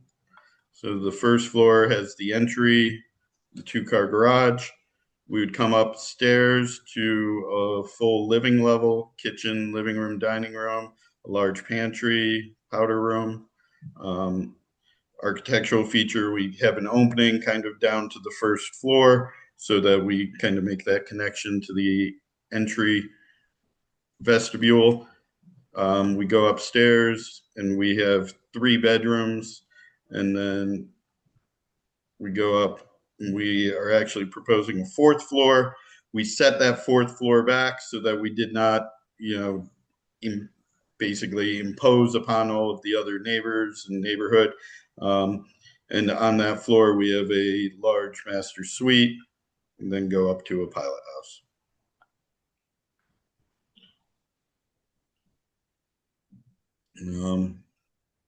Any other questions I can answer?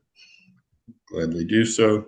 Section, basically small little deck off of the kitchen, living pilot house. All right, questions from the board while the architect's still here.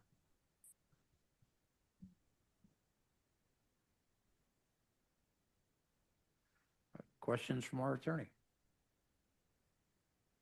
Mr. Chairman, I don't think the applicant has adopted the testimony. Okay, Sorry. Yeah, you're right. Go ahead. Mr. Manzo, Thank you. You've been here during the testimony that I've given, that Alex Duller has given.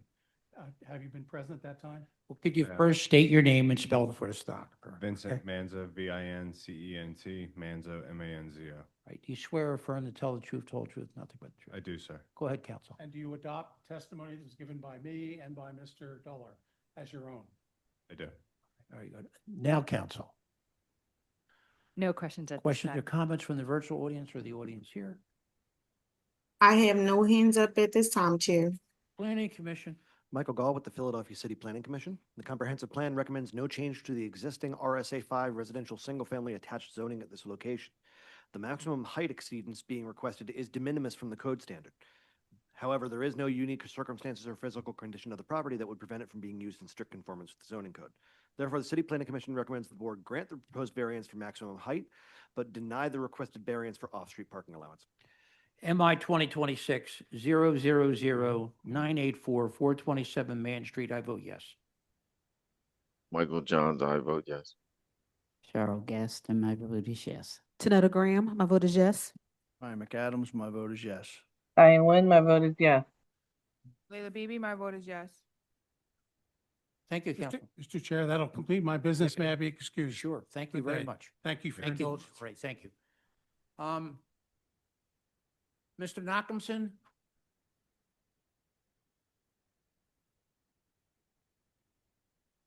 Mr. Nachumson out there? Yeah, could you?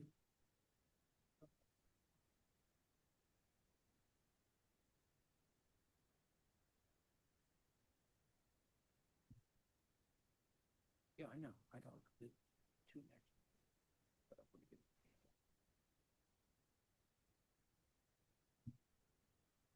You didn't walk out to 42nd Street, did you? No, I was. MI 2024-001-254-1109 North 42nd Street. Al Nachumson is the attorney. Mr. Nachumson, you've already been sworn. Just for the record, please state your name. Alan Nachumson. Mr. Nachumson, could you identify your client in relationship to the property? Mr. Ghazi out of 7. And our vice chair has a few questions for you. Good afternoon. Have you submitted your documents and exhibits 5 days in advance of this hearing? I have. And do you waive the reading of the refusal and stipulate to its accuracy? I do. All right, thank you. You can share your screen and proceed with the case.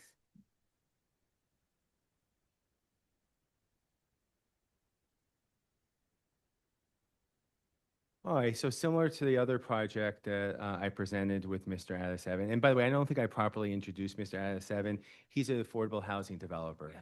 That's his business model. So he does, he takes vouchers. He's PHA certified landlord. You've been here a lot of times. Well, lately he has, but we've been representing Ghazi for more than a decade. Okay. And he does really good work. And not only is he a developer, he's also a licensed general contractor, and he's a real estate broker as well. So does a lot in the city, and good work. So we'll review the. Hold on, I gotta move this thing. What's going on here? I don't know what's going on here with this thing, but how about this? We'll continue. Just blocking my screen for some reason. I gotta push this down. I don't know what the hell is. All right, I'm gonna stop sharing my. Oh, wait, there it goes. I think it disappeared. All right. We have an RSA 5 property with a significant lot size. We met with the community. We got their support. There was another lot that we were also presenting in front of them. They supported this one. They didn't support the other one. We're working with them on that, along with a community benefits agreement. So, any community that Ghazi works in, he tries to work with the community in terms of community benefits agreement, whether or not they request it. Like he does believe in a two-way street. So here, he did get full support even without mentioning the community benefits agreement. And, we're looking forward to hopefully working with Centennial Parkside on that other project with the community benefit agreement that's comprehensive. So as you can see here, it was overwhelming support. The board itself voted 2 in support, 0 opposed. The community voted 4 in support and 4 in non-opposition. We did increase the ceiling height in the basement, so that's the one modification we made from the community meeting. They supported it without it. Actually, my notes are back there, but if we need it. We are 5.5 feet into the ground, 3.5 feet above ground on the first floor. So it's also not out of character to have multifamily nearby. So 4137 West Gerard Avenue, we're, have 3 units, which we're requesting. We have 6 units at 4141 West Gerard. We have 3 units, 4129 West Gerard, which we're neighboring, we're next door to. 4131 West Gerard, 3 units. And then 4143 West Gerard, 4 units. And then 4145 West Gerard, 6 units. You get the picture. So we're near, and 4106 Cambridge Street. The 2035 plan, I actually didn't realize we're going to have soon a 2050 plan soon, but like the 2035 plan proposes that this is an RM1 property. If this was an RM1 property, this project as a triplex would be allowed as of right. And you can see here we have mixed zoning. We're not that far from Gerard Avenue. We actually abut RM1 properties. There's some I2, there's some CMX2, and there's a lot of vacant properties nearby us. We're hoping to spur economic development and real estate development by building what we're proposing to build. Again, we're also near some public transportation, the trolley and stuff like that on Gerard Avenue. And then photographs of the property. This is the front of the property. This property has been a vacant lot for over 15 years, according to Google Street View. This is proof of posting for today's hearing. This is North 42nd Street to the right of the property and to the left of the property. So while it's not 100% a porch neighborhood, we know it's important to many of the residents in this neighborhood that the porches remain and increase in population. So we want to respect the architectural integrity of the neighborhood by mimicking it. And that's what we did here. So you can see here, we have a porch area, brick facade, flat, lintels, cornice line. We really did try to mimic the architecture because we know that's important to the community. And, we showed, how far we are out of the ground. We have unit number 1, which you come off the porch. You come in here, it's a 1-bedroom, 1-bath, window, kitchen, living room, bedroom, bath. We have an egress well coming out of here, as you can see. We have a lower level, which is an open floor plan where the washer and dryer is. Instead of going to unit number 1, you go up another flight of steps. That's unit number 2, which is 2-bedroom, 2-bath, bedroom, bathroom, living room, kitchen, bedroom. This trash would be, as a proviso, trash would be stored inside for units 2 and 3, and in the rear yard for unit number 1. And then for unit number 3, it's also a 2-bedroom, 2-bath, bedroom, bathroom, kitchen, living room, bedroom, bathroom. Each of the units have washer and dryers in them. So this is a well-attended meeting, as you can see from the vote. Oops, trying to get this. We met on April 23rd at 6 p.m. And like I said, they weren't just voting for everything yes. They thought that this was an appropriate use. One of the issues was that we did not think that another porch in the neighborhood had porches nearby. So we weren't mimicking like having porches. So that was upsetting to them. That's why we had to represent.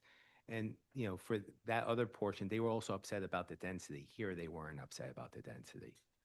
So we met we notified 94 properties of that community meeting, the list of the properties, proof of mailing to those properties, our application for zoning variance, along with the notice of refusal and the project information form, our deed to the property showing that Crestline Real Estate and Development LLC is the owner of the property.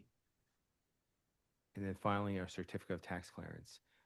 That payment was recently just made, and I just want to show proof of that. I would ask that Mr. Adesabin be sworn in. I want to swear him in 1 minute. Council, did we hear revised plans from him? Yeah, that's what we're just talking about. I noticed when you jumped up and ran over here, so I figured. That's my fault. Maybe I'm showing the wrong version because I know it was just sent. Okay. Oh, Okay. All right. Just state your name because you've already been sworn. Yes, sir. Gazi Ataseven, Gaziataseven. All right, council? Yes, Gazi, you heard everything I had to state today. Yes, I Is did. it true and correct? Yes, correct. And do you adopt it as your own testimony? Yes, I will. Specifically about the proviso that trash would be stored inside, you have no objection to that? Absolutely. Thank you. And I do think I actually did show the revised plans in my presentation, to come to think about it. Yeah, that's why we Oh. Yeah, okay. Okay. What you changed, it said was increased basement ceiling height. That's right. We went deeper into the basement. Well, actually, I think we went a little deeper into the basement just to create a better height. It's like 9 feet now, 3.5 above, 5.5 below. So that would give you around 8 feet, 8.5 feet total. So Questions from the board?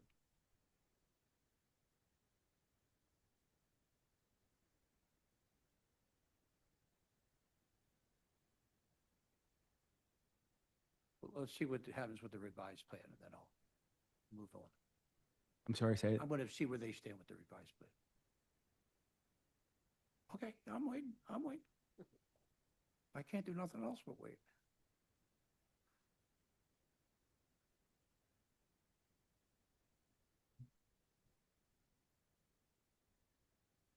Well, while we wait, I had a question. So can you, everyone goes to that one door? That is correct. Okay. It's, yes. So they'll get their meal all at that one door? Yes, I would recommend that we have 3 mail slots, not mail slots, 3, No. slots outside, exterior slots. While we're waiting, I'll channel Taya. What are you doing with the people get deliveries from Amazon, etc.? Is there a space dedicated? A lot I'm of gonna- units in this building. I'm going to introduce my own personal experiences living in Fairmont. Yeah.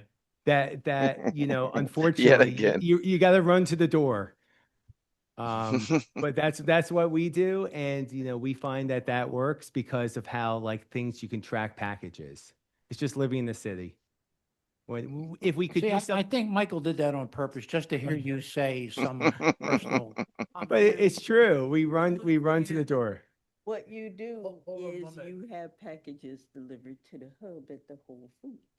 That's what you do. We can go forward if you want. Okay. We don't have to worry about it. No, we do. We're gonna, there should be a proviso, revised plans, 1 page stamped by ZBA on 7:15. July 15th, 2026. Questions or comments from the virtual audience? No, Chair, I see no hands at this Planning time. Commission?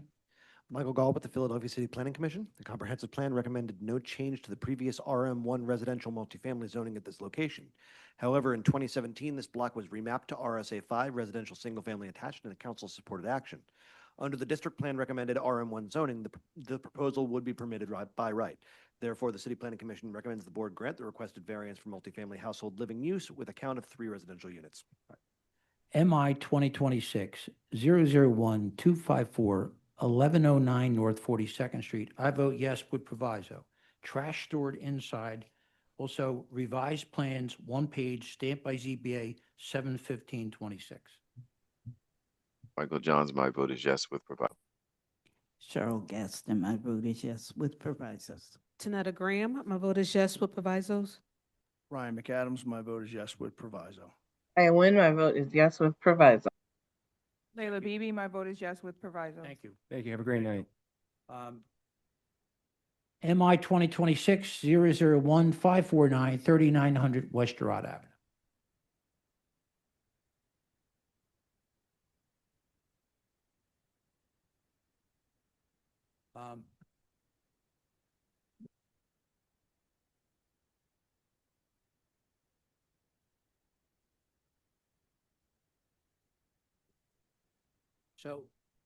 So before I swear you in, I don't know if you were here when I talked about the timelines. Okay, so we're scheduled right now that our last case is going to be at 7:30 to start. Okay. So what we're doing is we're giving everybody a half hour, Yeah. right? Now, there's trees you have put here, a lot of information.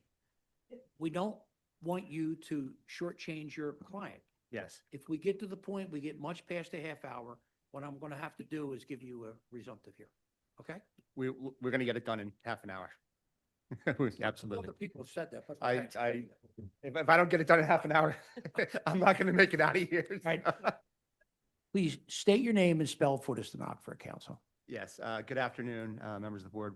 Brett Feldman, 1835 Market Street, BRETT FELDMAN, with my co-counsel, Sure. Andrea Salmon. Right. Why don't you state your name too? Andrea Solomon, ANDREASALOMON. All right, do you both swear or affirm to tell the truth, the whole truth, nothing but the truth? We do. And could you identify your client, the relationship to this property? Sure. We represent PTTI, the Philadelphia Technician Training Institute, PTTI, and its CEO and founder, Mr. Sherman McLeod, who's Okay. to my left. All right, and Um, we'll swear him in later, yeah, okay? Vice Chair has a few questions for you.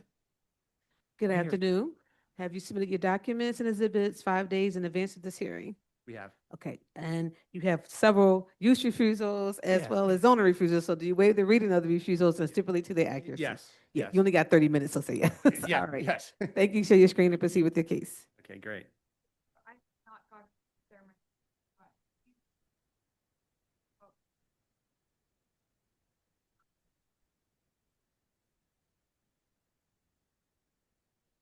I can start. Why don't you start? Yeah. To give us a general. idea. Absolutely. May it please the board again, my name is Brett Feldman, 1835 Market Street, Philadelphia, Pennsylvania.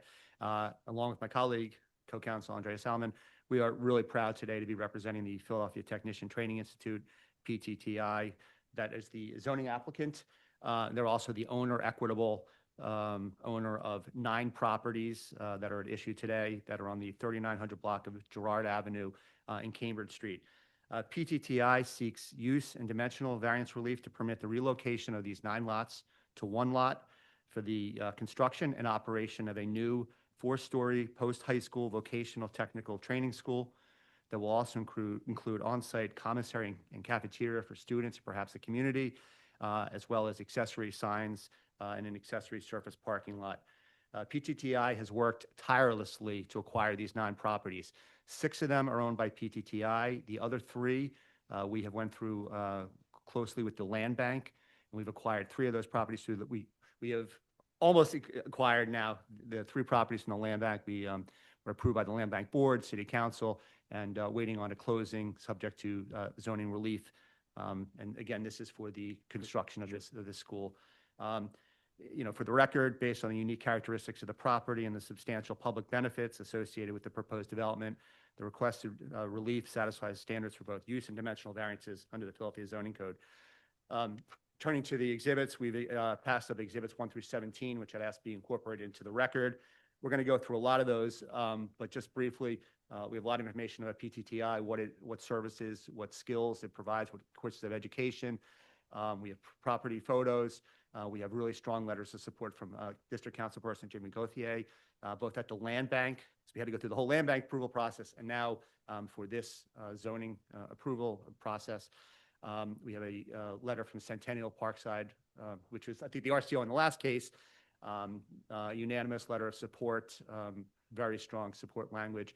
And then we have letters of support from the state rep, the state senator, because we're in the process of obtaining state money for the construction of this many million-dollar project. And then the other standard, documents, refusal, zoning map, and I'll just get right to those. With me today, Sherman McLeod, the founder and CEO of PTTI, and Robert Lynn, who is back there, who is our project architect, and he was before the board, I think about 2.5 months ago, but we'll have him come up shortly. With that being said, I would ask that Sherman be sworn in so that he can briefly introduce himself, talk a little bit about PTTI, and why the need for this second campus building. They already have a campus in 1900 West Girard at the former Berean Institute, and this is the, hopefully, their new West Philadelphia Sir, second could you campus. please state your name and spell it for the stenographer? Yes, sir. My name is Sherman McLeod, and my first name is Sherman, last name is Mcleod. Right. Do you swear or affirm to tell the truth, the whole truth, nothing but the truth? Yes, sir. Thank you. Please proceed. Absolutely, Sherman. I already introduced you as the founder and CEO of PTTI, but I just wanted you to, and we'll talk about that, but can you just first discuss like your background, where you're from, where you got your education, your work in the private sector, just so the board can get a sense of, you know, who you are and how you came to this moment. Sure. I'm from North Philadelphia, 24th and Lehigh, and my I'm sorry, sir. This is the Pull court mic, reporter. Thank you. We have it. Pull the mic to you. That's Thank it, you. right there. Yeah, I'm Sherman McLeod from 24th and Lehigh, born and raised there. and grew up. My father he worked for the city too, by the way. He was a sanitation worker. And long story short, got myself in a lot of trouble. My grandmother got me out. And I wind up graduating from Drexel University in 1982. So I've been around a little bit. And from there, I went on to Fortune 10 companies, being able to develop systems and processes and ultra high speed equipment to be able to reduce operations down to the point where it was like 70–80% reduction in workforce. But I know that the technicians were always the ones that were left to be able to service the process. So I saw a great opportunity here in the city of Philadelphia to be able to do that. And since that time, we've graduated over thousands of people that are really getting into jobs that are $35, $45 an hour in 6 months. So that was my job to reverse engineer everything. They didn't want me to leave those companies. I'll come back to it. So as I mentioned, you opened PTTI at the former Berean Institute at 1901 West Gerard? That's correct. And can you tell the board what PTTI is and what career training? And you can look on the slide here. This is your current campus at 1901 West Gerard. Right. Can you just briefly Yeah, describe we it? just expanded the Berean Institute by 15,000 square feet. That was the first thing that's ever happened on that campus since it was built. And we're just, the clients that we serve is in their city. We're just bursting at the seams. So we anticipated that would happen. We're pretty much the only one standing in the city of Philadelphia from a nonprofit private organization, public-private organization that was a nonprofit that is doing this in the city. And so it's really important to be able to expand the facility. And we look at being in the neighborhood because people don't have transportation to go outside the city. Yeah. And it's a friendly place where they can learn and grow and then get into really large companies. And Chairman, again, these are the courses of study post high Yes. school that you offer Yeah, currently. we're the largest welding facility on the entire East Coast, right here at 1901. Great. And we have other piping systems, advanced manufacturing, which is heavy my background. And we have a program called Central Processing where we teach people how to sterilize products for the hospitals and clinics and other type of programs. HVAC is coming on stream in the next few months, an electrician program as well. Great. And you have most of your students from Philadelphia? Yes, all of them, 100%. Okay. And how many students in a year approximately? Approximately now 1,500 students a year. So we right now have over 1,000 students in the school right now. Great. And if we just go to the next slide, just wanted to show some of the different career opportunities coming out of PTTI. We can just go through that quickly. This is inside of the 1901 West Gerard campus? Yes, it is. Correct, these pictures? Okay, Well, you see the welders on the top left. great. And we developed some of our own advanced technologies to teach them in VR as well as hands-on training. So when they go out, we have over 60 people out there in the shipyard right now, making over $35 an hour. So speaking of the shipyard, I just wanted to, many of us have heard, all the exciting opportunities down at the shipyard and the Bellwether District. For some of those, we really hope expanding employment opportunities. Are PTI students there? Are they working? Are they Yes. being recruited? They're Are they being- part of those efforts that we hear about, including CNBC today? Yes, they are. I mean, we have students deployed all over. That young lady right there, she works in construction, and she's doing great work out there. We have people in the center, the bottom, working for SEPTA, all kind of railways everywhere. We're kind of omnipotent at this point. Great. And while we're here today, and this is, I know you got emotional kind of when you see this picture, but Yes, this is the 39th in Girard. This is what we're here for today. that's right. Just briefly, why are we here as far as really the need for additional space? Because we already run out of space. Yep. And we want to make sure we keep everybody safe. And the demand is so strong for people in the inner city is our client that they're coming to us hand over fist. And now we have we don't even have to advertise for students. Students who are graduated and bringing other students to us, alumni. Great, great. Sherman, I don't have any other further questions. I don't know if the board does, but Okay. I just wanted to give a base for. We can, if we have to. Great, Well, you great. Why don't you finish your presentation? Great, thanks. So turning to exhibits two. So here is getting to the project itself. Here is the assemblage. This is at West Gerard. This is 39th, Cambridge and Union Street. 9 properties. The ones in pink salmon are the land bank properties. The other 6 are the properties that PTTI has already acquired. Again, putting these together, 9 properties into one. Here's our site. It's the kind of upside down L with the blue cursor right there on Gerard Avenue. Tremendous mass transit, SEPTA right there. We're really part of this kind of educational district. If you look across the street, there's the School of the Future. And we've got the zoo to the right, all the parking here. So their first campus is on Gerard, so it's very close to go back and forth between the 2 campuses. So in so many ways, this was really an ideal location for us. Just moving on to, again, here's a little more context. The School of the Future across the street, our site, zoo, other parking facilities, 76. Next slide. And then here's at a ground level. These lots are currently vacant. I think almost all these lots have been vacant since 2007. If you go back on Google Street View. So it's been a long time coming. And even in the city plan, which I think Alan referred to before for Project Near here, this is one of the sites, this area right here for redevelopment because of its longstanding vacancy and non-use. Next slide. And Sherman's real proud of this. When PTTI took over, acquired many of these properties, they went out there with their students and was it 12 tons of refuse taken off these 12 tons worth of- Yeah, it was used, had been a dumping ground. This had been construction equipment, people were left there, and it's just immaculate right now. We actually had our community meeting on the site in a tent to kind of celebrate what's happened there. Next slide. I'll go through these. These are our letters of support. This is from the district. We have every letter of support. Don't do that. We have every letter of support. I'll get right through it here. Land bank, at the land bank, the councilperson, Centennial Park side, unanimous.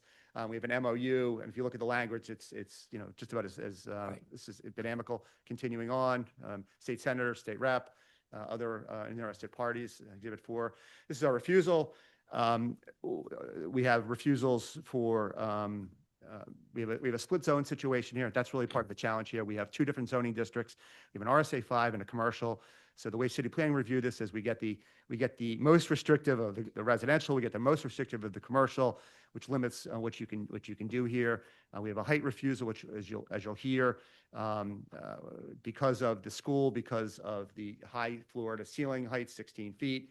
Because this type of school is not a traditional classroom. This is basically a training factory that, to have these skills, to have, learn how to, yeah. Wait, well, 2 of our members, right, work at training centers, right? One, the Carpenters Union and the Steam Fitters. So I think we understand a little Let's bit move what on. you're talking about. Let's move on. We've got it. Yeah. Next. We've got, and refusals for signage here. We have letters of approval from the Art Commission in Fairmount Park. This is the district CMX1, RSA 5, the split zoning, which really kind of creates part of the hardship here. Exhibit tab 6. So with that, let me now introduce our project architect, trying to make sure I'm on time here. I'd like now ask that our architect, Robert Lynn, be sworn in. Sure, let's get a mic in front of him. Sir, speaking to Mike, please.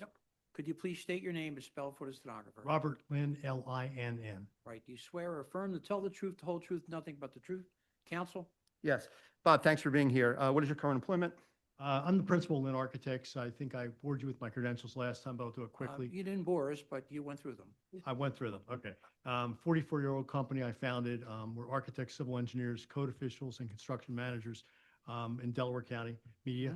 I'm registered in Pennsylvania and about 22 other states. And I appreciate your service. I'm 31 years on the Planning Commission in another province, township, Delaware County. I know what it's like to serve. It's not appreciated often, but it's necessary. It's very important. And I'm also the zoning officer in 3 municipalities in Delaware County. That's great. And I've done 4 comprehensive plans. Yeah. You have your CV at Exhibit 15. You've worked in the city. You were previously, you've appeared in front of the Philadelphia Zoning Board a couple months ago, correct? And multiple occasions Yes. before that, yes. And at that time, you were qualified as an expert, and I'd like to ask that Mr. Lynn also be qualified as an expert in architecture, zoning, and land development. Bob, you've been retained to represent the project 3900 Gerard, correct? I have, and I was the architect for the original building in 1900 as well. So I've had a pleasure with working with this gentleman. 1900, Gerard. the old Berean. Yeah, the one he was showing the major addition They to. expanded. About yeah. 2 years back. Yeah, Okay. yeah. So let's just get right to it. Can you just briefly describe the site? Yeah, I'm going to keep this succinct. I know you're on time limit here. The site's about 3/4 of an acre. It's got frontage on 3 streets. It has frontage in Girard, and my numbers say it's 100 feet. It has 195 feet of frontage on 39th Street to the east, and it has 300 feet of frontage on Cambridge to the south. Cambridge is a row of homes immediately behind Yep. Cambridge, so we were very sensitive in our development. If you look at the plans, you'll notice that we took the building and located it completely up on the front corner of the property. We didn't want to get greedy and spread it out. And we have our parking field, and as you can see by the exhibit, a fairly substantial landscape buffer of both street trees and plantings on the rear. The property has, for the first time in its history, stormwater management. When he says he had a lot of junk on the site, he wasn't exaggerating. It was a backhoe and a trailer were abandoned there, so it was really pretty substantial. It was a typical urban blight type of site for the last 20 plus years. The entrance, we were very sensitive. Again, if you look at the plan, we put the parking field entrance over on 39th Street, not back on the rear, because that would have impacted the neighborhood. It's a one-way street going to from your illustration, from your right to your left. So we didn't want to have parking vehicles having to exit the parking lot up on the rear and impact the residential. As you pointed out, we had the meeting directly, and I swear there must have been camel.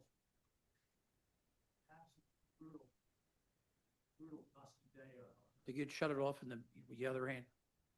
There you go. Thank you. A brutal, dusty day under a tent. The neighborhood was gracious, cooking food. There was such support. It was really a pleasure to Good. be up there. Good. That was I believe that was May of this year. And of Correct. course, you've been through all the land bank process and the RCO process. You've covered all that. The building itself is 4 stories. You saw it. It has a footprint of 8,440 square feet, total building area of about 33,000 square feet. Again, I talked about location. We're only required to have 31 parking spaces. We have over 50. And the beauty in that is I'm not creating the typical Philadelphia site with no parking. We've got a surplus above the ordinance. We also have a surplus of street trees above the ordinance. Okay. Can I do it again? Keep turning it off. Man. We talked about the zoning a little bit. Yeah, can you just briefly, we're here because of that. Well, we're here because of a combination of CMX1 and the RSA5. The sign variances, you can see the illustration on your screens. The sign variances are for the address of 3900 and the logo. That's the only signage we have, so they're fairly innocuous, I believe. Again, our height is a product of you need good floor-to-floor height, a good interstitial space. You're teaching programs where you're standing up a 10-foot stud. You need some ceiling height. Again, we consolidated on the corner. We have some nice ramps on the front, so you can enter the building from the rear or the front. Great. And you reviewed our 4-page memorandum of zoning hardship prepared by our office, correct? It's probably one of the best write-ups on hardship I've seen, seriously, in a long time. You actually understood the concept. What are the parameters? What's zoning trying to do? Zoning's trying to cover HSW, health, safety, and welfare, aesthetics, air quality, utilities, police protection, and doesn't want to impact any of those. So I could sit here in my extra 20 minutes, go through each one in detail, but yes, I would hope you would. I would hope I wouldn't as well. I think so- we understand where you guys are. Yeah. So you agree with the conclusion? Yeah, I think the hardship is very easy to discuss in the code, and you got 14,303, 8E, and you got 1, 2, and 3 with the different criteria. Great. I think both use and the dimensional hardship are very easy to work on this site. Great. And you talked about our engagement with the community through this, Yes. through the land bank process. You actually started before we were involved, correct, Sherman? Yeah. Okay. So finally, in your 50 years of experience in the fields of architecture, zoning, and land development, do you have a summary conclusion? First of all, I conclude it makes me feel old. Thanks. This is very much a project that should be community oriented. The community put their heart out and said it was. It's a good use. I had the pleasure of working with him now twice. He really puts his money where his mouth is. Great city support, great legislative support, great community support. That's all I can say about that. And when you take a look at what we had in removing the, I'll call it the attractive nuisance of traditional urban blight, it's a real pleasure to be able to do something in this corner. Thank you very much. Great. Thank you. So with that, I would, if the board has any other, any questions for. Questions from the board? Yes, I have a question. So do the parcels of, are they, I see them some homes right there on Girard Avenue. Is there a space between the parcels and the homes, and is that your parcels? There's a pair of remaining row homes immediately to our side. So from my back to Girard, looking at our project to the right, the next vacant, has some vacant lots. Then there's a brand new apartment building was just erected. It's actually under construction now, mid-block, I'll call it. And then there's the remaining homes are flanking on the left-hand side. They back into our parking field, but they're not actually on Girard. So there's very little left out there that is still residential. Okay. And is there any outdoor space designed, like for the students, break time or whatever, to hang out time, study time? Yeah, there's a little space. First, there's a little plaza terrace out front. It's narrow, but it's effective. And then to the rear of the site towards the parking lot, you see the little tan area. That's a little plaza entrance to the building that lets you gather there on the backside. Okay. And my last question is, there's mention of a cafeteria or sit-down restaurant. That's not for the public, that's just for the students, correct? The student body? It's currently for the students because a lot of these students come, as Sherman points out to me, without even lunch money. And in fact, he provides transit passes for a lot of them just to get them there. And he says having a good meal is a good thing. They're also talking about maybe starting a culinary program where they could do some training in the culinary.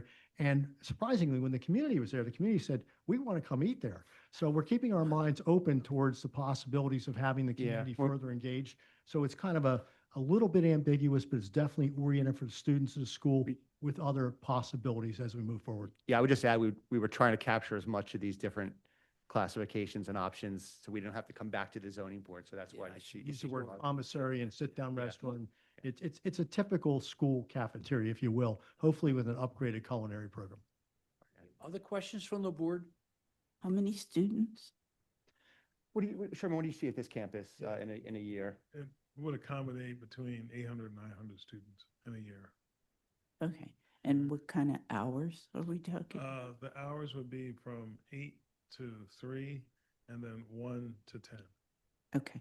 And then you're expecting these students to come on public transportation for Yes, the most ma'am. part? Yes, ma'am. Okay. That's primarily that's the other reason for the location, because there's Fleshwood Highway, also for public transportation, the L and the bus, and it's really close to everything in the city.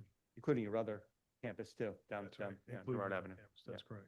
Okay. So then the parking spaces are for the teachers and Yeah. or instructors, if we Instructors will. And students also. But most of the Interesting. students, they catch public transportation. So we just have the parking lot primarily for instructors, faculty, and also students that would drive. Okay. And then for this commissary and for the different materials that you need to help teach the students and what have you, we have some way that these materials are delivered Yes, or? ma'am. Right through, good question. Right through the 39th Street, up and through the lot and then into the building, not through the front. Okay. Yeah, it's 39th to make the right in, and then you can load from the back there. We do have an elevator in the building that'll accommodate freight size loads. You know, if you're going to bring in a 2x4 stud and we're not going to put in the passenger elevator. So we did a fairly large elevator. And again, Sherman's referring to this little location. You can see it over the computer screen. That's your entrance in the back to bring in materials. So we kept it off of Girard. Okay. And you said how many floors? I'm sorry, I didn't. Total four. Four. Four floors. 4 floors. Yeah. Okay. All right. Thank you. Just to give a sense, how many employees do you have now and how many will you have once you start this? So we have 90 employees on site on Girard, and we're gonna have 45 on the site for a 3,900 block. Thank you very much. Yes, sir. Any other questions? Questions from our attorney? No questions at this time. Questions or comments from the virtual audience or the current audience here? We have one hand up, Chair. Jahad Ali, you are able to speak. Just unmute yourself. Hello, good afternoon. Can you hear me? Jihad, I can. Could you please state your name and spell it for the stenographer? Yes, my name is Jihad Ali, Jihadali. Do you swear or affirm to tell the truth, the whole truth, nothing but the truth? Yes, I do. I affirm. So, yeah, so Jihad, we have your letter. And what, pardon me? We don't have the letter. Well, we have the Okay. letter, right? Am I correct? And Yeah. we don't want you to read the whole letter. If you could just give us a little summary of what do you want to say? Well, I appreciate that, Mr. We've made, by the way, we've made your record part of the case. Well, thank you, Commissioner and members of the body. I did send a letter to the executive director, and you said you have my letter, so I just want to make clear that. Oh, yeah. Okay, thank you. Before my statement, I would like to respond briefly to the council's characterization about community support. The support council describes as a contractual deliverable. Their own addendum makes the ZBA letter and the hearing testimony express consideration and voids the entire agreement if the variance is denied. I ask the board to weigh it as what it is. Now my testimony. Good afternoon. I'm Jihad Ali, East Parkside resident, 4276 Parkside. I've submitted written testimony through the portal and to the executive director. I support workforce development in East Parkside, and I am not asking the board to deny this application. I know that the plans presented the place the building mass on Girard Avenue, which is the right location for it. What the Cambridge Street frontage receives per the plan presented is 56 space parking lot screened by tree line and a privacy fence. That screening is the only buffer the residents of Cambridge Street get, and council has stated the school will serve 1,500 students per year. I ask that any grant carry the conditions in my letter, the precondition survey of the Cambridge Street row houses with vibration monitoring, the parking and loading management plan, given 1,500 students and 56 spaces, hours and trash controls on the restaurant uses, signage conformance, completion of the land-based conveyance, and the community benefits made durable in a recordable form. And I respectfully ask the board to grant with a proviso incorporating these conditions to make any grant per the plans of record. So the screening and the project presented today are screening and the project built. If the board has questions, I'm available. Thank you. Thank you for calling it. Do you have any questions of him? You know, I haven't seen the letter. I will tell you, we had I think the plans that you see are the plans that we're going to be doing here. We had a tremendously transparent process, including the meeting itself, as we discussed, was actually on the property. We had a meal for all the residents. We passed out all the notices. You'll see the letter. I think the RCL, if I can read it, present to the proposed project and provide an overview. The discussions reflected strong community interest and support for the project. Many attendees expressed that they're looking forward to the proposed campus and to the opportunities they bring to East Parkside, especially with respect to workforce development, job training, youth engagement, local participation, and long-term neighborhood investment. So we are committed to this agreement. Okay, thank you. Yeah. Mr. Chairman, before you go, I just respond to council. He is right about what he did say, but the problem is when he said it, because there was a meeting and there was an event, not a community meeting, but he eventually did say that they did agree to some things about childcare. They agreed about jobs. They agreed all that, but then they issued an addendum that was revised 3 times where they took all that back away. So if the council can address that, but everything that they gave the community, they took back. So at the end of the day, we're back to the community actually receiving a community benefit agreement that is absolutely nothing. So, but I'm not here for that. I just wanted to put on the record what I. Thank you. Just have to clarify, there is a executed community benefits agreement with the leadership of Centennial Parkside. Okay. There were 3 revisions. All right. Yeah. All right. Planning commission. Wait. Yeah. Planning commission. Michael Gall with the Philadelphia City Planning Commission.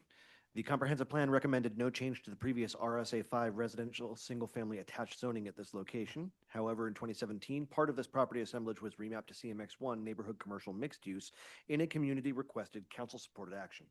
The location is transit-rich with other educational institutional uses on the same block at a similar scale. The appellant has demonstrated that the proposed use would not cause undue detriment beyond what might otherwise be expected at this location. Therefore, the City Planning Commission recommends the board grant the requested variances for signage, parking, and educational facilities, takeout restaurant, sit-down restaurant, and commissaries and catering services use. And, And- Mr. Chairman, if I may, I just want to make sure that Mr. Sherman, if he incorporates my testimony and adopts my testimony. Sure. Yeah.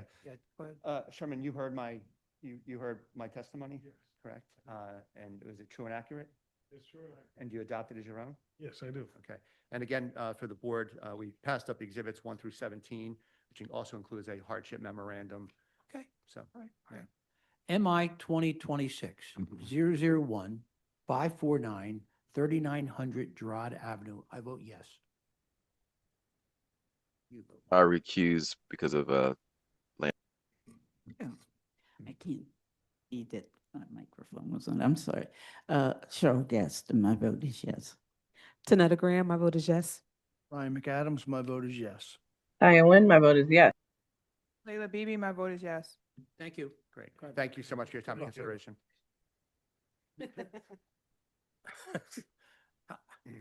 I still had some time from your time before. So. No, thank you. Steve, that's really nice. It's really nice. Steve, yeah.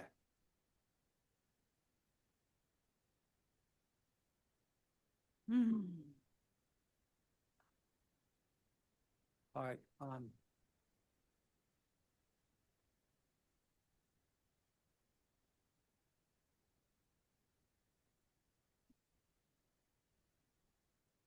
Steve, I'm sure you've heard my speech about time and things like that. We're going to give you a half hour. Okay. If you have to, and I'm not telling you to cut your client short, if you have to, we'll give you a resumptive hearing. And I would remind you that right now our last 7-something is where we think our last case is. And the interesting thing is we have a guy that's coming for that last case who we don't want to get mad. Mr. Masters is the last case of the day. Yeah, I heard that. I was the last one for the 2 o'clock and for the 3:30. Yeah. Well, there's not much before you. Okay. So, We're not going to have an issue with the half hour here. Sure. Yeah. Right. Why don't you state your name and spell for the stenographer?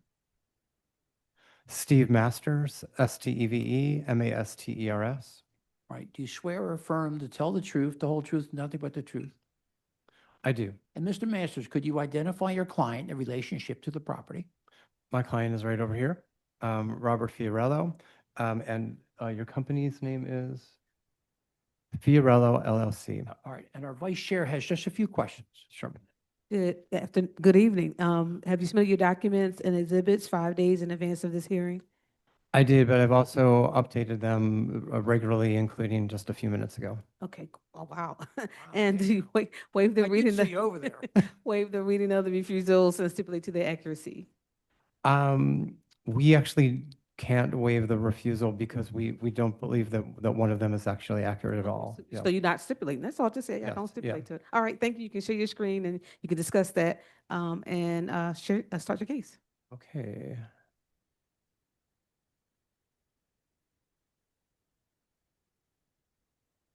All right.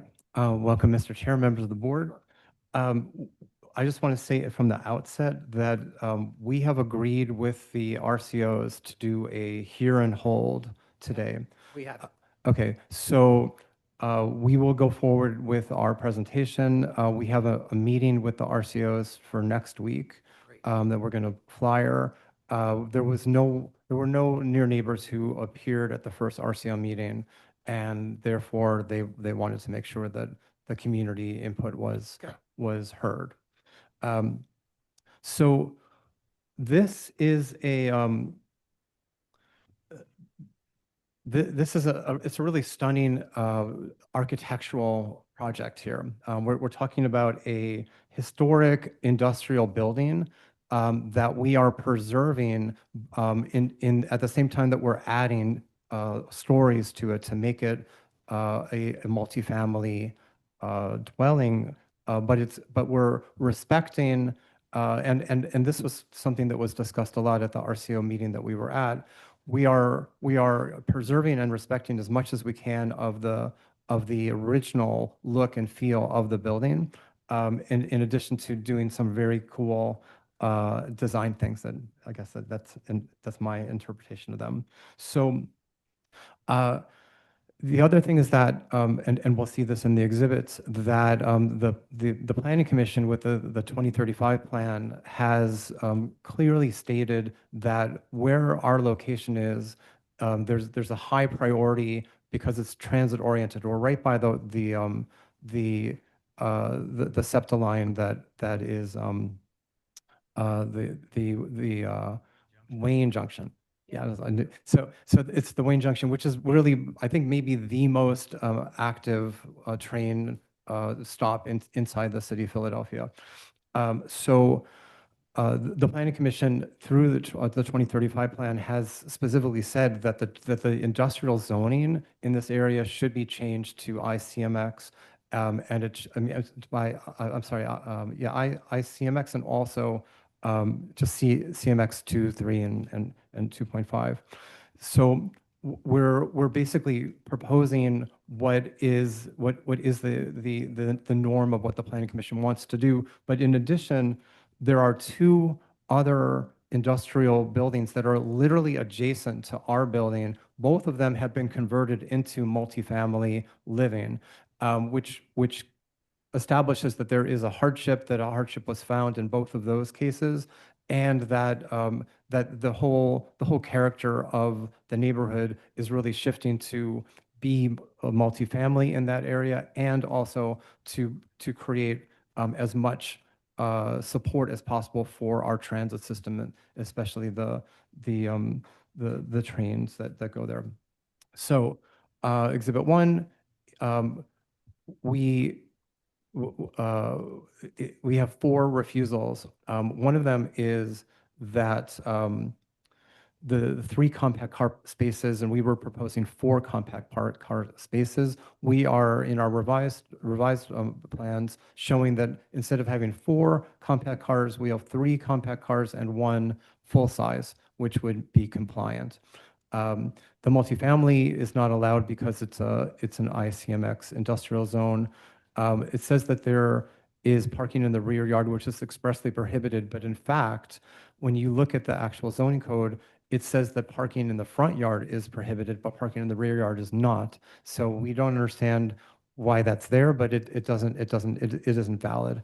The fourth is the rear yard depth, and we are proposing 15 feet. If we had to do the full 20 feet, it would squish a large part of the building, which doesn't make any sense to us.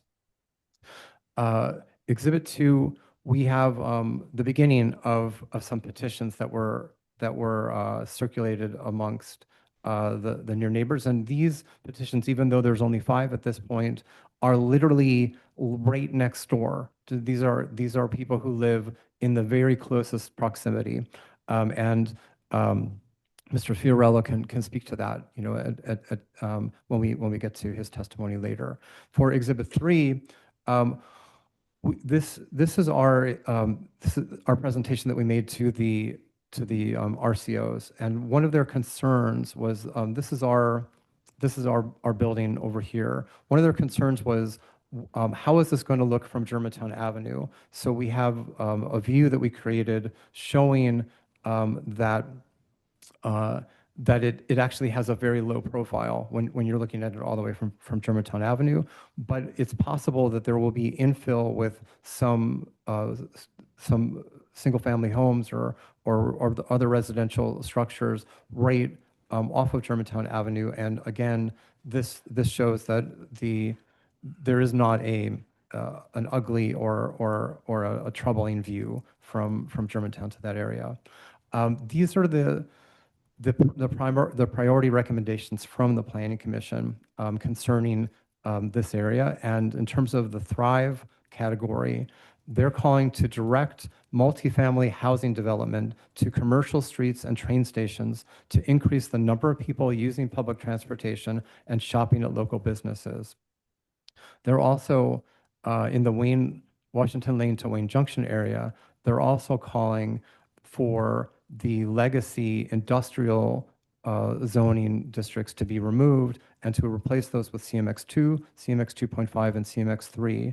And the purpose is to promote housing production through new construction and adaptive reuse on major corridors close to transit stops. So that's exactly what we're doing.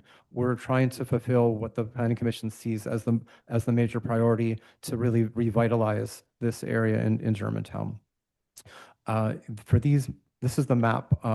We're looking at Area J, and this is where our property is in this part of Area J, right next to Germantown Avenue. And that's the proposed zoning from 2018. We also have, this is, I think, the same slide as before. So these are the two properties that I was referring to that recently received zoning permits and were constructed to have significant multifamily. The 4700 Stenton Avenue received a zoning permit in 2022. You'll see that it was the same zoning. It was this ICMX, and the zoning permit calls for multifamily, and it's 26 units that were constructed there. The next building is 4717 Stenton. That was also issued in 2022, and it was a construction of 78 dwelling units, 40 accessory off-street parking spaces, including a bunch of bicycles and electric vehicles. Those are literally, like I said, right adjacent to our building, and it shows that we're basically in sync with what the changes are in this specific area. In Exhibit 4 is our revised plans, and these will make more sense when we look at the renderings. But we took a lot of the concerns that the community had, and we changed our design on the outside of the building. These are not really zoning plans. These are more building plan issues. But those were the significant concerns, that they wanted more preservation of the look and feel of the original building. But we do have, just from you, so that we are replacing the one compact car with the one full size. That's part of the refusals. Exhibit 5, I'm going to have our architect, Ivano D'Angela, walk us through the design of everything. So Ivano, can you come up here and get sworn in, and then we'll go through them. Pull the mic over to you, okay? Sure. Killed by the client with it. My name's Ivano D'Angela, Ivano D'Angella. Just try to get it a little closer. Closer. Yeah. Mr. Kelly, are we okay with that? Hello? No, Mr. Kelly's our court reporter. Okay. Why don't you do one more time right next to it, please? My name's Ivano D'Angella, Ivano D'Angella, practicing architect here in Philadelphia, resident of Philadelphia for 61 years. Right. All right. Do you swear or affirm to tell the truth, the whole truth, nothing but the truth? I do. Counsel?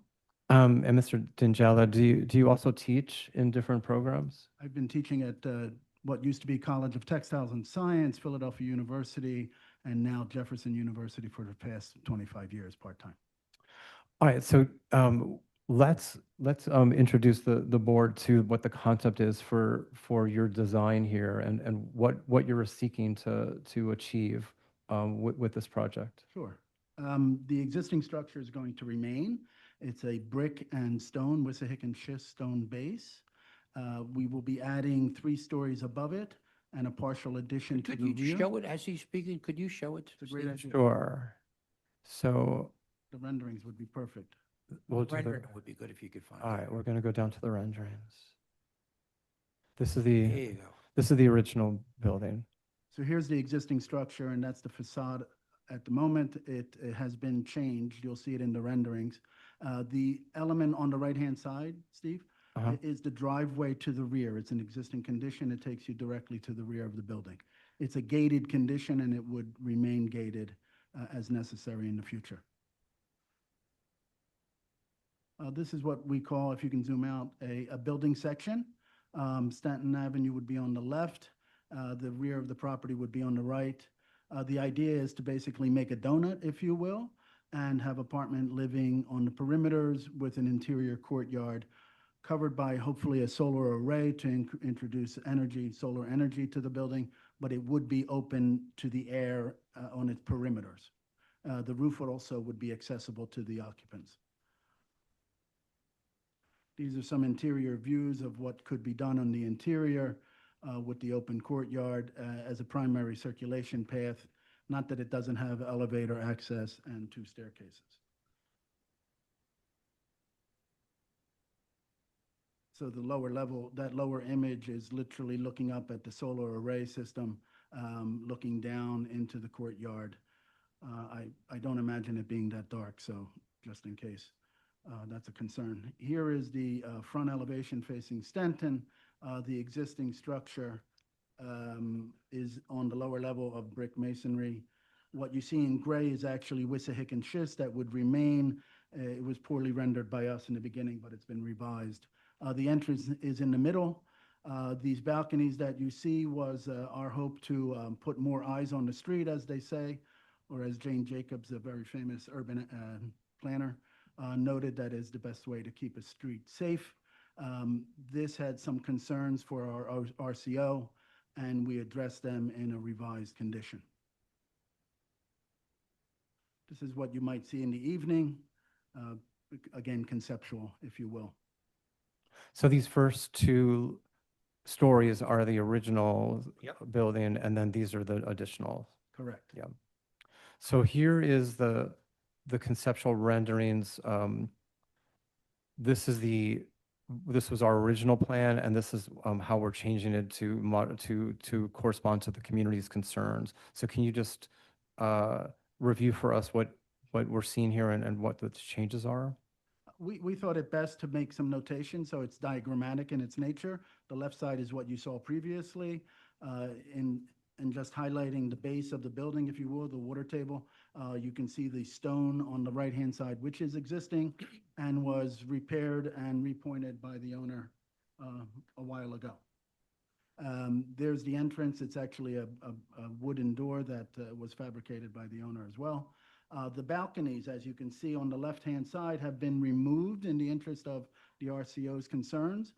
The balconies above, instead of being full-depth balconies, they became Juliet balconies, again, with some interest of putting eyes on the street, if you will. So those were the primary concerns. Also, one concern that you can note is the existing facade sits proud of the addition by 12 to 14 inches, which was a request by the RCO as well, highlighting the differentiation or the nature of the 2 buildings. Okay, are there more that you wanted to bring? I don't think so. Okay. Thank you.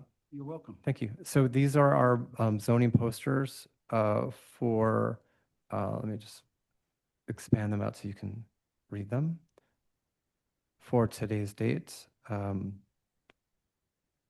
that's the refusal. This is the notice of appeal, the July 15th.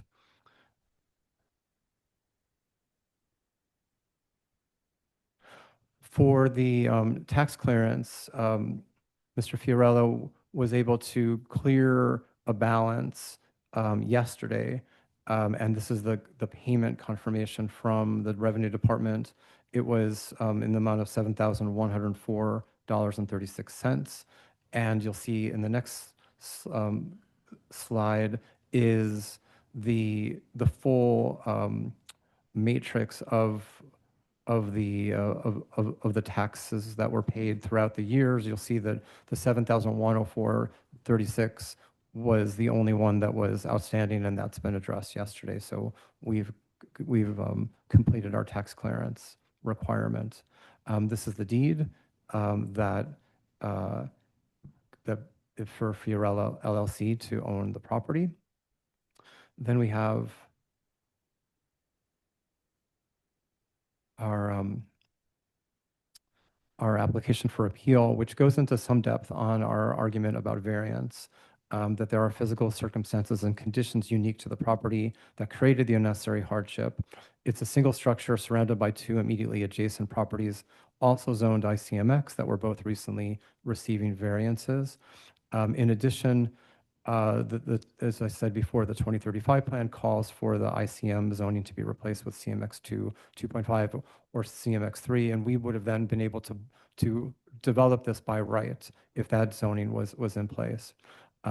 We have addressed the compact car issue, and the rear yard is wrong because section 14803 1.2 provides that surface parking lots or parking structures in any industrial district may be located anywhere upon the lot except in required front yards. So we don't know why they thought a backyard and a front yard was the same, but they're not. The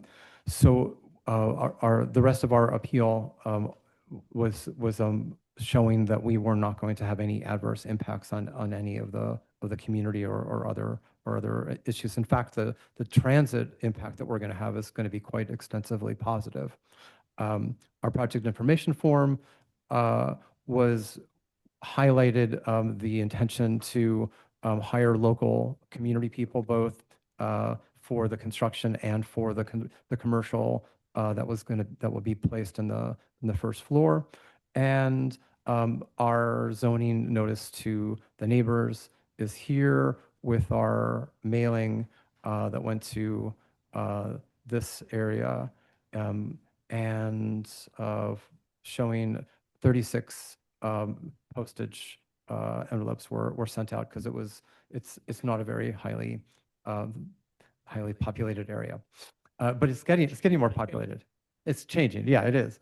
But unfortunately, our system in the planning commission doesn't allow us to actually mail to each individual apartment. Yeah. Mr. Fiorello, you've heard my testimony. Could I swear him? Oh, first? sure. Okay. Could you please state your name and spell it for the stenographer? Yeah, it's Robert Fiorella, Fiorella. Right. Do you swear or affirm to tell the truth, the whole truth, and nothing but the truth? Yes, I do. Counsel? Mr. Fiorello, you were here witnessing my testimony today, right? And do you agree that it was true and accurate and adopted as your own? Yes, I do. Do you have anything you want to share with the board at this point about your project? I don't think so. Okay. Right. Questions from the board? How does the loading and unloading work? Yeah, You can, yep. Just say who you are, so everybody. Ivano D'Angelo, architect again. The loading and the unloading would go up the driveway on the right-hand side of the building as you're facing the building and enter the rear of the building. So that driveway right there on the bottom of the page would take vehicles to the back. Okay, and so your move outs go there Correct, from the rear entrance, correct. and then where's the elevator? But the elevator is up towards the front. Yes, you'd have to come through the rear vestibule, move through the courtyard, and come to that condition right there. Is there any way to get through this? Is there any way to get through this stairwell? I mean, that's a long way if you're just sort of dropping off. No or, argument. No, moving in, moving out. Totally agreed. We could potentially create an opening in the driveway, and maybe that would work logically with a truck stopping traffic in the driveway and move through shorten the electrical room and through what we were hoping is a little gymnasium. So that could help reduce that. But the idea of getting it off the street was probably the key factor for us in concerns of loading and unloading. Other questions? Yeah, so there's still 49 units, right? That's correct. And what's the configuration? 1 to 2 bedrooms or studios? There are 4 lofts, 37 one-bedrooms, and 8 two-bedrooms. Okay. And is there lighting on the outside of the building? Natural lighting? No, just lighting for this, like, Natural, artificial lighting, yes. Yeah, The intent is to have artificial lighting. You could see it in the evening rendering, starting to Go kind of back to that, Steve. Okay. convey an idea. For fire egress, you're also required to have lighting at each of the exit conditions as well. And what material is that, the structure with the shape, with the That one right there? panels? Yeah. What is that made of? That's a photovoltaic cell made of sand, basically, into glass. We might even be able to see some out there if we look. Matter of fact, on the building right there. It's basically glass. We were concerned if it's visible from the street, but it's not really visible from the street. So although it has to be submitted as a separate permit in building department. Okay. Yeah. All right. Ivana, am I getting to the right? Well, you had. Just on you the had one outside of the that said- building. Next I saw one? the- I Okay. saw the Front of the building. balconies, but I didn't see Okay. see it down the bottom. So the lighting is just at but primarily like the first level. Here we go. So there's some accenting across the building. Oh, okay. Oh, that's lights. Yeah, Okay. there you go. There you go. Also at the lower level to highlight the sidewalk. Yeah. I see. Okay, now, thank you. Yeah. There be light, yes. Yeah. But Other actually, questions? sorry, Lynn Weidel Huber, that's actually not correct now, right? Those are, some Yeah, of because those you can't- balconies are taken off, correct? That's correct. Right. Taken away. Just want to make sure when you told the board Yeah. about the lighting. Yep. that's- Yeah. We're on the same page. Yeah. Other questions from the board? Is there additional lighting for the driveway to the rear parking lot, and how is that going to be lit? We would use up and down lighting, similar to the front facade that would go up the driveway. Ty. Okay. And then I understand that there's going to be a gate. Is that going to be sort of like your typical, like they're going to have a fob access, or like the way you would do an electric gate so that residents that have parking spaces can get back there? Exactly. We're hoping that it would be, first of all, a signal would be placed on the front of the building where one would notify if one car is coming or going, and it would be operated remotely with key fobs. Okay. And is the plan that this is going to be a building with no like standing management, or is there going to be someone on site?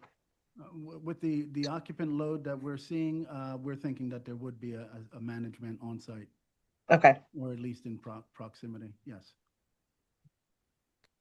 And how is trash managed for the units? If you look at the floor plan that Steve has up right now, the right-hand side by the staircase number 2, that isn't showing steps, but the reality is there are steps there because there'd be problems. There's a trash chute that goes directly to that trash room. So it's a trash chute on every floor?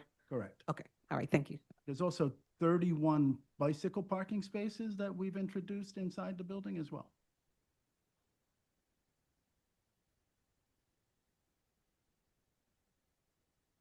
Okay, any other questions?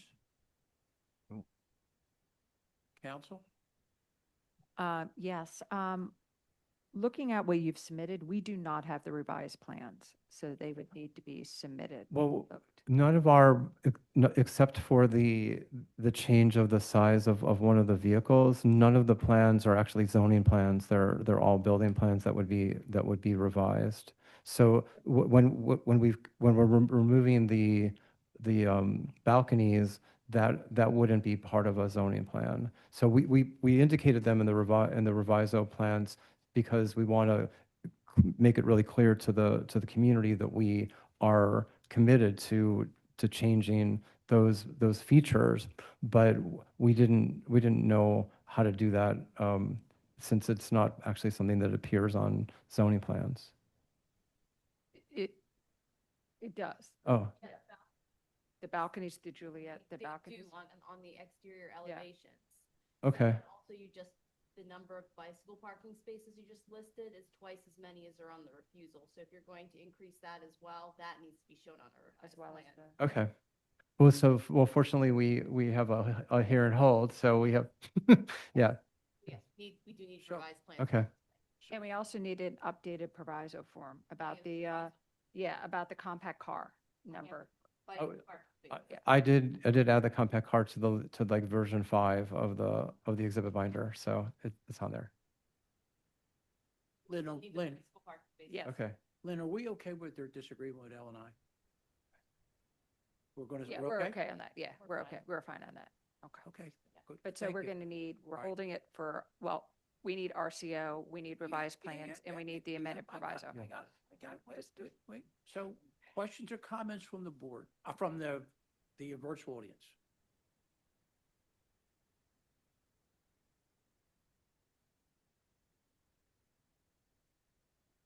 Do we have any comments? Okay, do we want planning to take a position now? Go ahead. Michael Gall with the Philadelphia City Planning Commission. The comprehensive plan recommends a change from the existing ICMX Industrial Commercial Mixed Use to IRMX Industrial Residential Mixed Use zoning at this location. The proposed use, multifamily household living, would be allowed by right under the zoning recommended by the district plan, as would the dimensional standards, and the variance in parking would be de minimis in nature. The location is well served by transit, and other abutting properties have received variances for similar multifamily residential conversions of former industrial sites. Additionally, a waiver was granted by the Philadelphia City Planning Commission for landscape requirements for this project. Therefore, the City Planning Commission recommends that the board grant the requested variances for multifamily household living use, parking, and rear yard setback. So here's a question. This is closed except for documents that he needs to give you and also, right, so. The RCO. The RCO. correct. Except if we have to make comments relative to the RCO, right? If the RCO comes with something. He can that- submit that he- something, that he he'll can submit. submit something to Okay. us, correct? All right, so it's all closed Okay. and we're just waiting now and we're not going to give us a date. Yes, I was going to have a date. Go ahead. I was going to give a date of August 5th. That'll, August 5th, so that if he needs to respond to the August 5th RCO, at 2 gives enough p.m.? time for RCO revised, That's when everything. we'll vote. Yes, correct. Okay, August 5th at 2 p.m. Thank you. Very good. Thank you. And you got done on time, Steve. I did. Thank All you. right. All right. I got to give these people up here a 5-minute break and then we're going to come back and take care of what we have. And then I'll wait for a while. No, you're not going to have to wait that. I'm hoping anyway. All right. Who did this?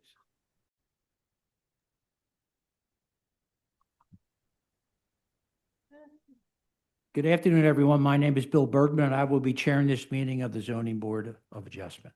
With me is our Vice Chair, Tanetta Graham, Present, Mr. Chairman. Board Secretary, Cheryl L. Gaston, Present, Mr. Board Chairman. Member Michael Johns, Present, Mr. Chairman. Board Member Taya Wynn, Present, Mr. Chairman. Board Member Ryan McAdams, Present, Mr. Chairman. Board Member Lay by BB, Lay. Mr. Chairman. Thank you. It's getting late. Also present is our board attorney, Lynn Ryder-Rumor. Also, our board administrator, Lakeisha Dandy. Also present, this hearing is being recorded. It will be posted on the ZBA website. By participating, you consent to be recorded. This is an in-person meeting with remote participation.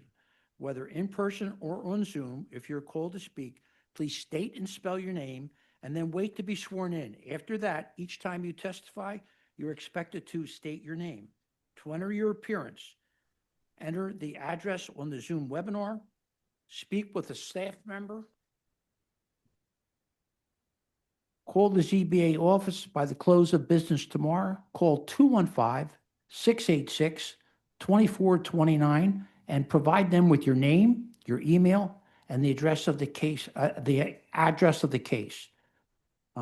Remote participation. Raise your virtual hand when directed so that we can call on you to speak. When we call on you to speak, make sure you click the join as a panelist line, the button. Use the Q&A for procedural questions only. Do not mention the case.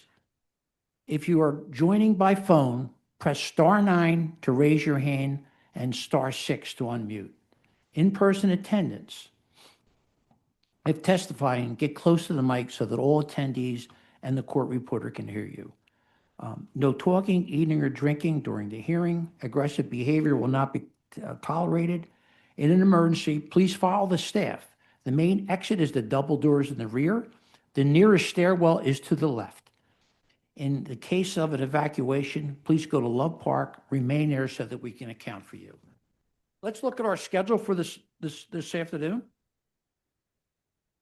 Number 4, 5948 North Camac Street, MI 2025-006296. This case is continued until 11/4/26 at 3:30 PM. We're going to go to our first case, number 5.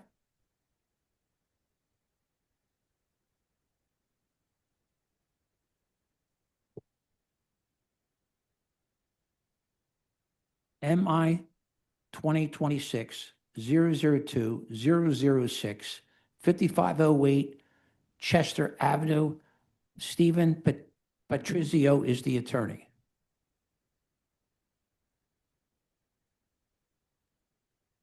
Stephen Patrizio will be coming in as a panelist. Thank you.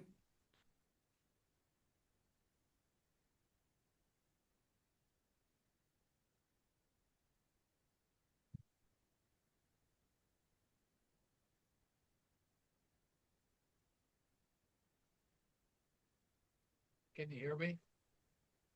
You're kind of low. It's very, very low. My name is Stephen Patrizio. Can you hear me now? Is that I better? can hear you. Yep, it's better. Could you please spell your name after stating it? Yes. Just hit the video down there, bottom left. What's that? Could you turn on your video? Yep, we're going to now. Okay, thank you. It won't let me. Bottom left, Right here. right there. Yeah, Trying to turn on the video. Can you see Okay. me? it says it's, No, we see your name. yeah, it says it's disabled by the host.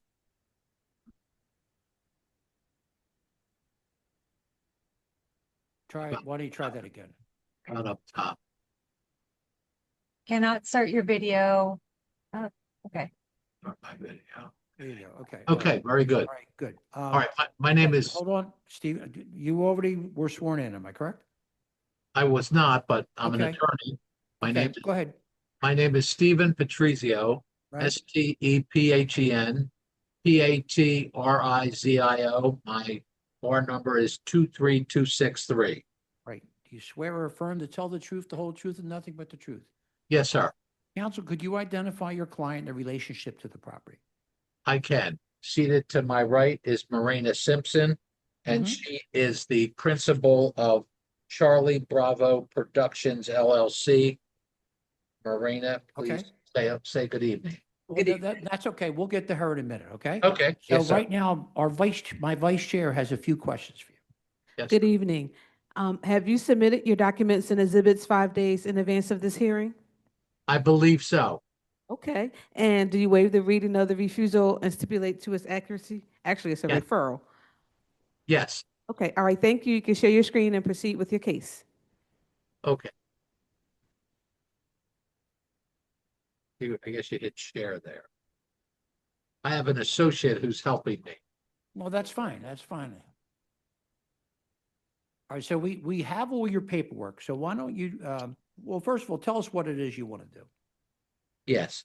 What we are seeking here today is an special exception for the use of this property for a community center for events.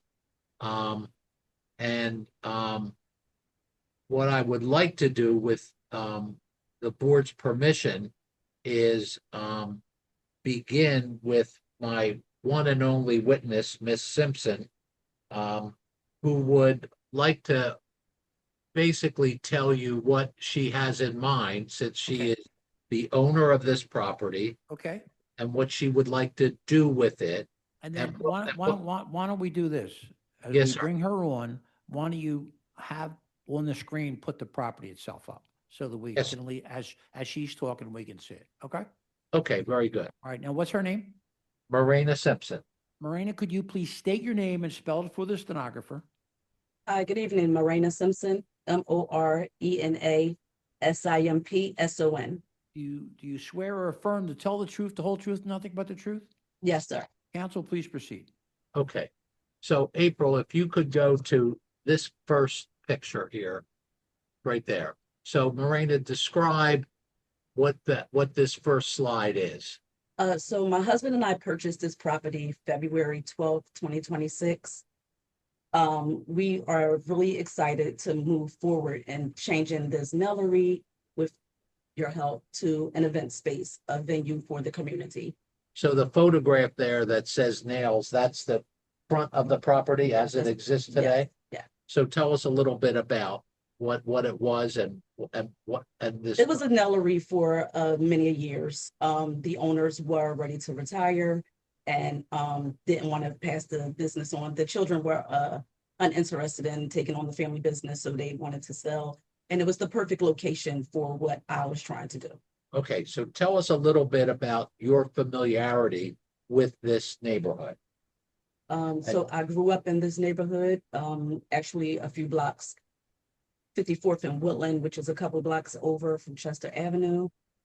We grew up in this community, and the community, honestly, in my personal opinion, is in need of an event space. It's in need of a facility that can host a bunch of gatherings of different sorts, from school gatherings, partnering with the local schools for coat drives, back to school, book bag giveaways, things of that nature. We also would like to do more things even with our older senior citizens, have like bingo nights and just a lot of things, not just for parties, but community events, weddings, funeral repasts, community gatherings, possibly even RCO gatherings, anything, like police, retirement parties, whatever the neighborhood needs. I feel as though this venue venture would be a special place to gather. All right, let's go to the next slide, April, please. So this is the first floor as it exists now? Yes, this is actually the back of the property looking from like the yard to the front. What you see right there is more so like a kitchen area.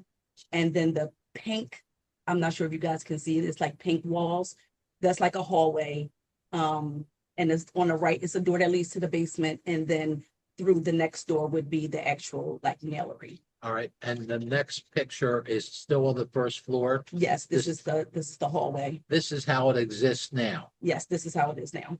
And I see a picture of the lavatory or the toilet area. Yes, that's once you walk through to your left. All right, let's go to the next picture. That's again is what the existing nailery looks like. This is what the nailery looks like today. And that's a view looking out to the street And one back from the street, yes. Okay. And now let's go to the next slide quickly, please. So this is the back of the property. The previous owners had put up some, I guess, kind of like makeshift security so that no one could kind of like get in. They have the barbed wire. It's a gate behind that silver padding, if you will. But we plan to secure the property a little bit better than that. All right, let's go to the second floor. April, thank you. All right, so this is the second floor as it exists now today. This is the second floor as it exists. This is one of the rooms on the second floor. And I think we can all agree that it's in need of some remodeling, tender loving care. All right. This is also on the first floor. Second floor. Second floor, I apologize. Yeah, this is the second floor, and beyond that, those the two windows and the door is actually an outside patio. Okay. Yeah. And then the next floor is also on the second floor front. Is that the front? Yes, that's the front, and that where the green is, that would be the very rear. Rear room, okay. Then there's a third floor to this building? It's a third floor that's equally needing some attention. Okay. The third floor is not as big as the first and second floor. It's like cut off. Okay. Yeah. And then the basement. The basement is the full length of the extension of the building. All right. And those are the two pictures of the basement. And then you have a picture of the roof. Yes, after I purchased the property, I immediately had a roof put on, and just so no further damage, water damage would be getting done to the property. What did you pay for this property? It was $112,000 after all the extra things. It was $118,000. Okay. So these are the last pictures of the roof. Now, Yes. the next slide we have is your vision, okay? Tell us what it is that you intend to do with this property. So I really don't want to make a bunch of structural, like a bunch of changes. We would like to remove the walls downstairs just to make it an open space because, well, as many of us know, when you go to a venue is, like open space. There will be like a kitchenette area in the back where the previous kitchen is, just updated. We will have a better handicap accessible bathroom and another bathroom, so 2 bathrooms on the first floor. We would also like to have 2 bathrooms possibly on the second floor. All right, so this next slide is the second floor? Yeah. Okay. And then the next slide after that, is this the third And floor? the third floor, yes, we are just basically want to just update it and kind of keep it in like the apartment state. All right, so you're just gonna basically open it up so that you can accommodate Yeah. a larger crowd? Yes. For bigger gatherings, Yes. yes? All right. Then the next slides are what? What are these slides? Those are basically the same slides from different angles. I'm not sure if they want to press the play and see how we visualize it. I don't think that'll work from the. Oh, okay. Okay, so- Try to get closer to the mic when you're speaking.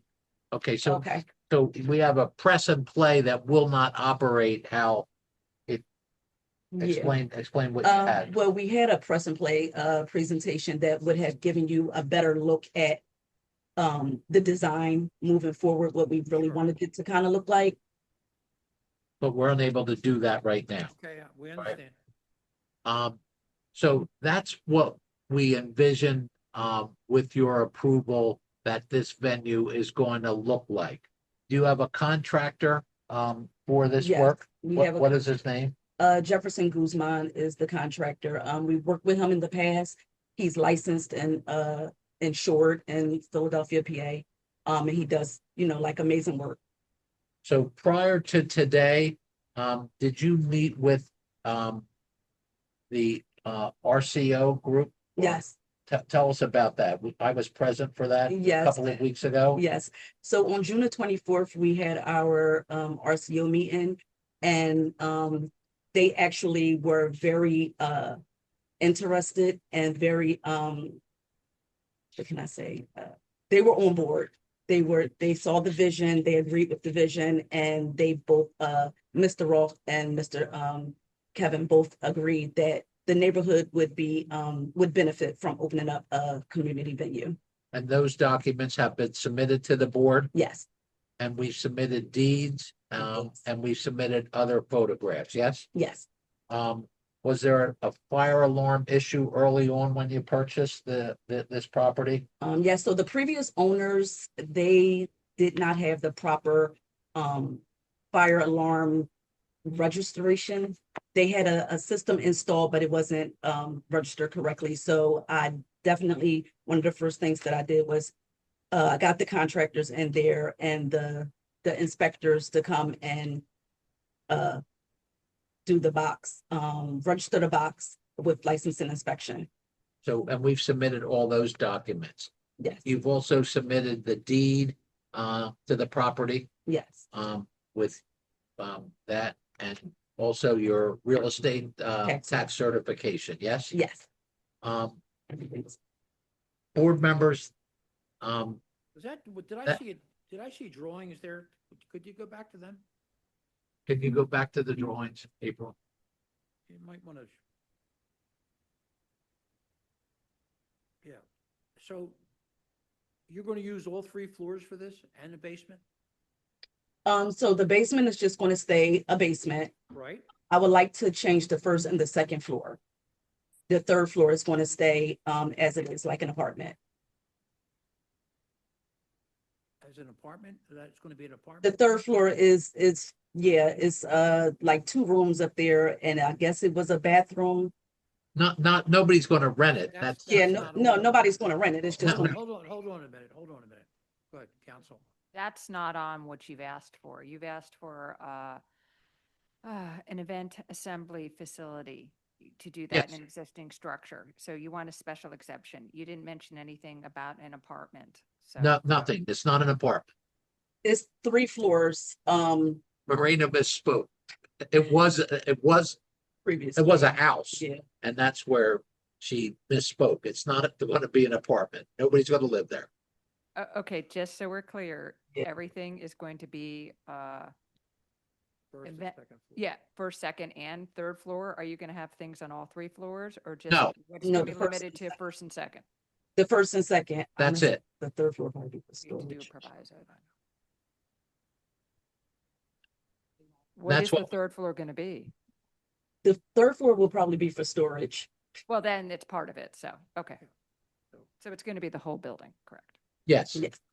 But no, But no parties or nothing. nothing for will the, be held. nothing for the public. Yeah. It's still related to the use that you're, asking for with You regard can to the use it building. as a apartment, right? Yeah.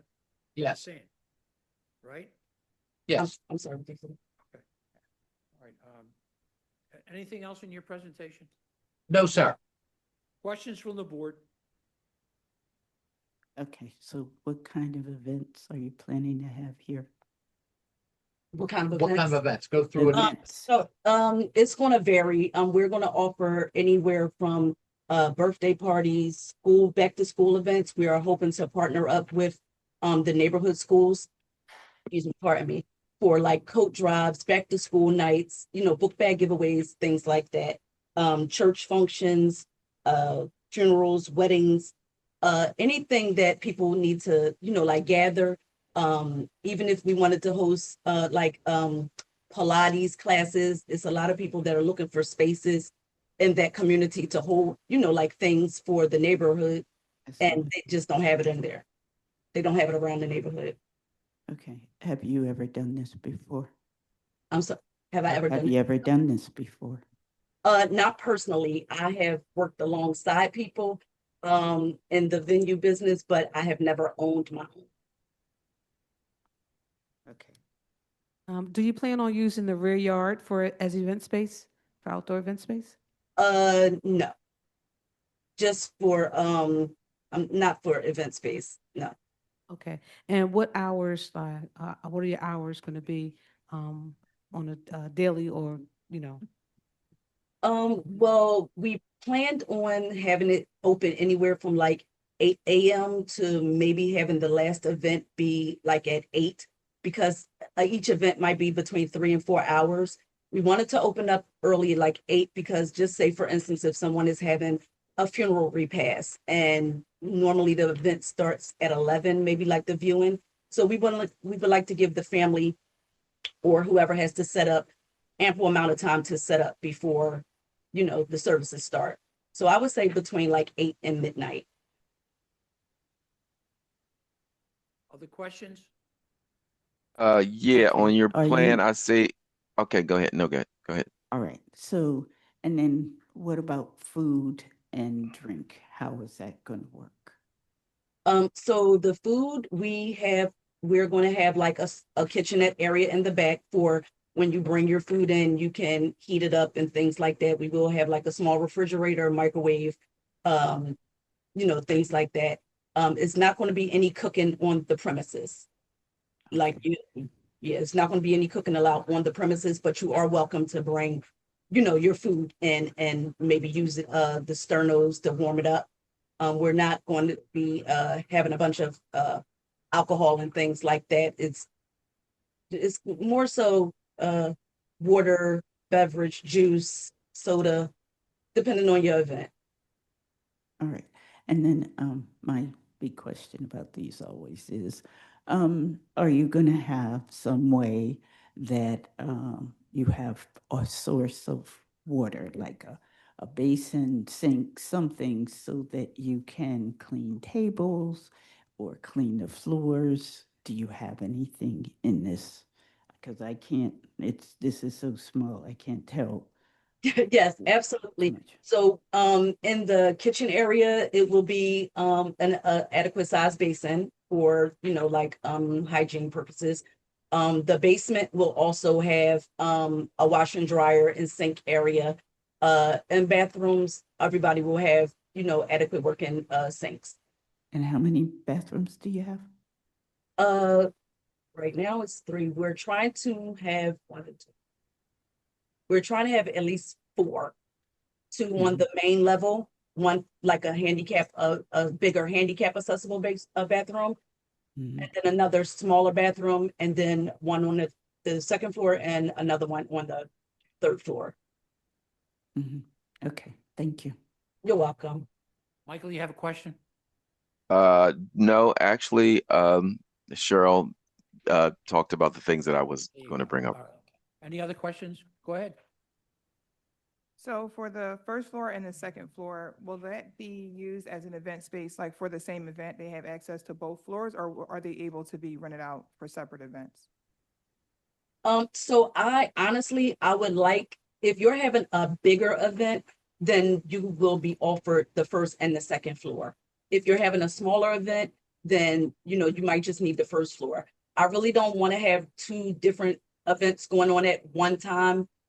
I don't really want people walking through somebody else's event, because the way the entry is, if you had a separate event on the second floor, you would have to walk through the first floor event. So no, if you're having a bigger party, then yes, you'll be able to rent out the first and the second floor for one event. Okay, so it'll just be the first floor by itself or the first and second floor, but not the second floor alone? Yes. Okay. And if I could just jump in here, we also talked about that for security purposes as well. Sometimes 2 events can be a problem. And Marina is very security conscious.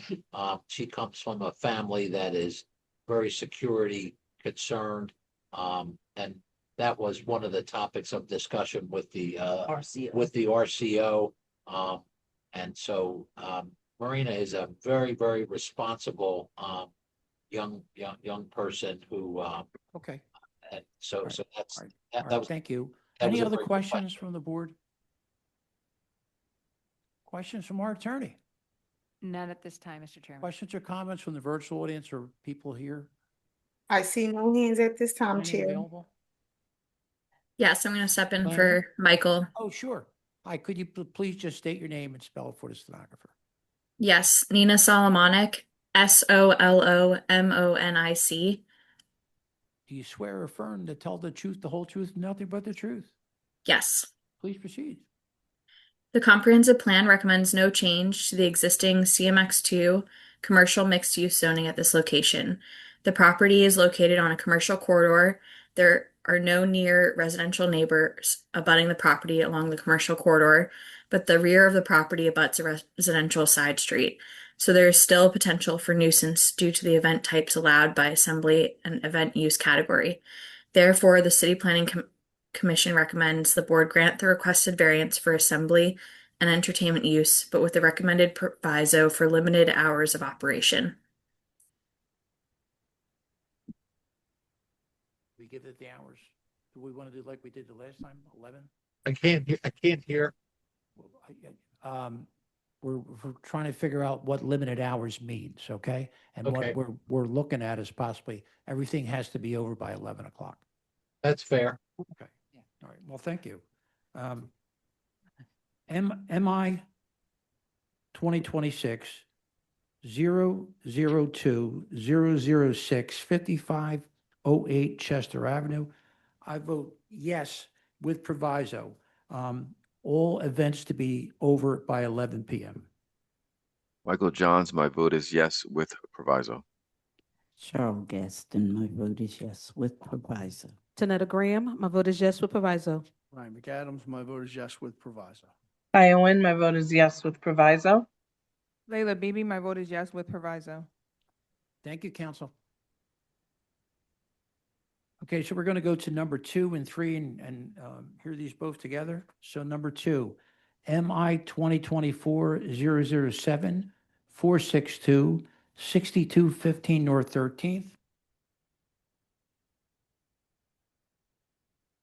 Number 3, MI 2024-007 465 6217 North 13th. Jermaine Harris is the attorney for both.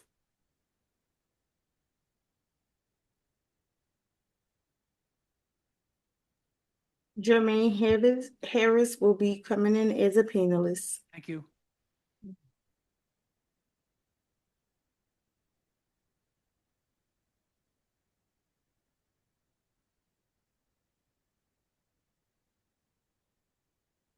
Hello.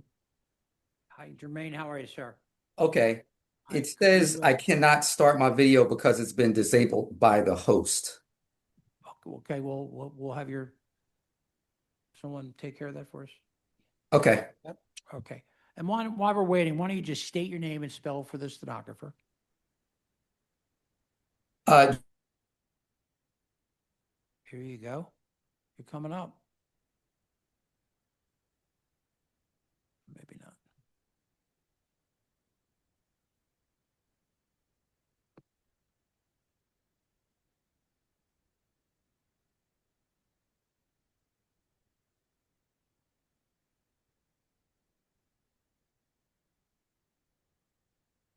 Jermaine? There I am. Yeah, there you go. There you go. Okay. I just state your name and spell it for the stenographer. Sure. Jermaine Harris, that's Jermaine. Harris, Harris. Right. Do you swear or affirm to tell the truth, the whole truth, nothing but the truth? I do. Could you identify your client and the relationship to this property? Yes, it's Affluence LLC, and his relationship is that he is the owner. Okay. Our vice chair has a few questions. Good evening. Sure. Have you submitted your documents and exhibits 5 days in advance of this hearing? I have. And do you waive the reading of the refusals and stipulate to their accuracy? I do. All right, thank you. You can share your screen and proceed with your case. Thank you.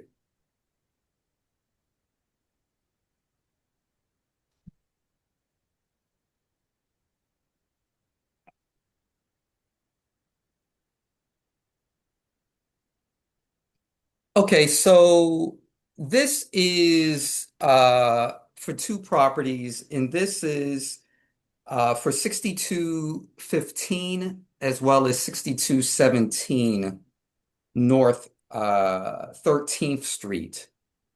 And what my client is seeking to do is he is seeking to make this property into these two properties, they're side by side. He's seeking to make them as a triplex. And I just want to go over, let's start by looking at the packet. No, yeah, start looking at by looking at the packet.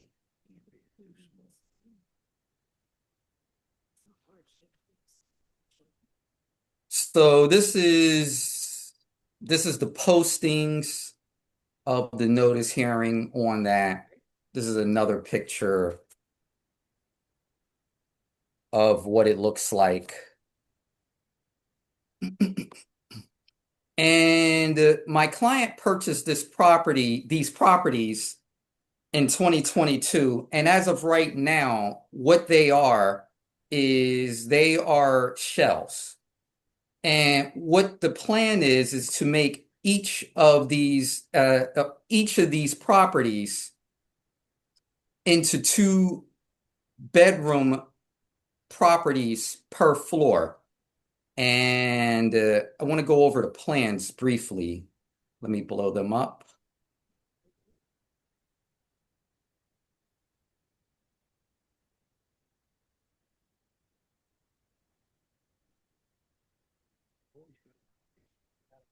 So there are 3 levels to this, one of which is the lower level, the basement level, then there's first floor and second floor. Now, these buildings are pretty large. Each building is on a 3,000 square foot lot, and the improvement is 2,400 square feet. And each has its own separate entrance.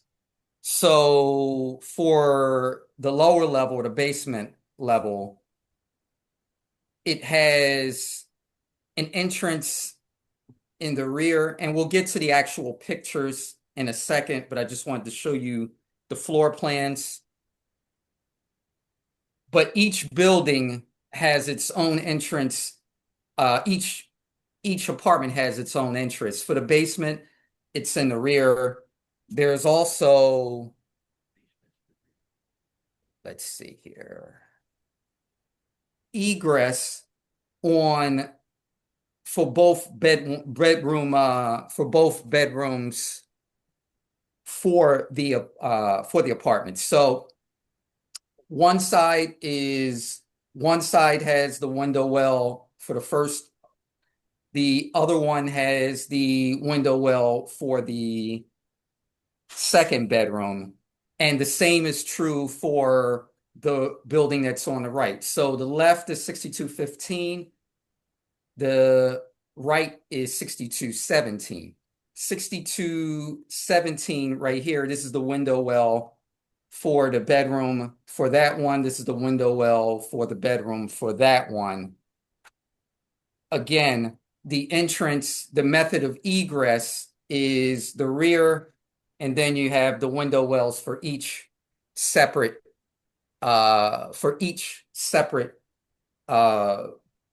bedroom. Moving on to the first floor. And by the way, these apartments are 800 square feet. It's a straight line up. So it's about 800 square feet per floor. So again, if we're looking at the first level, we have what I'm pointing at is the 6215. This is 6217. The entrance is this way, the front door, and you have the bedrooms towards the rear of these apartments. Then you have the second floor, and you have apartment 5 and apartment 6, or in this case, the third apartment in 6215, the third apartment in 6217. The entrance is on the side. And that has 2 bedrooms. Both of them have 2 bedrooms, all towards the rear for that. And this is the entrance. This is the stairwell walking up to that. That's for 6215. Stairwell entrance for 6217.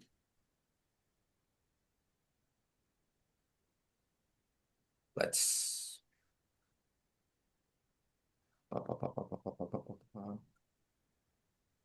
Here are the actual exterior of the building. This is the side. This is the side for 6217. This is for going to the upstairs apartment. This is the side.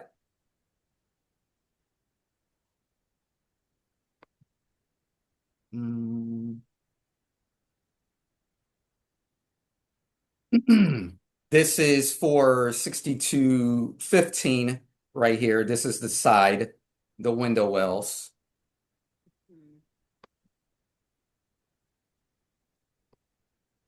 This is the exit for the basement part, the lower levels. This is for 6217. This is for 6215. I think I have another picture right here.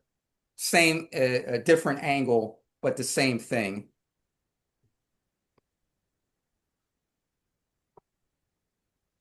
Right, again, this is the front and this is the entrance for the first level of that.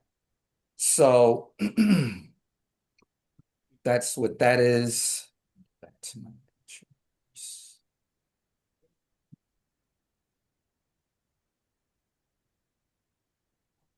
Again, when my client purchased this property, the prior owner had framed it out.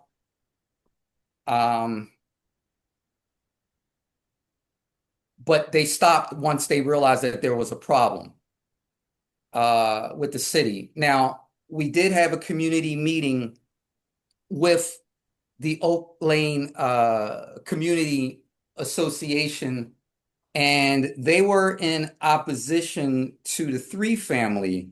They were open to the 2-family, but they were open to the 2-family, but they had concerns about the 3-family.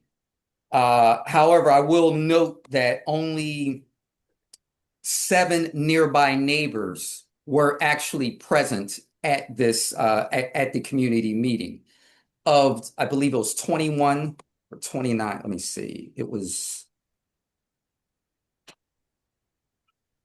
19. No, 22, and only 7 nearby neighbors. Now, there is community support among the nearby neighbors, and there were petitions that were signed by 40 nearby neighbors who had no objection, who supported this particular project as proposed by the applicant. And these are the signatures right here of that. Also, there is multifamilies. There are multifamilies also within the area. There's an apartment complex that's right down the street from it, a 22-unit, a 2-unit that's on the same, well, that's right around the corner from that. Sorry. Another 2-unit that's on the same block. No, that's on the same, right, that's on Park Avenue, that's right around the corner from there.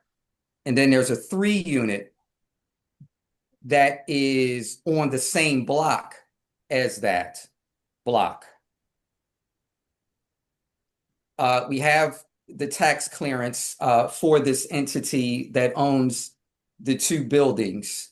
So we have that. And we have the evidence of ownership. Let's see here.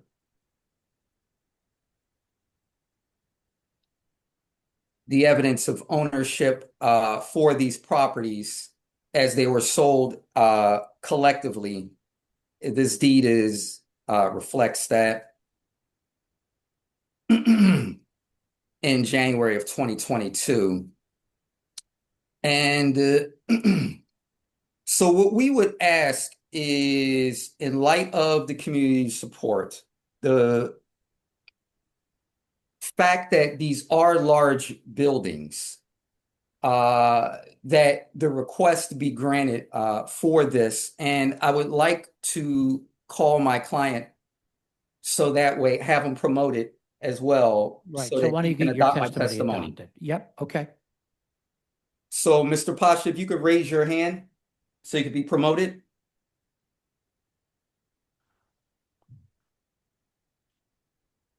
I have a phone number ending in 7264 with their hand raised. Yeah, that's him. Okay, yep. Okay.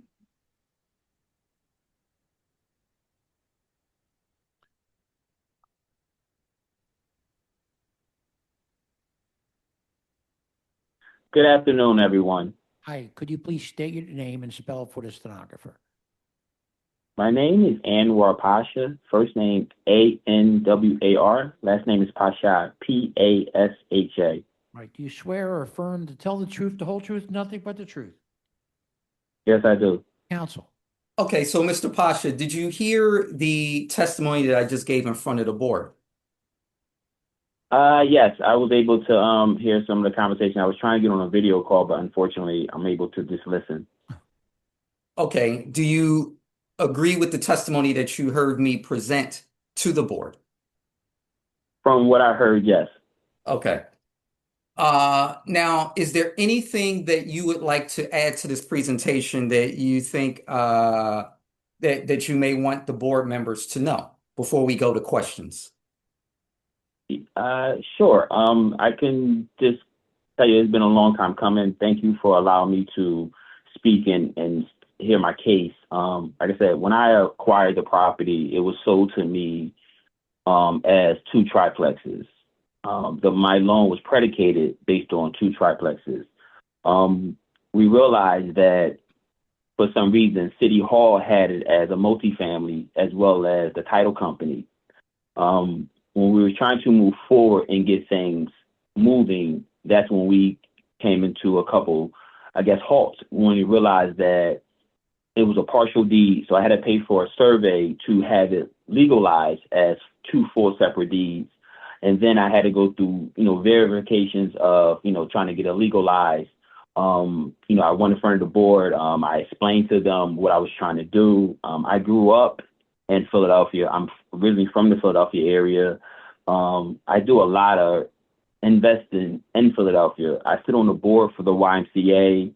I give back to the community. I also am part of a program called the Center for Black Mentorship, which I deal with Keith Williams, where we try to empower young Black men as well as their neighborhood to have a skill set. One of my things that I do is I hire people when I come into the neighborhood to allow them to have a skill to be able to provide for their family and just be able to be in a better position. Besides just the work ethics, we talk about, the way you carry yourself, your mannerism, just overall presenting yourself out here to be a better person in life. Sir, listen to me. What I want you to do is concentrate on these properties.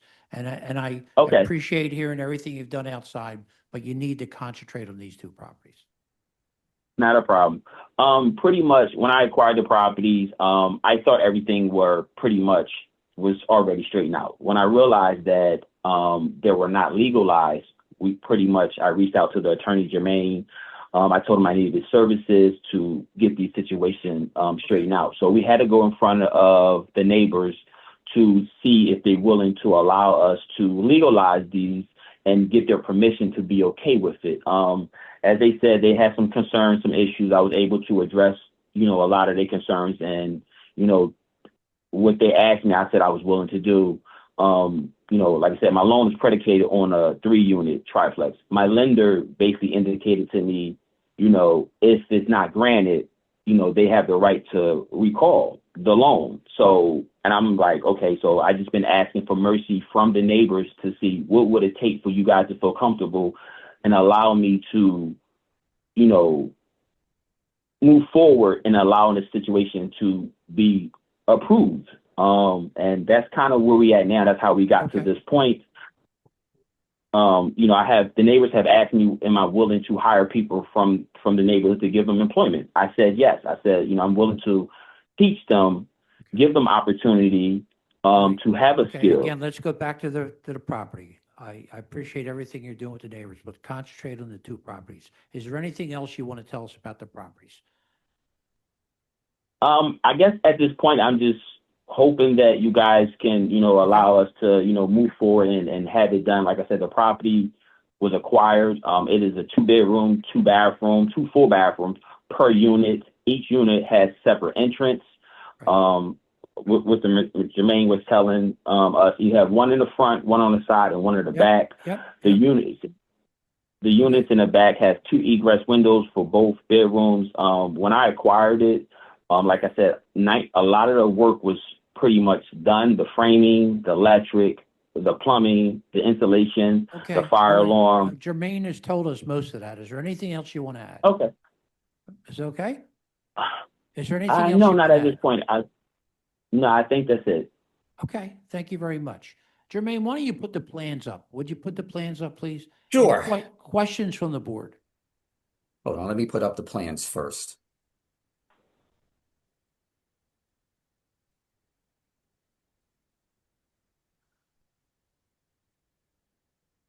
That's good. That's it. Thank you very much. Questions Sure. from the board? So the basement, I guess the first floor and the second floor, I don't really have an issue with. They're nicely laid out. I think they're decent sized 2-bedroom units. The basement is the unit that I have issues with. Probably, I guess other folks did too. There's not a whole lot of natural light. you've got these sort of deep window wells. It looks like it's fairly deep underground, and it just seems like a cave. So that's a concern for me with those basement units. And can you zoom out some more? You're not showing the whole plan. Okay, no, I was just zooming in on the basement because you were mentioning the basement, so Okay, yeah, that's why I Yeah. did that. yeah. Okay, any other questions about, Where's the walkout for the basement units that you showed in the photographs? It's right here. It's in It's the in back. the So you have to front. you have to Okay. walk around the back of the building to get to these basements. To get to And the there's no entrances. right, and there's no windows or anything in that kitchen, living room area. So if you compare the basement layout with the first floor and the second floor layout, you see the stark difference between the way the units, the size of the apartments, and the way that the apartments are laid out, just in terms of look at the kitchen, living room area, dining area of the first floor compared to what would be just essentially just the kitchen and dining area of the first floor unit in the basement. And then there's no windows. The only window that you have, you got the doorway, you got the door into the basement, then you've got the first window that you have is the bedroom that has the egress well. Other than that, there's no light, no air, no ventilation. I mean, if you ripped out half of that back wall in the basement and got some windows in there, then it might be salvageable. So, but other that's questions? my concern. Other questions? What's the depth of the backyard? I don't know if we have a site plan as far as that. I can just tell you that And the is- lot yeah. itself is 3,000 square feet. I don't know. There's no zoning plan that shows I guess this is it. Okay. And then is the plan that all tenants are gonna have access to the rear yard, even though the first apartment 1 and 2 are gonna have to enter through that yard as well? Mr. Pacha? Yes, so the way that it was broken down, the yards are a common area. If you look in the picture, I don't have them in front of me, unfortunately. There's a walkway, which is like, I think like a 4 feet or 5 feet walkway, but on the side of the walkway, it is a common area where all parties or all tenants can utilize the grass. So it's access to all tenants. And you have it on both sides. So the tenants on 6215 have their own access to their own grass as well, which is a common area, as well as 6217 has its own grass as well. But if it's okay with you guys, I want to kind of speak on the window. There is a window in the kitchen. What happened was we were trying to move forward and we had a stop work order far as trying to get everything. Looks like when the egress was there, I was told that it was trying to do the same, but they said there was no work able to be done to put a larger window in the kitchen could be able to have like an egress or natural light until once the zoning situation or the meeting was approved. Then they said once that, then you should be able to move forward. So I just want to kind of elaborate about the window situation, and I understand his concern about it's dark. And that was something that I brought up as well to the architect, was saying, you guys have 2 egress windows here. You should put one in the kitchen as well to have natural light as well as a form of getting out of the property for both units in the basement. Any other Well, questions? I guess the thing is they should have shown that on the plan as a you know what I mean, for us to see, and to see that there's going to be better light and ventilation in the living area or whatever that you have in the basement.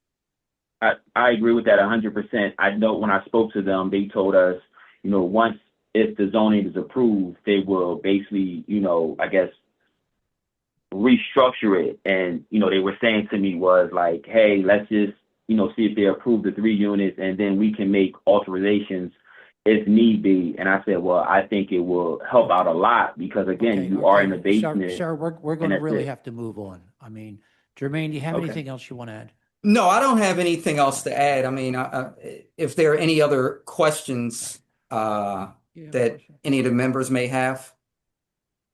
One more. Yes, I just have a question for the entrance exit in the basement unit. I guess typically the basement would be a part of the first floor apartment.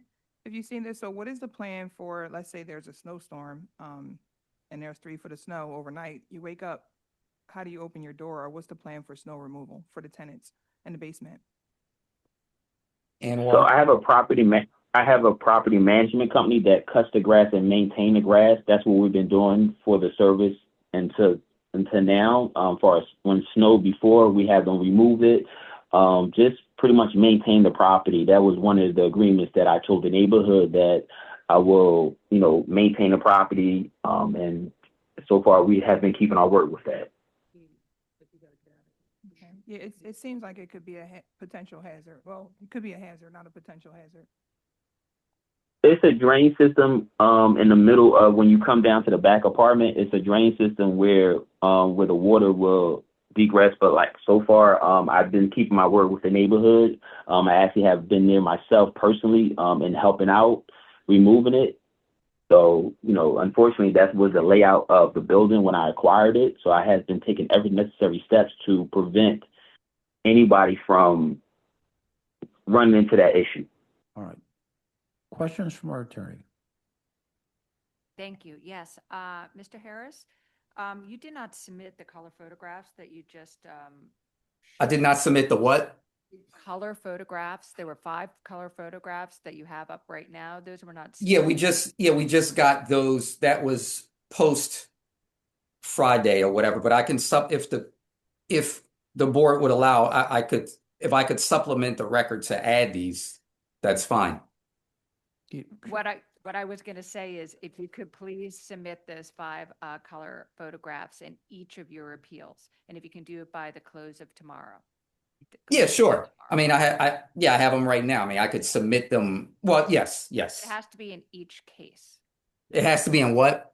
each appeal, It has to be in each appeal. Okay, because they're separate records. understood. Thank you. All right, questions or comments from the virtual audience? Yes, Chair. I have a hand up by the name of Ivis Brunson. I'm going Okay. to allow them to speak. Sure, thank you.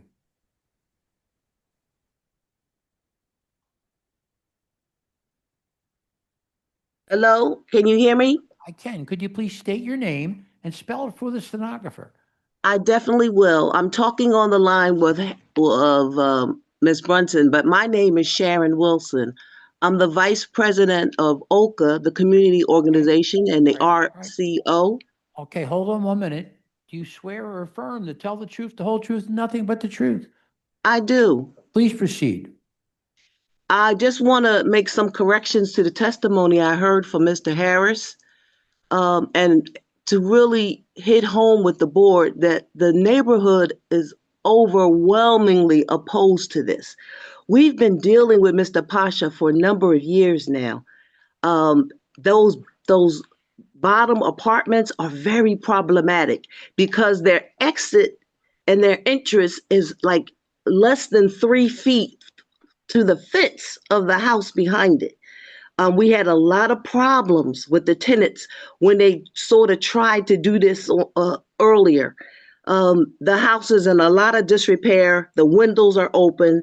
They just don't seem to really want to take care. The second thing is he indicated that he had some agreement from some near neighbors. I don't even believe there's 40 near neighbors in that vicinity. And it just so happens that I am also a near neighbor. And I didn't get an invitation from Mr. Harris when they originally done this. We invited him to come back to submit plans that could actually be supported by the community. Mr. Harris declined on behalf of his client to come back to the community and to try to get a resolution to this. We've been working hard. We want to say yes, but these plans are really problematic. That is also a very densely parked area, and he has no plans for parking. It's a overuse of that building. It's just too many apartments in that small space. Okay. Thank you for calling. Jermaine, do you have any questions? I don't have any questions for the vice chair to just testify, but I can have my client testify as to the signature since there's questions that she has about the veracity Okay, of the let's see. petitions. Why don't we do this? Is there anyone else in the virtual audience? No, Chair. Okay, you can bring your client on but please, just concentrate on the signatures, okay? Yeah, sure. So, Okay. Mr. Pasha, did you obtain, are you familiar with these signatures? Yes, I am. What I did was I went door to door on actually the block of 13th and Godfrey. I walked up from the beginning of 13th and Godfrey up to 2 blocks above, and I spoke to each individual neighbors. The ones that told me they were in agreement, they wanted to hear what I was trying to do. When I basically told them what I was looking to do, they said, okay, we're fine with it. I did have some neighbors say they didn't want to be bothered with it. Then I went 1 block over on the left as well as 1 block over the right, and I got petitions signed from all parties saying that, we would like you to, finish the property. It is an eyesore. And I said, with your consent, I would like to do that, but I cannot do that without your support. So I was able to get, I believe at that time, maybe 50 signatures. Also, I think I have got letters as well. Unfortunately, I can't show them because I don't have it in front of me, but the neighborhood who I spoke to were in agreement of allowing me to move forward. And like they said, one thing the young lady said, well, it is an eyesore. And I said, I can't do nothing about that without your consent. So that was one of the reasons they wanted to increase the work being done to and hold up the value and maintain the integrity of the neighborhood. That is the reason why I was given support and backing of all the signatures. Okay. And one last thing, there was the vice president make a comment about you not wanting to meet with the community when they made an extra invitation. Could you speak to that, please? I'm not really sure because, like I said, I asked to have several conversations about it. I know that the meeting or the verbiage that came back was, hey, we are open to allow you to turn it to a multifamily. We're just not open towards possibility of 3-unit. And I was like, hey, and they asked me several questions. I said, I'm open for whatever conversation that you guys would like to have to make this a comfortable transaction or to help out to allow me to continue to move forward. I don't remember declining anything or even being presented with that. All right. Okay. All right. I don't have any further questions. Okay, thank you. Planning Commission.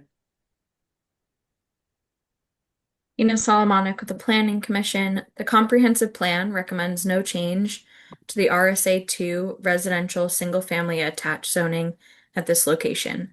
The property has continuous violations for working without permits, and there is no evidence that a conversion to multifamily was performed without the benefit of permits. The Planning Commission recommends the board deny the requested variances for parking and multifamily use for both properties, 6215 and 6217. All right. Jermaine, what I want to do, there's been a lot said about the projects. I'm going to take this back to the board. We will vote next Wednesday at 2 p.m.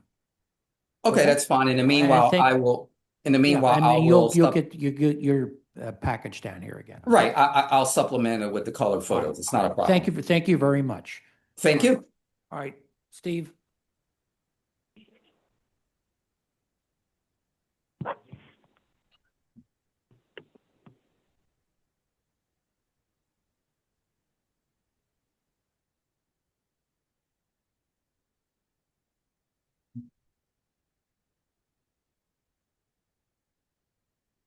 Sorry we had you down here so long, both of you, really.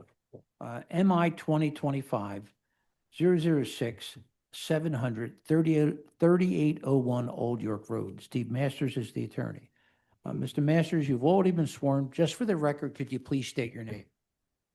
Good afternoon, Mr. Chair, members of the board. Good evening, huh? Maybe Good evening, good evening, yes. Steve Masters, STEVE-MASTERS. Right. Do you swear? Oh, yeah, we were good with that. Could you identify your client in relationship to the property, sir? Yes, my client is F&J Used Auto Parts and Auto Repair, and the owner is Francisco Garcia. Okay, our vice chair has just a few questions. Sir. Okay. Good evening. Have you submitted your documents and exhibits 5 days in advance of this hearing? Yes. And so this is a referral. So, you require a special exception. So do you waive the reading of the referral and stipulate to its accuracy? Yes. Okay, all right, thank you. You can share your screen and proceed with your case. Okay.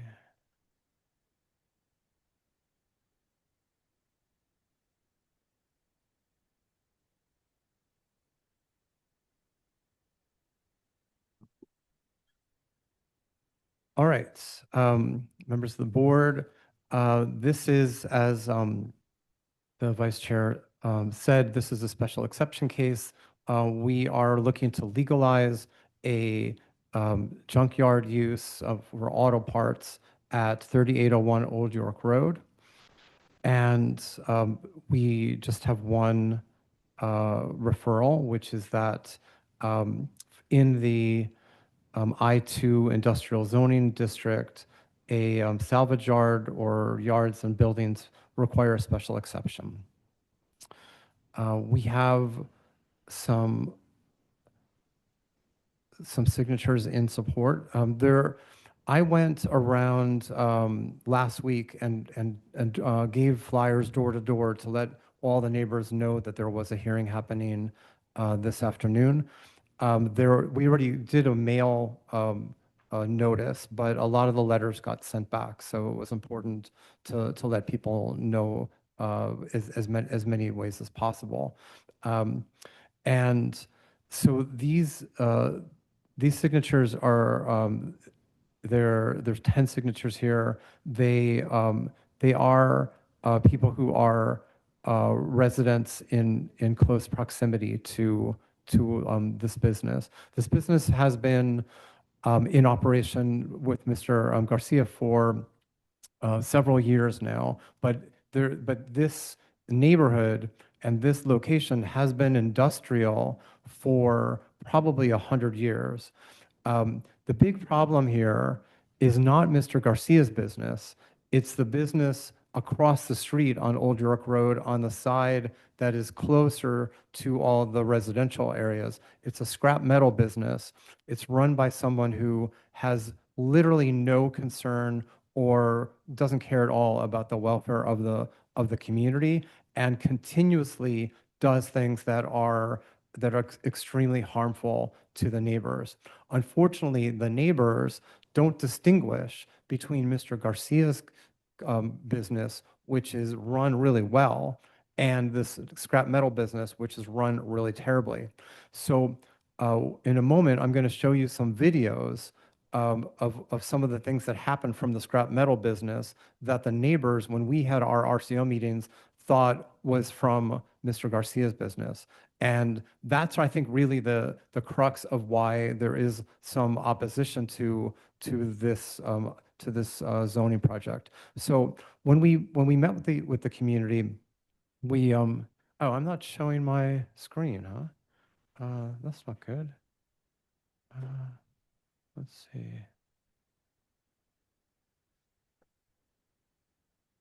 Let's try this again. There you go. You're up. Amazing. Okay, thank you. So we presented this to the community. Let's remember what Old York Road looked like before Francisco Garcia opened up his auto repair business at 3801 Old York Road. There was rampant prostitution at all hours of the day and night, out of control trash dumping on both sides of Old York Road, and thieves breaking into cars day and night. Everything changed after Francisco bought his business to Old York Road in 2022. He has kept calling the police and personally asked the prostitutes to move away from his business, so there's no tolerance for the prostitution anymore. There's no more out of control trash. He started to hire local people from the neighborhood to pick up the trash on both sides of Old York Road. This is where he operates, and also in areas with the terrible trash guy, who just doesn't care about anyone else. There was a big decrease in crime after Francisco came on the scene. He installed security cameras, which the police can use. He calls the police many times each week to deal with trouble. He wants to partner with the community. He's hired local residents to clean on both sides. And he wants to even train young people in the community on classes to do mechanics training. But the community has treated him as if he is the problem, not the scrap metal guy across the street. And so let's go to the videos. Okay. I wasn't able to figure out how to embed a video in a Adobe. But since this is going to be on the video for the board, this should be fine. So we have 4 videos here. And I'm going to have Francisco tell us what we're looking at in each of these videos. First, state your name and spell it for the stenographer, and get close to the mic. You have to be really, really close. Great. Yeah. Is it on? Mic on? Yes. Okay, state your name and spell it for the stenographer. Yes, good evening, everybody. My name is Francisco Garcia, Francisco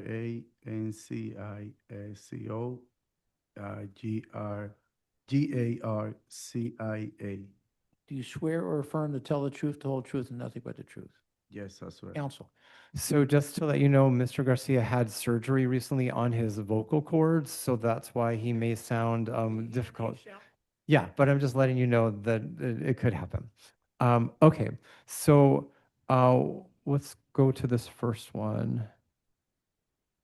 Mr. Garcia, can you set the information for us? Like, what is it that we're looking at here before I turn it on? Yes, where the truck is right there, that's the main entrance of my business, and that truck going into the This is, right up here is your business entrance. Oh, that's another lot. Oh, okay. Oh, right there? Right there, yeah. Okay, right there. Okay. And the truck is backing up into the scrap metal business, Yeah. right? Okay, let's look at it. And this is like basically blocking the entire road, both directions of Old York Road.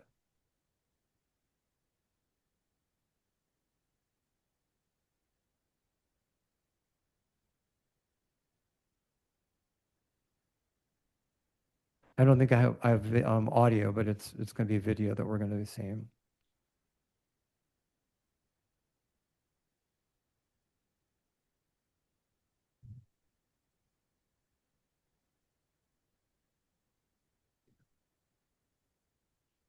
So this one, I mean, it's just staying still the whole time, right? Okay.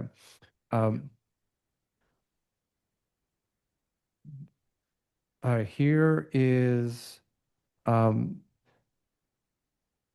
think right now with this video, we're going to be looking at the entrance to your property, and we're going to see there are forklifts that are used by the scrap metal company, and the community thinks that the forklifts are coming in and out of Mr. Garcia's business, but they're actually coming in and out of the scrap metal business.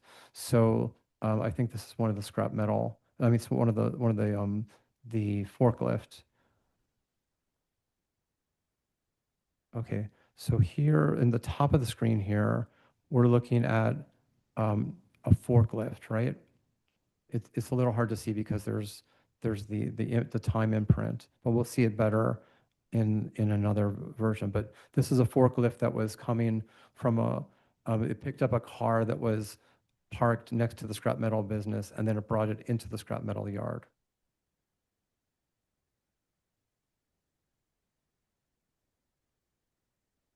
Okay, let's move this way.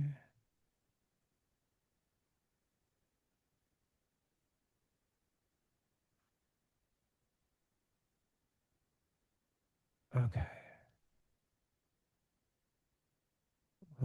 This looks like a better forklift. Okay. Once again, Mr. Garcia, where is your business?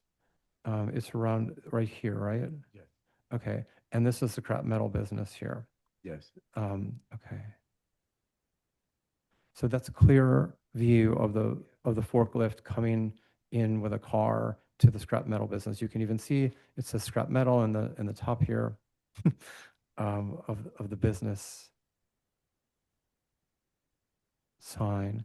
And all the cars are backed up because they can't move because there's a forklift, and a forklift is an incredibly dangerous vehicle to be used in a regular street, which is why Mr. Garcia doesn't use forklifts and why the scrap metal guy who doesn't care uses them all day long, I think. What's the fourth one? I think this is our last one here. So here's the forklift coming back out. You can see that cars are moving in very quickly, and this guy is backing out with a forklift. Again, from the scrap metal yard business, Mr. Garcia's business is all the way over here.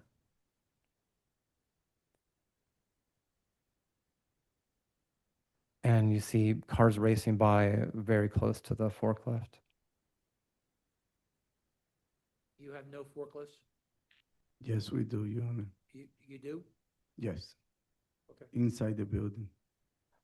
But he uses them, you'll use them only inside your premises. You don't take them out onto the street. Yes, that day that the forklift carrying the red car, it was the RCO meeting that sent us an email saying that's a problem. That's why I forgot the email, but I got it. It say like that was one of the issue, and that's why I recorded a video that day showing the proof that it's not us. Okay. All right, so we have some more photos I want to show you, but let's go back to. Okay, great. Here we go. Did you show these photos to RCO? Yeah, so we didn't have the video to show to the RCO, but we have the photos that we're going to show you of this. Yeah. Okay. All right. So the RCO asked for how many local and full-time employees. He has 10 full-time employees at his business. The owner of the business is Sabratrayer Narain, who has authorized Mr. Garcia and his company to apply for all of the permits that he needs and licenses.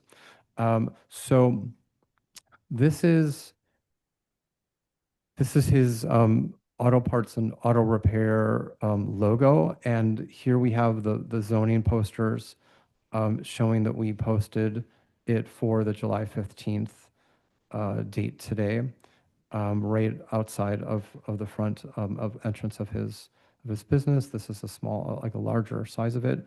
Then these photos, if you can just, Mr. Garcia, tell us what we're looking at just quickly go through all these photos. Yes, that's the front of the building, like the end of the building, the other side. But this is the side of the street that your business is on, right? Yes. Is this part of there's other tenants in your business in your location, right? Or do you control the whole area? No, I control the whole. Okay. Okay. What are we looking at here? That's the main entrance. Okay, and so all cars would come in and out of that entrance? Yes. Okay. And here? That's the end of the building. Okay. This is another view looking toward to the main entrance? Yes. Okay. Okay, this is more when we start going inside the main entrance into your area? Yes. Okay, and these are these the bays that you work on cars? Yes, that's the shop. The shop, okay.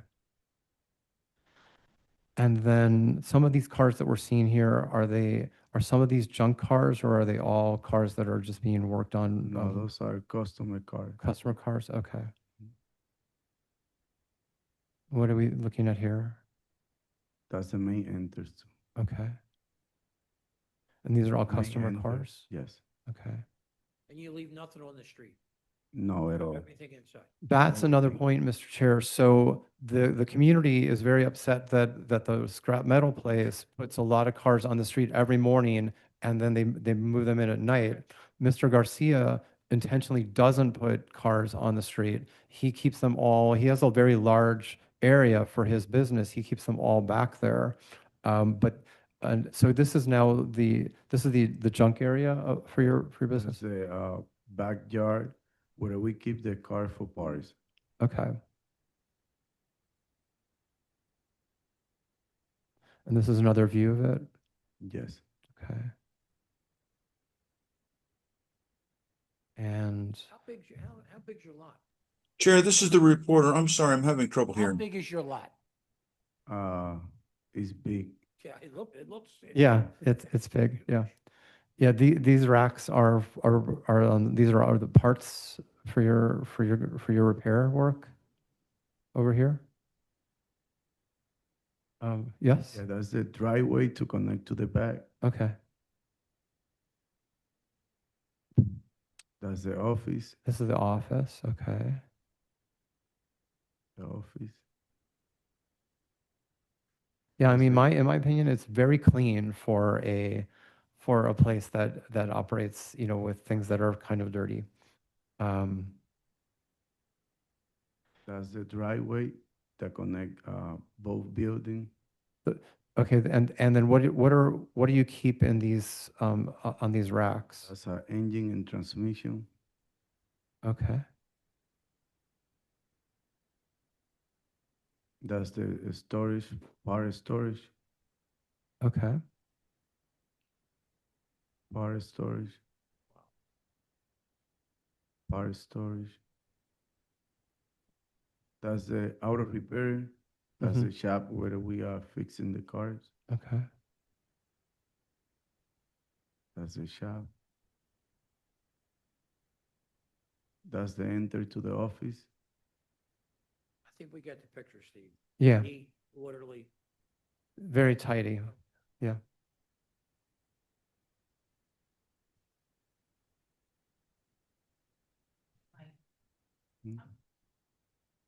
Okay, so how did all those cars, the ones that you're salvaging, how did they all get in there? Towings, tow trucks. Okay, Yes. and those come from the outside in, but you don't use the forklifts for them. Outside, no. Inside the building, yes. And so then how often do you bring cars in? With the forklift, not that often. No, I mean, Cars in general.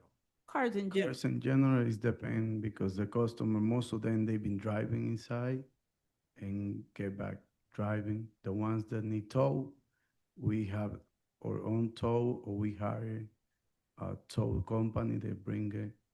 Well, better question is, where do you get all the cars that you park, you part out? Like all those cars. that Oh, have- yes, yes. We bought in an auction, Copart, Do you tow them in? yes. Okay. This is our tax clearance. We have the lease for Mr. Garcia from his landlord. We have the application for appeal, the project information form, our letter to the RCOs and to the neighbors. We did two of them, as I said. So this one we just did on July 10th last week to all of the houses within the 250 feet. And we also had one on April 7th that we did through the mail for the RCO meetings.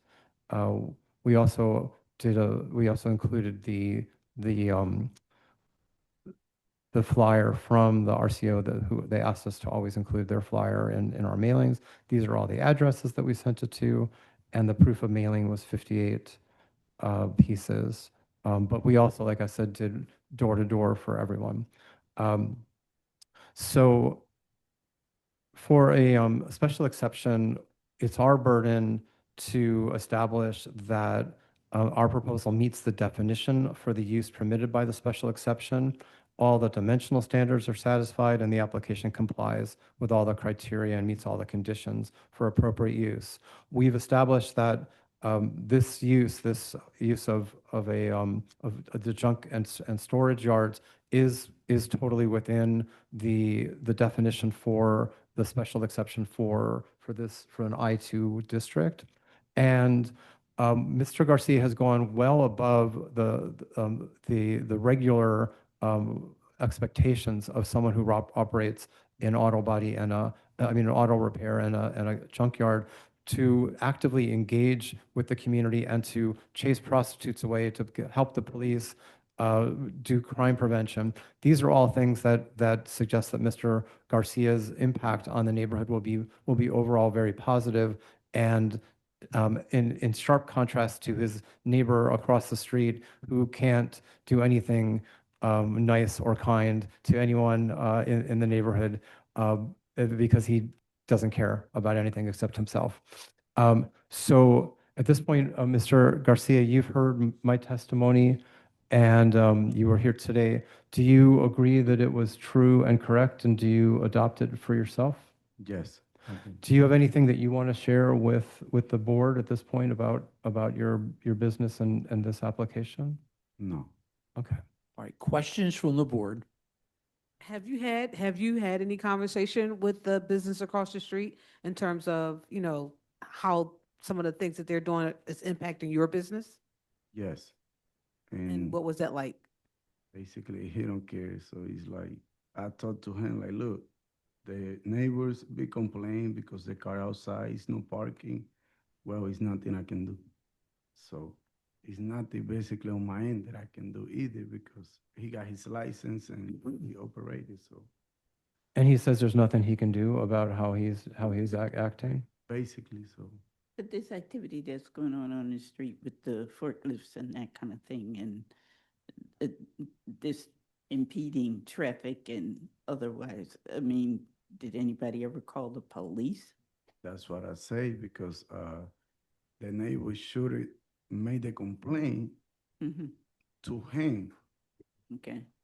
because it's nothing basically I can do. So You have no business relationship with him. You don't sell him anything. yes, I sell it the chassis, like when the car is empty, I sell the metal to him. You sell to him? Yes, but even though I be like, look, we need to do something because the neighbor are getting angry with me, not with you, because they never go over there.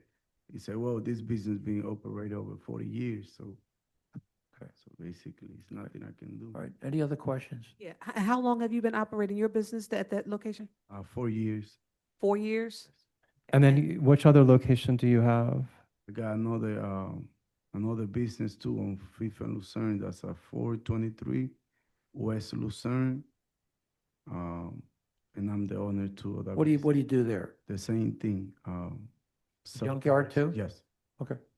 But I don't do scrap metal, stuff like that. The only thing I do is sell parts. Right, you part. And then when you're left with the frame, what do you do with that? Sell it to somebody? I sell it to the scrap metal. Okay, all right. All right, other questions? Questions or comments from our attorney? Yes, I'm going to be recommending that we hold this. There is not a signed lease. The lease is not signed, and potentially there may need to be an amended refusal because your use, you indicated, is repair, and now you're asking about junkyard, so we're going to have to explore that. Junkyard, but saying you're doing repair. But that use is already licensed, and we have a permit.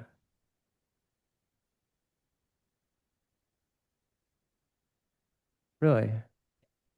We have to hold it anyway for sign. Oh, Steve, don't laugh. Okay. It's too late to laugh. The lease you produced and the one you just did, it isn't signed. Uh-huh. All right, but let's carry through, right? Questions or comments from the virtual audience? Yes, Chair. I have 2 hands up. The first hand is from Conlon Crossley. I'm going to allow him to speak. Oh, wait, I had another one. We would like you to produce, if you can, the 4 videos. I know you said you couldn't, but could we? Oh, I can email them to you. Yes, that's what we need to have for the. Okay, record. sure. I know you said it's. I don't know how to embed it in an Adobe, but I can. Yes. Yep, you can do Yeah. that. Okay. Put the councilman's person on, please. And they were captured by your camera, right? The videos that we saw were captured by your camera.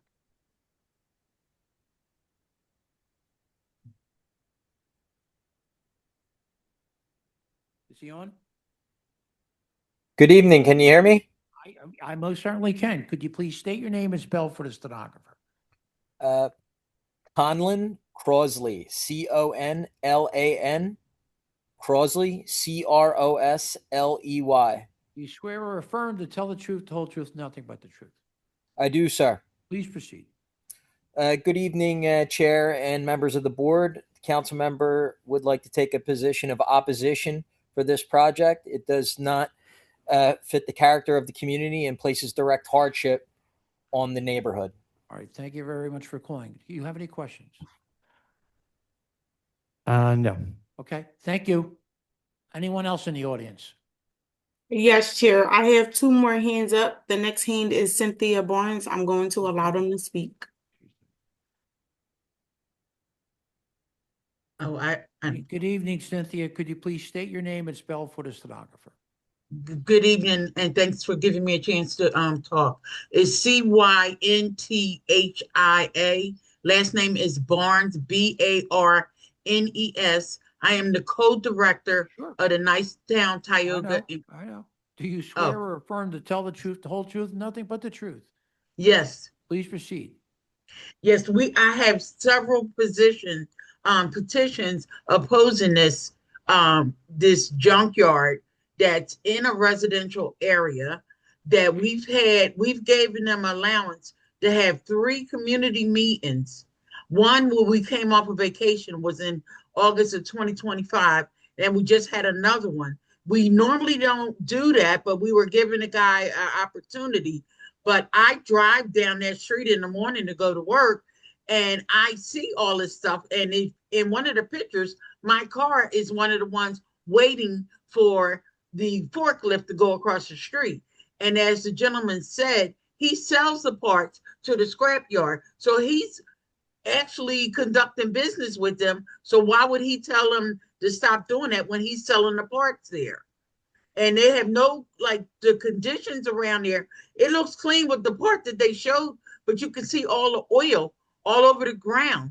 And the, it's bad for the environment. There are, long-time homeowners right down the street, right next to Butler on Butler Street.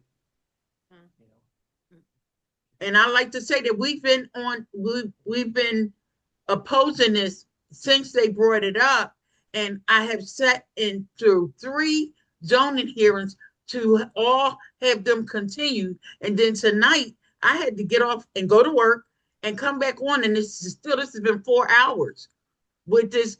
If I didn't care enough about where I live at, I wouldn't have stayed this long. All right. Community opposed it. I have a petition, and I signed it to the board chair.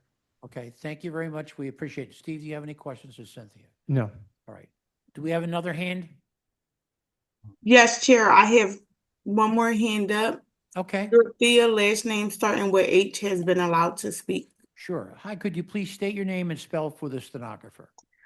Dorothea Hackney, Dorthea. Last name Hackney. Right. Do you swear or affirm to tell the truth, the whole truth, nothing but the truth? Yes, I do. Are you a neighbor? Yes, I live on the 1200 block of Butler Street. Okay, please proceed. I have lived on this block. My parents bought this house. I was born and raised in this house. I am 63 years old. And I just hate someone not telling the truth and showing fictional pictures. If you go down this block any given time, there are cars from his business parked up and down on this block. The forklifts, he does use forklifts that come in and out. And for him to say that the community agrees, or he went around, he has never came but to one community meeting, and that was the community meeting on 10th Street at the community center. Other than that, we have heard nothing from them. This is an eyesore. The property where you see when it's open, it's wide open. We have children around there. It does not permit any children from running in and out of there. It does not permit anything. And for him to say, oh, He's the one that called the police about the prostitution. He's the one that called the police about the trash. No, he's not. We care about our community. Majority of the people in this area has been living in these homes for over 50 and 60 years, and we care about our community. All right, thank you very much for taking the time. Steve, you have any questions? I have no questions for him. Okay, thank you very much. No one left in the audience? No, Chair. Planning Commission? Nina Solomonic, the Planning Commission. The comprehensive plan recommended a change to the previous I2 medium industrial zoning at this location to RM3 residential multifamily. However, this entire neighborhood was remapped in 2025 in a council-supported remapping action as part of the Planning Commission's community remapping program that includes extensive engagement with residents, property owners, and business leaders. As a result of this lengthy, iterative, and intentionally analytic and design process, this entire block's base zoning classification was changed to RMX3 residential mixed use. This property has a long documented history of code violations and is reported by the local community as a main nuisance source. Additionally, through the remapping process, the local community expressed a strong desire for the residential development in this neighborhood to be directed towards this block to intentionally de-industrialize it. The proposed use, junkyard and salvage yards and buildings, is not compatible with the community's expressed vision for the stretch of Old York Road. Therefore, the City Planning Commission recommends the board deny the requested variance for junk and salvage yards and building uses. Thank you very much for your comments. You have any statements you want to make real quick? Yeah, I actually, my research suggested that the zoning on this was still industrial. So I'm surprised to hear that from the Planning Commission.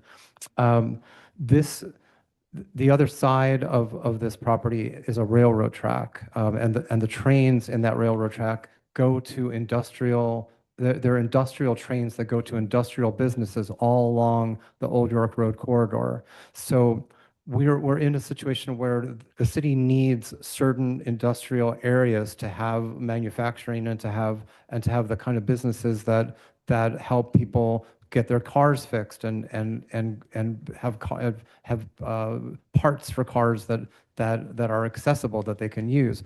That I personally wouldn't want to put residential neighbors next to industrial areas. That's the reason that we have zoning, is we're not supposed to have industrial and residential in the same place. But apparently in the history of this neighborhood, there was always some residential and industrial that were coexisting, and that's a difficult legacy to have. In this case, though, what Mr. Garcia is doing is compatible with the industrial use of the property, and he cares more and he is more attending than the typical person who actually operates these kinds of businesses. The folks who are bad-mouthing him, I think that they really don't even know him. They haven't really gotten and they claim that, like, well, he hasn't shown up at a meeting, but that's not the only way that you can get to know people. You can actually walk up to them and talk to them. That's like an old-fashioned way of doing it. And Mr. Garcia has tried to talk to people, but they seem to be very, very biased against him. And it could be because he, isn't maybe from that neighborhood, and maybe he doesn't have the same demographic characteristics that some people do. And that's a shame, that people should be able to embrace people who are here in a neighborhood, regardless of who they are. It's like one quick question, real quick. How close is the nearest home on Old York Road? Do you know? Like, is it several blocks down, several hundred down? There, from his business, I can show you, I think, in a photo, but it's the other side of Old York Road. It's right across the street. There are two, Right it's across the street. It's about, it's almost directly across the street, but it's a wide street for Old York Road. There are houses, there's a small street, and there are houses on both sides of that. And then behind the scrap metal yard, there's another set of houses that are like in a small little, it's not even an alley, but it's a very, very small road. Thank you. Yeah. Lynn, what do we need from Steve? He's going to submit the 4 videos. He's Okay. going to submit a signed lease, and we're also going to be working on an amended refusal. if you So need how that. long how long do we have to wait for this, the amended refusal? Uh,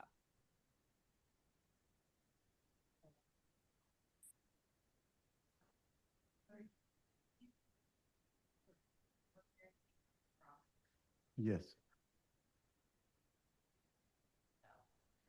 30 days. 30 days. Okay, so would anybody have a date? 30 days and we'll get back to you with the. Okay. date, Okay? All right. Okay, thank you very much. Thank you. We kept you all a long time. We appreciate it. Thank you. Is there anyone in the audience whose case has not been called? I see no hands, Chair.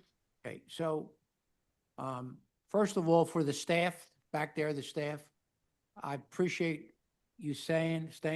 You know how I am, I don't like to stay like this, and I especially don't want to keep all of our staff out long. But I do think we accomplished a lot today and got a lot of interesting cases to listen to and things like that. So, and I would say that, Cheryl has a complaint about the air conditioning. I don't know. I don't want, God, it was hot.